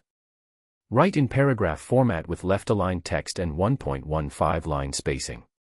Make every character show emotion in a raw and believable way. Ensure each scene connects logically to the story world and character dynamics that will unfold in later chapters. Avoid repeating words and steer clear of overused phrases such as delve, elevate, embark, enhance, landscape, tapestry, comprehensive, dive, furthermore, interplay, journey, pivotal, resonate, showcasing, testament, vast, in summary, in conclusion, or any AI-sounding expressions. Focus on creating authentic human voices through dialogue and genuine emotional reactions. Build tension naturally through character interactions and conflicts rather than explanatory narration. End with forward momentum that makes readers need to continue to the next chapter. Chapter 24. Finals Week. Piper's POV. The night before finals, Logan texted me at 9 p.m. Walk. One word. No punctuation, no context, no follow-up message explaining what he meant. He'd been doing that more lately, the single-word texts that assumed I knew enough about him to fill in the rest. The thing was, I always did. I was at my desk with my legal reasoning notes open and a cup of actual hot coffee because Jade had made a full pot and brought me a mug without being asked, which was her version of a pre-finals pep talk. I had been staring at the same case summary for 22 minutes, which was not the most efficient use of the evening before the most important exam of my spring semester but was nonetheless what was happening. I picked up my phone. Where? I typed back. Back path. 20 minutes. I looked at my notes. I looked at my phone. I picked up my jacket. The back path ran along the east edge of campus where the older oak trees stood in a row and the buildings thinned out, and it was just path and trees in the particular February into March version of cold that had been with us all semester, the kind that had stopped apologizing for itself and simply was. Logan was already there when I arrived. Hands in his jacket pockets, breath coming out in small even clouds, looking at the oaks with the relaxed attention of someone who was comfortable with silence. He turned when he heard my footsteps on the frozen ground. "Hi," he said. "Hi," I said. We started walking. Neither of us said anything about tomorrow. That was the decision we'd made without discussing it, not a rule I'd written and not a plan he'd suggested, just something we'd both understood without explaining. The night before finals was not a study night. It was not a review session or a prep session or a last-minute coverage of the material. We had both done the work. The work was done. Tonight was not for the work. Marcus thinks he's going to fail his sociology final, Logan said. Marcus has a 91% average in sociology. I know. I told him that. He said the average is a trap designed to make him complacent. That is not how averages work. I said that too. He told me to stay in my lane. He paused. I think he just needs to talk about it. So I let him talk. I looked at the path ahead of us. The security lights along the edge of the back path were spaced wide enough that we moved through alternating pools of light and dark, the oaks overhead holding the last of the winter against the sky. "That's good," I said. Letting him talk. "I'm learning," he said. I smiled at the path in front of me. He didn't see it. That was fine. We walked. He told me about a call he'd had with his mother earlier in the week. She'd seen the championship game on the live stream, had cried about it, which he reported with the fond exasperation of someone who was embarrassed by affection and also completely undone by it. I told him about my academic advisor's email confirming that my final grade in legal reasoning would count toward my cumulative GPA at the full weighting, no asterisk, no note about the integrity review, just the clean administrative fact of a grade that was mine. "How are you feeling?" he said. "About tomorrow." "Ready," I said. Then, because the night before finals felt like a night for honesty, nervous. But the kind of nervous that means I've prepared. Not the kind that means I'm not sure. He nodded. "I know the difference," he said. "Game night nervous versus you weren't ready nervous." He paused. "I used to only have the second kind. And now? Now I have the first kind more." He looked at the oaks as we passed them. Still working on telling them apart fast enough. We walked the full length of the back path to the east end where it curved around toward the athletics complex and then turned back the way we'd come. The campus was quiet around us in the specific way of a night before finals, everyone inside, everyone in the contained anxiety of preparation, the buildings lit from within like something was still working hard behind the glass. The ordinary things. The weight of the work. The fact of tomorrow and the fact of tonight and the difference between them. "Can I tell you something?" he said. "Yes." "I'm proud of what I'm going to put on that exam tomorrow," he said. "Not of the grade, whatever it is. Of the work. The actual, knowing the material. Building the arguments." He paused. "I've never been able to say that before about a class. That I was proud of the work before I saw the outcome." I walked beside him and felt the weight of that. The specific weight of someone saying out loud a thing they'd only been able to hold privately, and saying it to you because you were the person they trusted to hold it correctly. "That's what it's supposed to feel like," I said. "Is it what it feels like for you?" "When I'm doing it right," I said. "Yeah. That's exactly what it feels like." He was quiet for a moment. "Then, you're going to get the highest mark in your cohort." "You don't know that." "I know your notes," he said. "I've sat across from you while you study. I know what the highest mark in a cohort looks like from the outside." He glanced at me. "It looks like you." I kept my eyes on the path. I did not tell him he was probably right. But I didn't tell him he was wrong either. We made it back to the junction where the path split, one direction toward my residence hall, the other toward his. We stopped at the split the way we'd been stopping at corridor junctions and building exits and library doors all semester, the accumulated habit of two people who'd been practicing the end of an evening for months without knowing they were practicing it. He looked at me. "Tomorrow," he said. "Tomorrow," I said. He reached over and squeezed my hand once, brief and warm and completely certain, the kind of touch that didn't need anything added to it, and then let go and turned toward his building. I watched him for a moment. Then I turned toward mine. The cold stayed close the whole walk back. For once, I didn't mind it. The final examination for Intro to Legal Reasoning, spring semester, was held on Thursday at 9 a.m. in Caldwell Hall Room 204, a large, cold, institutional room with the specific acoustics of a space designed to make every small sound loud.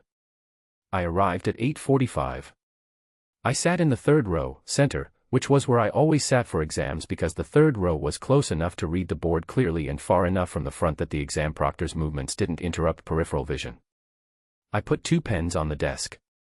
One red, one blue. Old habit. I read through the exam paper for 4 minutes before writing anything, full overview, every question, looking for structure and sequence and the logical order of attack. Question 1 was a duty of care analysis. Question 2 was statutory interpretation, purposive and literal approaches. Question 3 was a full argument construction from a provided case study. I smiled at question 3. Just slightly. I picked up the blue pen and started. Logan's exam was in the same time block, Different building, the athletics department arranged separate rooms for student athletes during finals to manage scheduling around travel. I didn't know what room, didn't know which floor. He was somewhere on the same campus in the same morning, sitting in front of the same material we'd worked through for 12 weeks, and I was 3 floors and a building away from that. Good. That was exactly how it should be. His work was his. Mine was mine. That had been true from the beginning, and it was still true now, sitting in Caldwell Hall room 204 with my blue pen moving through an argument about foreseeability and civil liability. I finished the exam with 23 minutes remaining. I read through it twice. I didn't change anything. I walked out of Caldwell Hall at 11:47 a.m. into the cold March air and stood on the front steps and breathed it in, the specific quality of the air after an exam when the pressure of the preparation releases and the outside world exists again with its normal dimensions. My phone buzzed. Logan, done. I looked at it. Typed back, me too. 3 dots appeared. Then, how'd it go? I thought about question 3. About the argument I'd built from the case study, clean and complete and structured from foundation to conclusion the way I'd been building arguments since I was 12 years old and my father told me I wasn't smart enough to matter. I got the foreseeability question, I typed. All of it. I got all of it. A pause. Then, yeah, you did. I sat on the steps for a moment with my phone in my hand and the campus moving around me in its ordinary, end-of-exam week way. Then, question 2 was statutory interpretation. I looked at that. Typed back, purposive and literal approaches. Yeah. I used the ambulance. I put my hand over my mouth. 3 dots again, is that a smile I can't see? I took my hand down. It's a professional acknowledgement, I typed. That you retained the material. Right. That's definitely what that was. I stood up from the steps. I was smiling at my phone on the front steps of Caldwell Hall in broad March daylight with my exam behind me and a text conversation on my screen, and anyone walking past could see it, and I could not find a single part of me that was interested in filing that away behind anything. Results in 5 to 7 days, I typed. I know, he sent back. Then, mine first.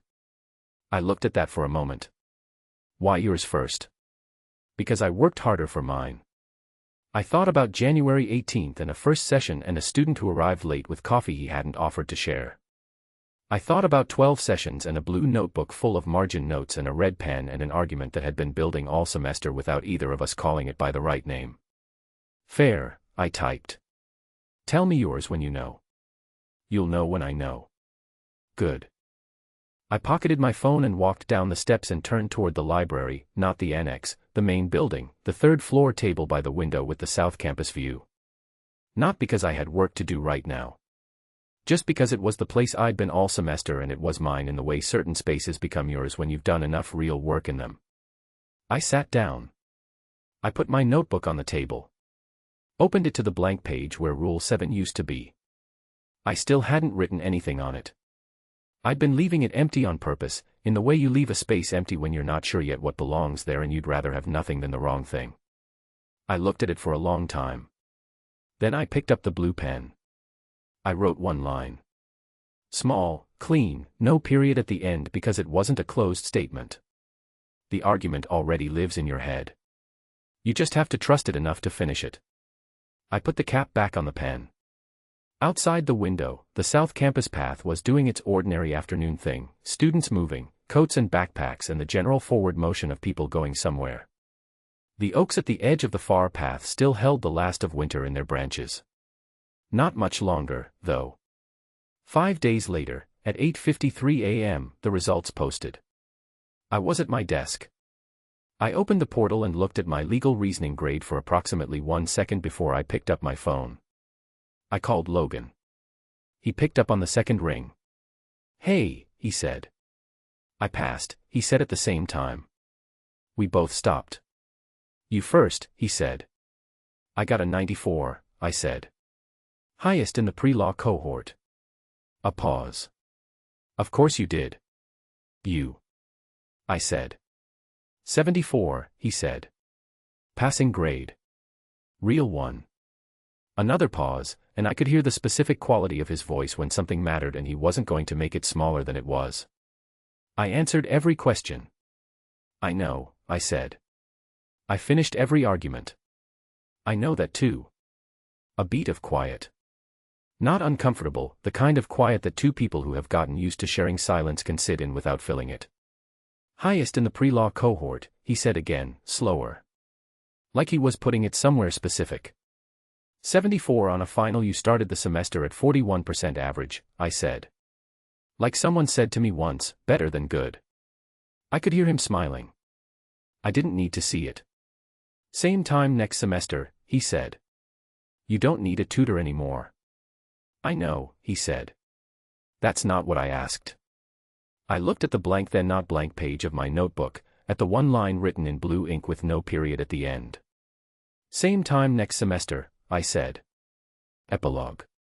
6 months later. Logan's POV.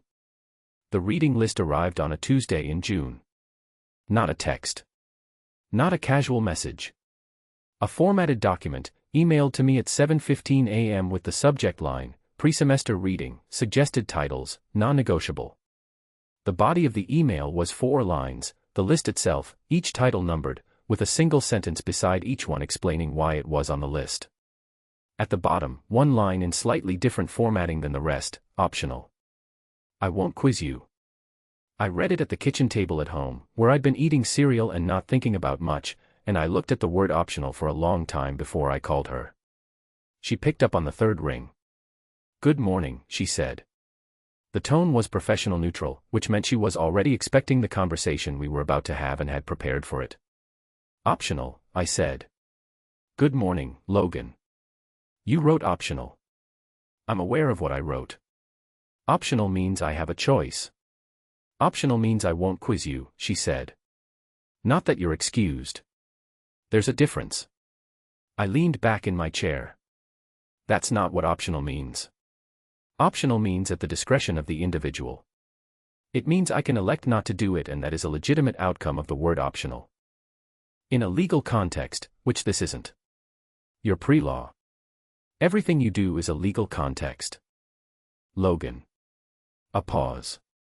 I could hear her deciding whether to argue the definition or the point. She went for the point, which was the smarter move. You're starting advanced legal reasoning in September. 2 of those books are directly relevant to the first unit. The other 2 are relevant to your argument structure, which... My argument structure is excellent, I said. You told me that in May. I said it had improved significantly. You said it was excellent. I have the email. I said the improvement was excellent. That's different. I was grinning at my cereal. Are you saying my argument structure is not excellent? I'm saying it has room to develop further, which is why the reading list exists. A beat. Which you would see if you read the descriptions I wrote for each title. I read them. A pause. You did. 7:15 a.m. email, Piper. I read everything you send me. A longer pause. The kind she had when she was recalibrating, when something landed differently than she'd expected and she needed a second to adjust. The 4th book, I said. The one about statutory construction. You wrote because you still rush the middle of an argument when you're confident about the opening. Is that true? Yes, she said. Flat and direct. No softening. I thought my midpoint structure was solid. It is. It could be better. Read the book. It's optional. Logan. I put my spoon down. I'll read 3 of them. 4. 3 and I'll read the introduction to the 4th. The introduction is 60 pages. Then that's almost the whole book. It's not remotely close to the whole. She stopped. I could hear the small sound she made when she was trying not to laugh and winning only by a narrow margin. This is not a negotiation. Everything is a negotiation, I said. You said that. 3rd session, Contract Law Unit. I said legal agreements are subject to negotiation. I did not say reading lists are. I think the principle applies. The principle does not. She stopped again. I'm not doing this. 4 books, I said. I'll read all 4. But I want full credit for reading them and not just for claiming I read them. How would I give you credit? I said I won't quiz you. You could ask me about them. Conversationally. A pause. That is a quiz. It's a conversation. There's a difference. I picked up my spoon again, smiling at the table. Which you would see if you applied the right analytical framework. Silence. 3 full seconds of it. Then, you're impossible. You've made me better at arguing, I said. You have to live with that. She made a sound, not quite a laugh, not quite a sigh, something in the specific middle of those two things that I had learned to recognize as Piper being genuinely, helplessly amused and trying to maintain professional credibility at the same time. I liked that sound more than I had rational justification for. Read the books, Logan, she said. Yes, ma'am, I said. Don't call me Pipes. I will remove you from the reading list entirely. You won't. I'll assign you 5 books. You already have 4 scheduled in your head, I said. I know you. You built the list in one sitting and it's already final. A pause. Read them in order, she said. The sequence matters. Okay. And the 4th one, the statutory construction, don't rush it. There are footnotes that matter. I know. I'll read the footnotes. You always skip footnotes. I don't skip them. I save them for second reads. That's skipping them on the first read. That's prioritization. Logan. I heard the back door of the house open behind me. Cade came in from wherever he'd been, the small yard, maybe, or the porch where he sometimes sat in the morning with coffee and the general energy of someone who had made peace with slow mornings. He was in a t-shirt and jeans and he had the look he got when he'd been outside thinking about something. He saw me at the table with my phone and he read my face in 1 second, the way Cade always did. He looked at the phone. He looked at my face. He pointed at the phone and raised his eyebrows. I held up one finger, 1 minute, and turned slightly away. What time is it there? I said into the phone. 8:40, Piper said. I've been up since 6. Of course you have. I looked at the table. What are you doing today? Study group at 10. Library at 2. I want to get through the contract drafting module before September. It's June. I know what month it is. Most people take a break in June. Most people aren't trying to place into the accelerated pre-law track, she said. Which you would know if you'd asked about the application last month when I mentioned it. I asked. You said it was fine. Fine means under control. It doesn't mean you can stop asking. I thought about that. What do you need? A pause. The kind that had weight. Nothing right now, she said. I've got it. Okay. But if you... I'll tell you. I know. Another pause, shorter. Read the books. I'll read the books. In order. In order.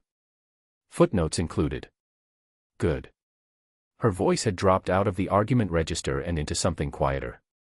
How's it there? Good, I said. Cade's here. It's good. Tell him I said hello. A beat. Actually don't. That would be weird. It wouldn't be weird. It would be slightly weird. He knows who you are. That's what makes it slightly weird. She paused. I have to go. Study group prep. At 8:40 a.m.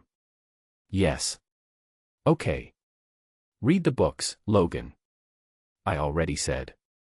I know. I just like saying it. A beat of quiet. Yeah, I said. I know. She hung up.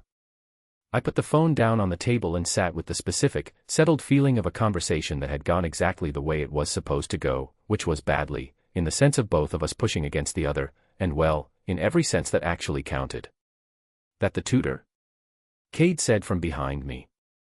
I looked at my phone. That's Piper, I said.